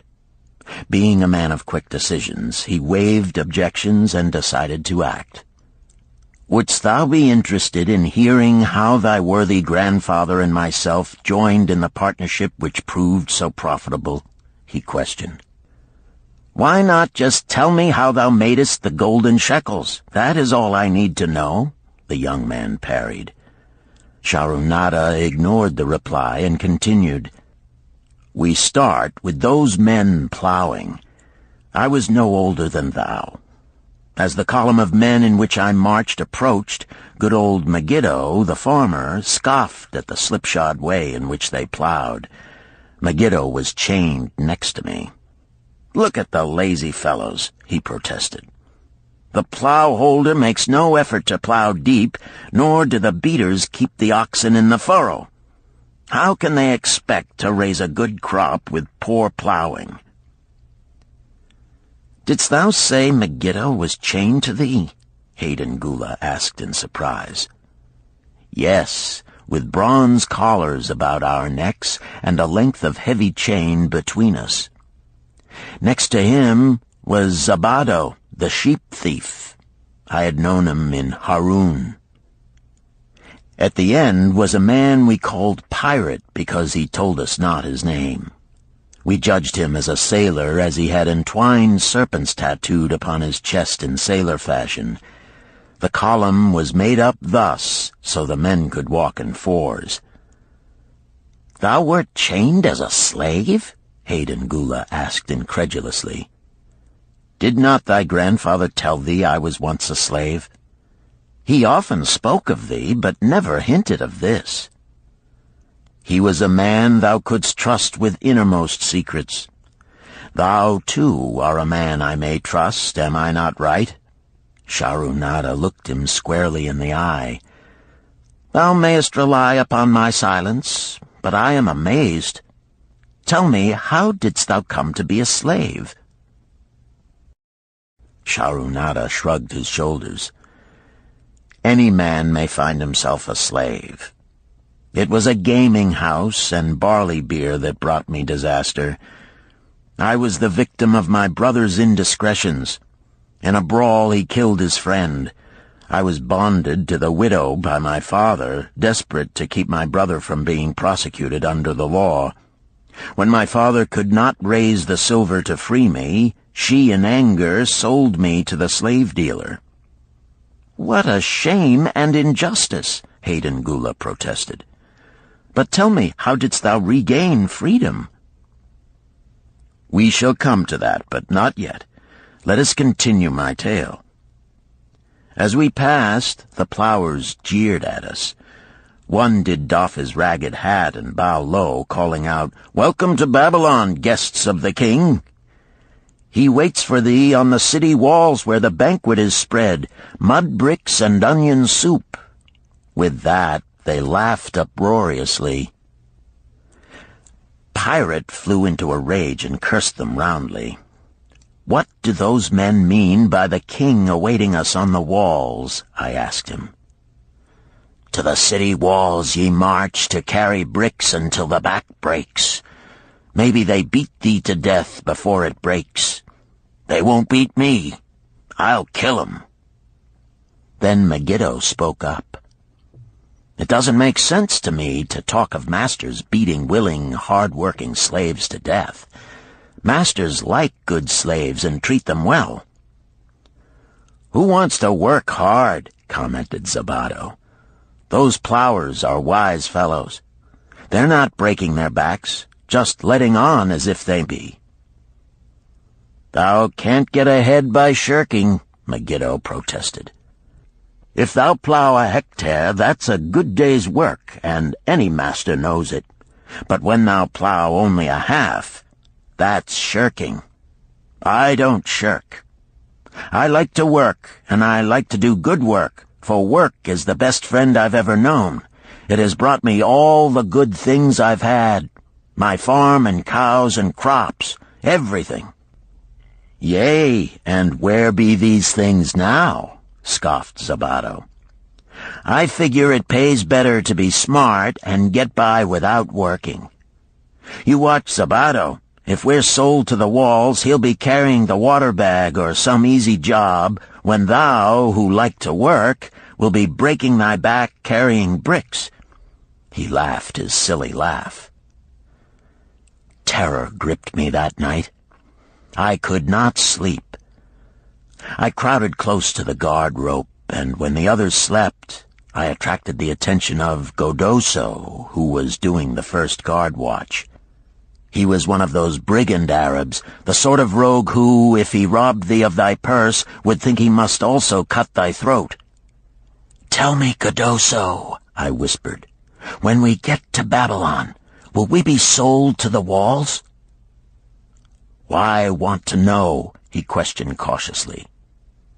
"Canst thou not understand?" I pleaded. "I am young. I want to live. I don't want to be worked or beaten to death on the walls. Is there any chance for me to get a good master?" He whispered back, "I tell something. Thou good fellow, give Godoso no trouble. Most times we go first to slave market. Listen now. When buyers come, tell 'em you good worker, like to work hard for good master, make 'em want to buy. You not make 'em buy, next day you carry brick. Mighty hard work." After he walked away, I lay in the warm sand looking up at the stars and thinking about work. What Megiddo had said about it being his best friend made me wonder if it would be my best friend.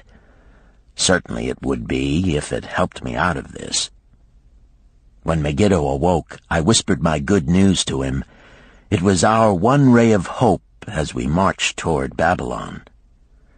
Late in the afternoon, we approached the walls and could see the lines of men, like black ants, climbing up and down the steep diagonal paths. As we drew closer, we were amazed at the thousands of men working. Some were digging in the moat, others mixed the dirt into mud bricks. The greatest number were carrying the bricks in large baskets up those steep trails to the masons. Overseers cursed the laggards and cracked bullock whips over the backs of those who failed to keep in line. Poor, worn-out fellows were seen to stagger and fall beneath their heavy baskets, unable to rise again. If the lash failed to bring them to their feet, they were pushed to the side of the paths and left writhing in agony. Soon they would be dragged down to join other craven bodies beside the roadway to await unsanctified graves. As I beheld the ghastly sight, I shuddered. So this was what awaited my father's son if he failed at the slave market. Godoso had been right. We were taken through the gates of the city to the slave prison, and next morning marched to the pens in the market. Here the rest of the men huddled in fear, and only the whips of our guard could keep them moving so the buyers could examine them. Megiddo and myself eagerly talked to every man who permitted us to address him. The slave dealer brought soldiers from the king's guard who shackled Pirate and brutally beat him when he protested. As they led him away, I felt sorry for him. Megiddo felt that we would soon part. When no buyers were near, he talked to me earnestly to impress upon me how valuable work would be to me in the future. Some men hate it. They make it their enemy. better to treat it like a friend. Make thyself like it. Don't mind because it is hard. If thou thinkest about what a good house thou build, then who cares if the beams are heavy and it is far from the well to carry the water for the plaster? Promise me, boy, if thou get a master, work for him as hard as thou canst. If he does not appreciate all thou do, never mind. Remember, work well done does good to the man who does it. It makes him a better man. He stopped as a burly farmer came to the enclosure and looked at us critically. Megiddo asked about his farm and crops, soon convincing him that he would be a valuable man. After violent bargaining with the slave dealer, the farmer drew a fat purse from beneath his robe, and soon Megiddo had followed his new master out of sight. A few other men were sold during the morning. At noon, Godoso confided to me that the dealer was disgusted and would not stay over another night, but would take all who remained at sundown to the king's buyer. I was becoming desperate when a fat, good-natured man walked up to the wall and inquired if there was a baker among us. I approached him, saying, "Why should a good baker like thyself seek another baker of inferior ways? Would it not be easier to teach a willing man like myself thy skilled ways? Look at me. I am young, strong, and like to work. Give me a chance, and I will do my best to earn gold and silver for thy purse." He was impressed by my willingness, and began bargaining with the dealer who had never noticed me since he had bought me, but now waxed eloquent on my abilities, good health, and good disposition. I felt like a fat ox being sold to a butcher. At last, much to my joy, the deal was closed. I followed my new master away, thinking I was the luckiest man in Babylon. My new home was much to my liking. Nananeid, my master, taught me how to grind the barley in the stone bowl that stood in the courtyard, how to build the fire in the oven, and then how to grind very fine the sesame flour for the honey cakes. I had a couch in the shed where his grain was stored. The old slave housekeeper, Swasti, fed me well and was pleased at the way I helped her with the heavy tasks. Here was the chance I had longed for to make myself valuable to my master, and, I hoped, to find a way to earn my freedom. I asked Nananeid to show me how to knead the bread and to bake. This he did, much pleased at my willingness.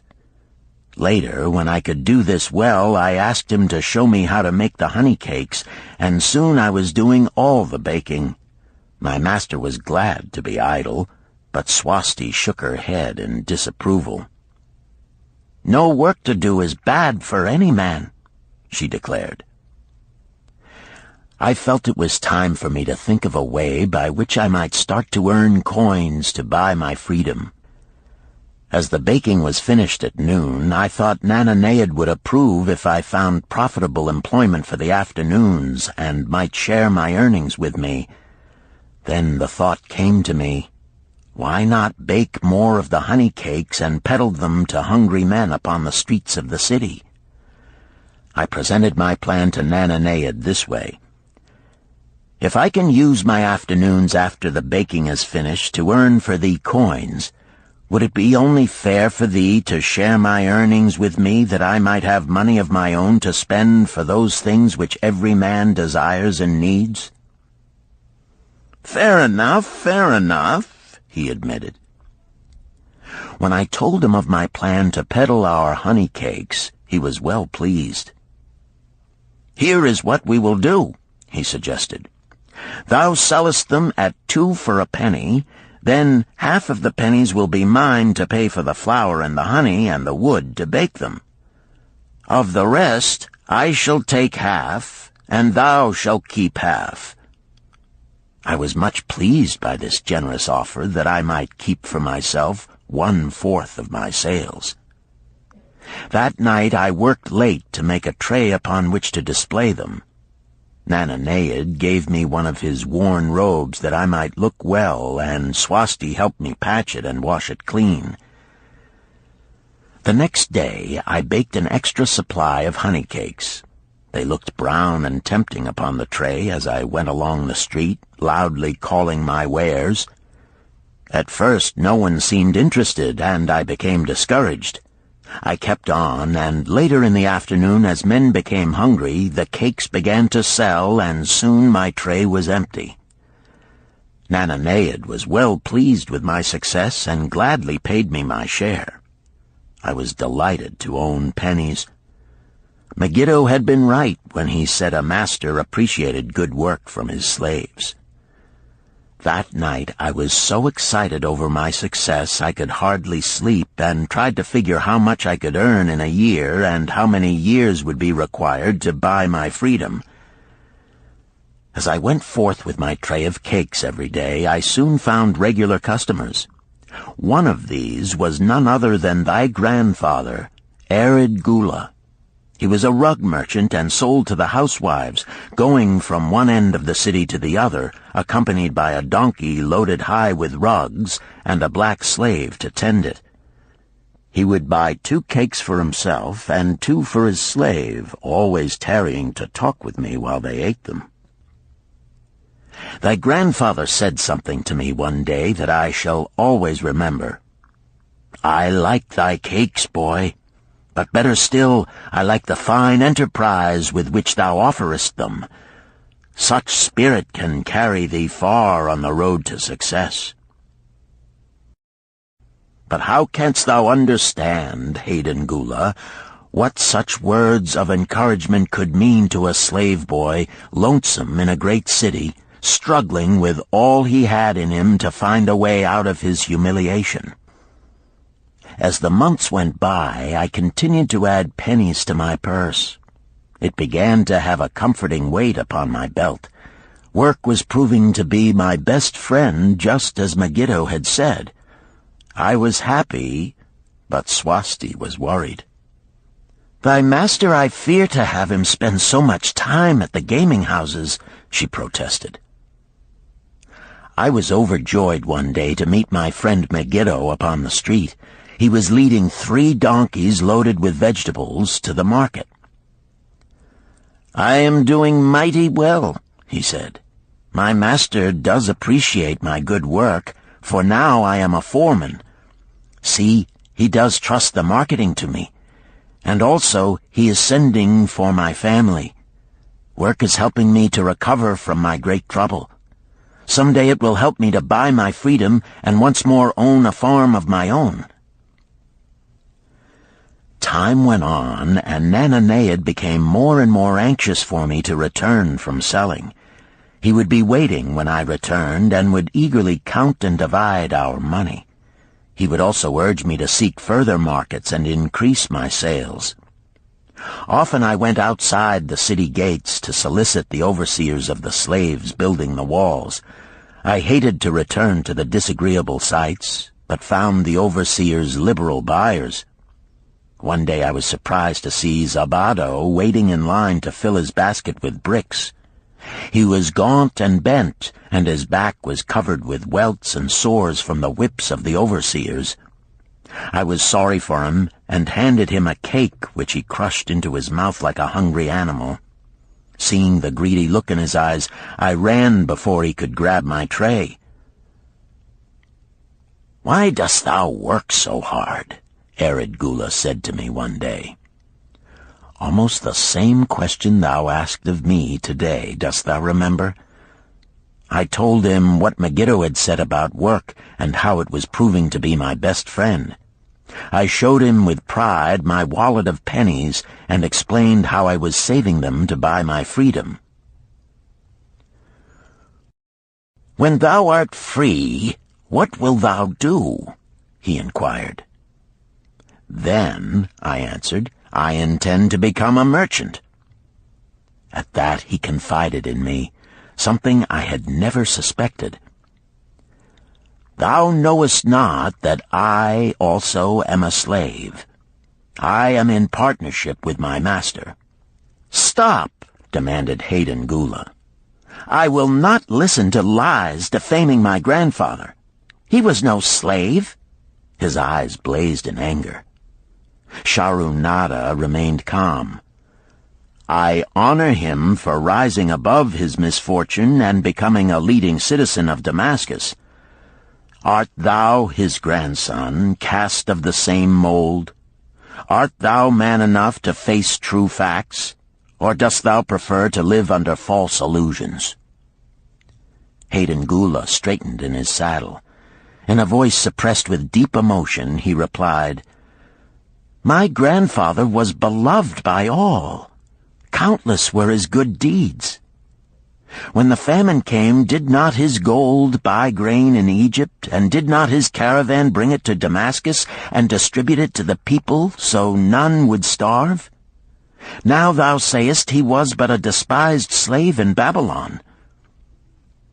Had he remained a slave in Babylon, that he might well have been despised, but when, through his own efforts, he became a great man in Damascus, the gods indeed condoned his misfortunes and honored him with their respect," Sharunada replied.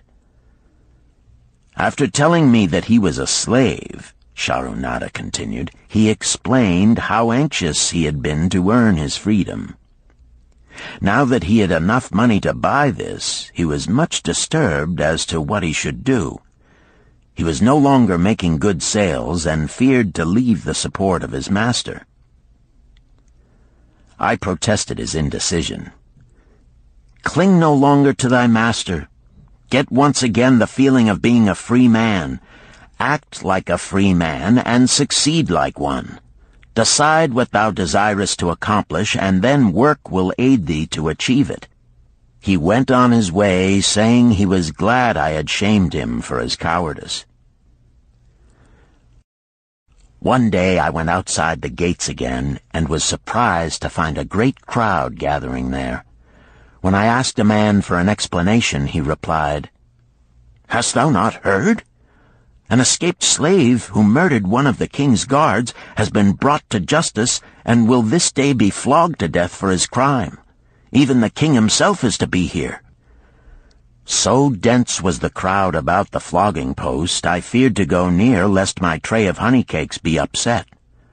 Therefore I climbed up the unfinished wall to see over the heads of the people.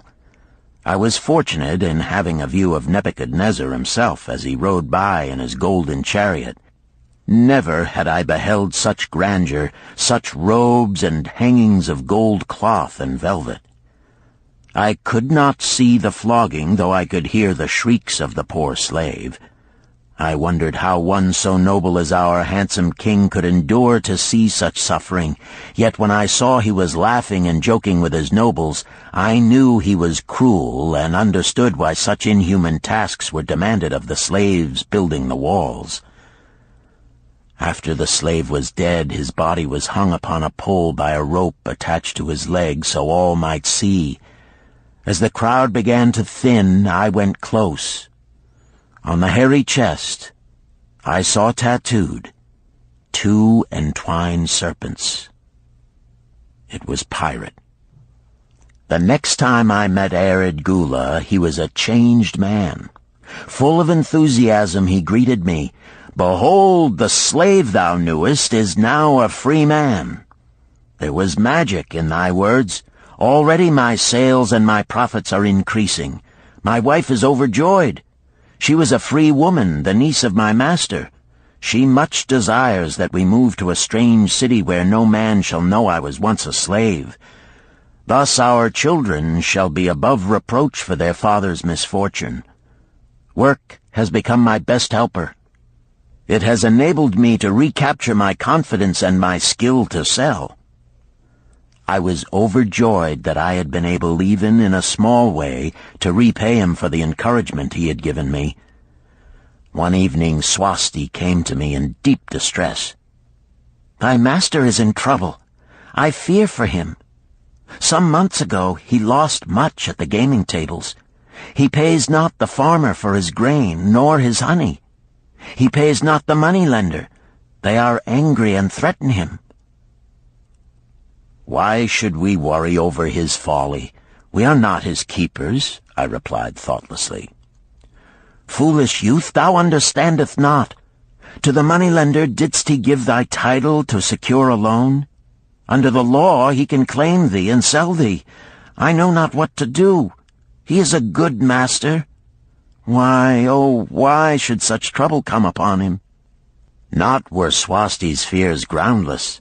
While I was doing the baking next morning, the moneylender returned with a man he called Sasi. This man looked me over and said I would do. The moneylender waited not for my master to return, but told Swasti to tell him he had taken me. With only the robe on my back and the purse of pennies hanging safely from my belt, I was hurried away from the unfinished baking. I was whirled away from my dearest hopes as the hurricane snatches the tree from the forest and casts it into the surging sea. Again a gaming house and barley beer had caused me disaster. Sasi was a blunt, gruff man. As he led me across the city, I told him of the good work I had been doing for Nananeid, and said I hoped to do good work for him. His reply offered no encouragement. I like not this work. My master likes it not. The king has told him to send me to build a section of the Grand Canal. Master tells Sasi to buy more slaves, work hard, and finish quick. Bah! How can any man finish a big job quick? Picture a desert with not a tree, just low shrubs and a sun burning with such fury the water in our barrels became so hot we could scarcely drink it. Then picture rows of men going down into the deep excavation and lugging heavy baskets of dirt up soft, dusty trails from daylight until dark. Picture food served in open troughs from which we helped ourselves like swine. We had no tents, no straw for beds. That was the situation in which I found myself. I buried my wallet in a marked spot, wondering if I would ever dig it up again. At first I worked with good will, but as the months dragged on I felt my spirit breaking. Then the heat fever took hold of my weary body. I lost my appetite and could scarcely eat the mutton and vegetables. At night I would toss in unhappy wakefulness. In my misery I wondered if Zabado had not the best plan, to shirk and keep his back from being broken in work. Then I recalled my last sight of him and knew his plan was not good. I thought of Pirate with his bitterness and wondered if it might be just as well to fight and kill. The memory of his bleeding body reminded me that his plan was also useless. Then I remembered my last sight of Megiddo. His hands were deeply calloused from hard work, but his heart was light and there was happiness on his face. His was the best plan. Yet I was just as willing to work as Megiddo. He could not have worked harder than I. Why did not my work bring me happiness and success? Was it work that brought Megiddo happiness, or was happiness and success merely in the laps of the gods? Was I to work the rest of my life without gaining my desires, without happiness and success? All of these questions were jumbled in my mind, and I had not an answer. Indeed, I was sorely confused. Several days later, when it seemed that I was at the end of my endurance and my questions still unanswered, Sasi sent for me. A messenger had come from my master to take me back to Babylon. I dug up my precious wallet, wrapped myself in the tattered remnants of my robe, and was on my way. As we rode, the same thoughts of a hurricane whirling me hither and thither kept racing through my feverish brain. I seemed to be living the weird words of a chant from my native town of Harun. Besetting a man like a whirlwind, driving him like a storm, whose course no one can follow, whose destiny no one can foretell. Was I destined to be ever thus punished for I knew not what? What new miseries and disappointments awaited me? When we rode to the courtyard of my master's house, imagine my surprise when I saw Arid Gula awaiting me. He helped me down and hugged me like a long-lost brother.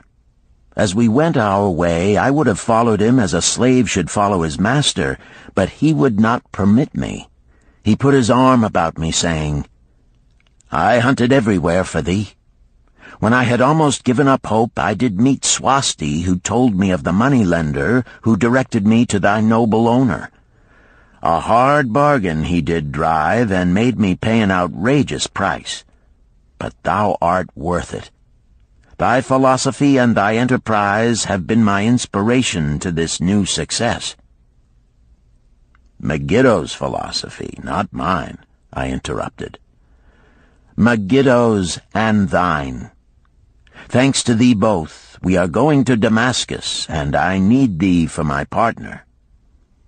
"See," he exclaimed, "in one moment thou wilt be a free man." So saying, he drew from beneath his robe the clay tablet carrying my title. This he raised above his head and hurled it to break in 100 pieces upon the cobblestones. With glee he stamped upon the fragments until they were but dust. Tears of gratitude filled my eyes. I knew I was the luckiest man in Babylon. "Work, thou see, by this, in the time of my greatest distress, didst prove to be my best friend. My willingness to work enabled me to escape from being sold to join the slave gangs upon the walls. It also so impressed thy grandfather, he selected me for his partner." Then Hayden Gula questioned, "Was work my grandfather's secret key to the golden shekels?" "It was the only key he had when I first knew him," Sharunada replied. "Thy grandfather enjoyed working. The gods appreciated his efforts and rewarded him liberally." "I begin to see," Hayden Gula was speaking thoughtfully. "Work attracted his many friends who admired his industry and the success it brought. Work brought him the honors he enjoyed so much in Damascus. Work brought him all those things I have approved. And I thought work was fit only for slaves." "Life is rich with many pleasures for men to enjoy," Sharunada commented. "Each has its place. I am glad that work is not reserved for slaves. Were that the case, I would be deprived of my greatest pleasure. Many things do I enjoy, but nothing takes the place of work." Sharunada and Hayden Gula rode in the shadows of the towering walls up to the massive bronze gates of Babylon.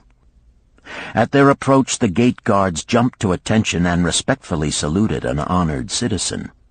With head held high, Sharunada led the long caravan through the gates and up the streets of the city. "I have always hoped to be a man like my grandfather," Hayden Gula confided to him.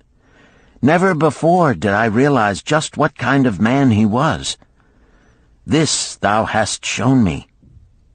Now that I understand, I do admire him all the more and feel more determined to be like him.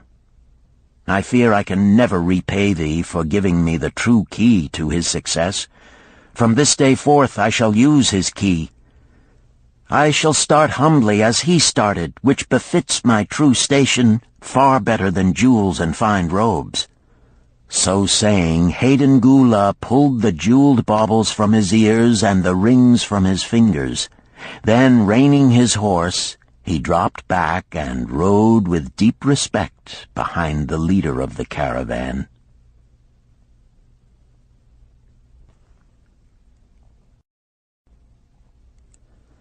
Chapter 11.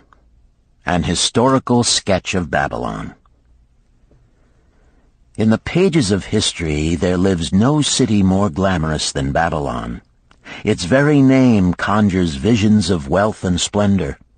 Its treasures of gold and jewels were fabulous.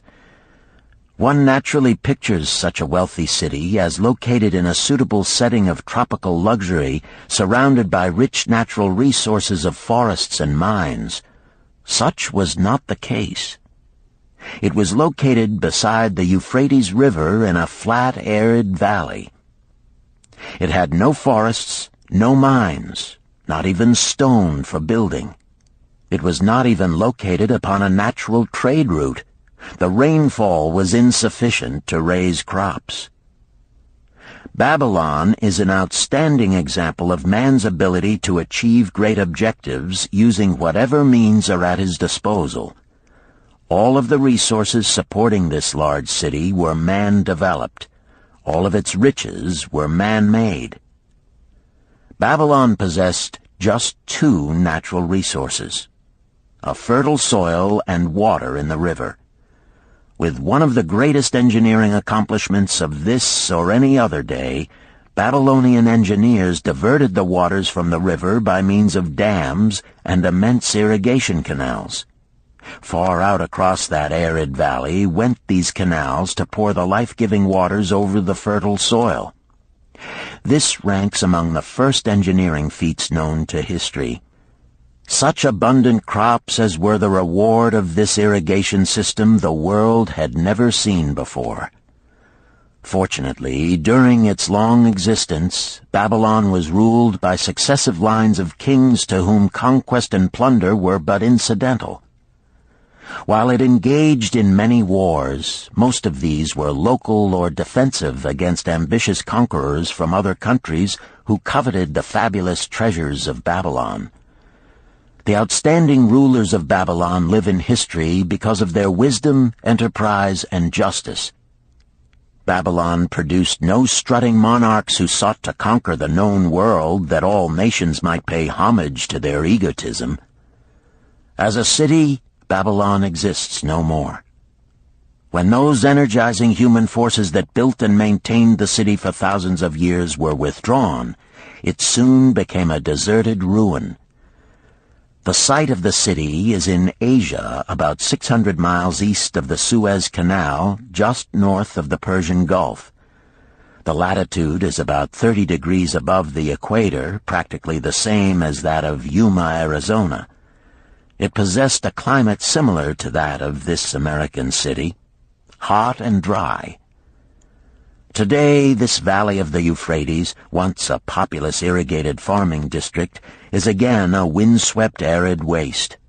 Scant grass and desert shrubs strive for existence against the wind-blown sands. Gone are the fertile fields, the mammoth cities, and the long caravans of rich merchandise. Nomadic bands of Arabs, securing a scant living by tending small herds, are the only inhabitants.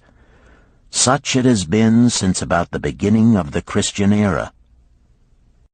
Dotting this valley are earthen hills. For centuries they were considered by travelers to be nothing else. The attention of archaeologists were finally attracted to them because of broken pieces of pottery and brick washed down by the occasional rainstorms. Expeditions, financed by European and American museums, were sent here to excavate and see what could be found. Picks and shovels soon proved these hills to be ancient cities. City graves, they might well be called. Babylon was one of these. Over it for something like 20 centuries, the winds had scattered the desert dust. Built originally of brick, all exposed walls had disintegrated and gone back to earth once more. Such is Babylon, the wealthy city, today. A heap of dirt, so long abandoned that no living person even knew its name until it was discovered by carefully removing the refuse of centuries from the streets and the fallen wreckage of its noble temples and palaces. Many scientists considered the civilization of Babylon and other cities in this valley to be the oldest of which there is a definite record. Positive dates have been proved reaching back 8,000 years. An interesting fact in this connection is the means used to determine these dates. Uncovered in the ruins of Babylon were descriptions of an eclipse of the sun. Modern astronomers readily computed the time when such an eclipse, visible in Babylon, occurred, and thus established a known relationship between their calendar and our own. In this way, we have proved that 8,000 years ago, the Sumerites, who inhabited Babylonia, were living in walled cities. one can only conjecture for how many centuries previous such cities had existed. Their inhabitants were not mere barbarians living within protecting walls. They were an educated and enlightened people. So far as written history goes, they were the first engineers, the first astronomers, the first mathematicians, the first financiers, and the first people to have a written language. Mention has already been made of the irrigation systems which transformed the arid valley into an agricultural paradise. The remains of these canals can still be traced, although they are mostly filled with accumulated sand. Some of them were of such size that, when empty of water, a dozen horses could be ridden abreast along their bottoms. In size they compare favorably with the largest canals in Colorado and Utah.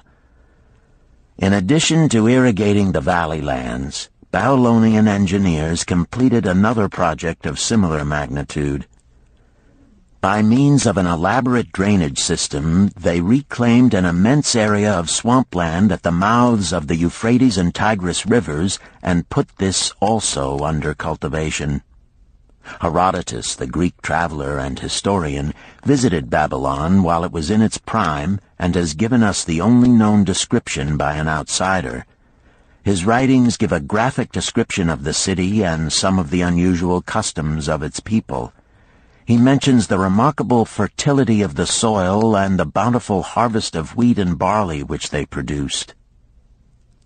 The glory of Babylon has faded, but its wisdom has been preserved for us. For this we are indebted to their form of records.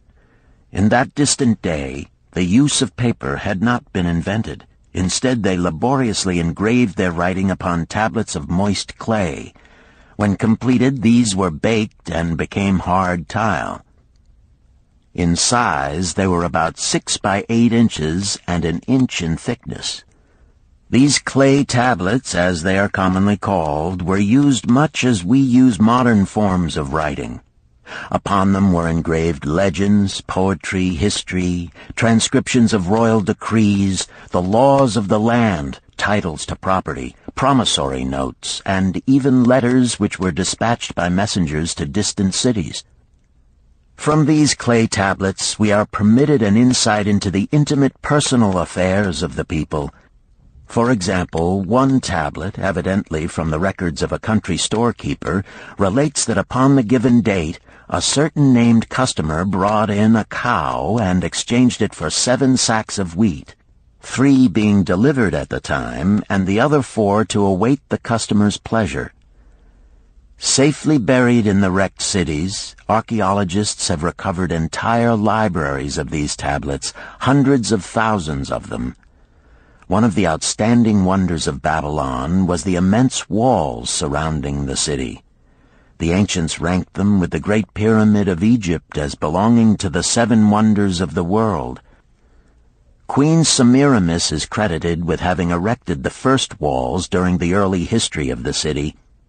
Modern excavators have been unable to find any trace of the original walls, nor is their exact height known.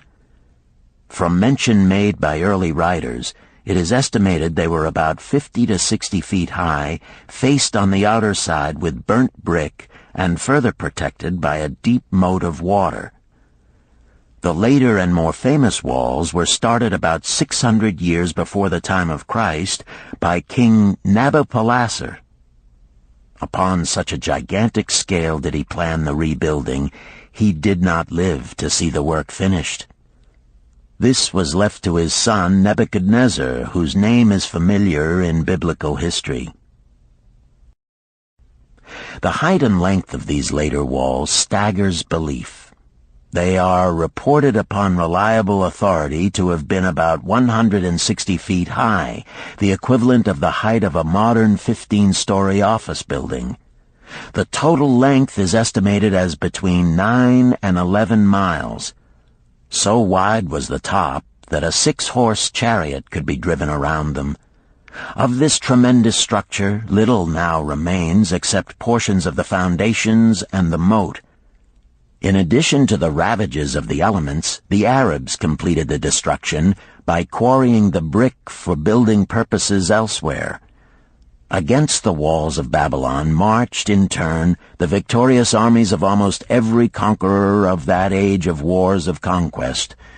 A host of kings laid siege to Babylon, but always in vain. Invading armies of that day were not to be considered lightly. Historians speak of such units as 10,000 horsemen, 25,000 chariots, 1,200 regiments of foot soldiers with 1,000 men to the regiment. Often 2 or 3 years of preparation would be required to assemble war materials and depots of food along the proposed line of march. The city of Babylon was organized much like a modern city. There were streets and shops. Peddlers offered their wares through residential districts. Priests officiated in magnificent temples. Within the city was an inner enclosure for the royal palaces. The walls about this were said to have been higher than those about the city. The Babylonians were skilled in the arts. These included sculpture, painting, weaving, gold working, and the manufacture of metal weapons and agricultural implements. Their jewelers created most artistic jewelry. Many samples have been recovered from the graves of its wealthy citizens and are now on exhibition in the leading museums of the world. At a very early period, when the rest of the world was still hacking at trees with stone-headed axes, or hunting and fighting with flint-pointed spears and arrows, the Babylonians were using axes, spears, and arrows with metal heads. The Babylonians were clever financiers and traders. So far as we know, they were the original inventors of money as a means of exchange, of promissory notes, and written titles to property. Babylon was never entered by hostile armies until about 540 years before the birth of Christ. Even then the walls were not captured. The story of the fall of Babylon is most unusual. Cyrus, one of the great conquerors of that period, intended to attack the city and hoped to take its impregnable walls. Advisors of Nabonidus, the king of Babylon, persuaded him to go forth to meet Cyrus and give him battle without waiting for the city to be besieged. In the succeeding defeat to the Babylonian army, it fled away from the city. Cyrus thereupon entered the open gates and took possession without resistance. Thereafter, the power and prestige of the city gradually waned until, in the course of a few hundred years, it was eventually abandoned, deserted, left for the winds and storms to level once again to that desert earth from which its grandeur had originally been built. Babylon had fallen, never to rise again. But to it, civilization owes much. The eons of time have crumbled to dust the proud walls of its temples, but the wisdom of Babylon endures.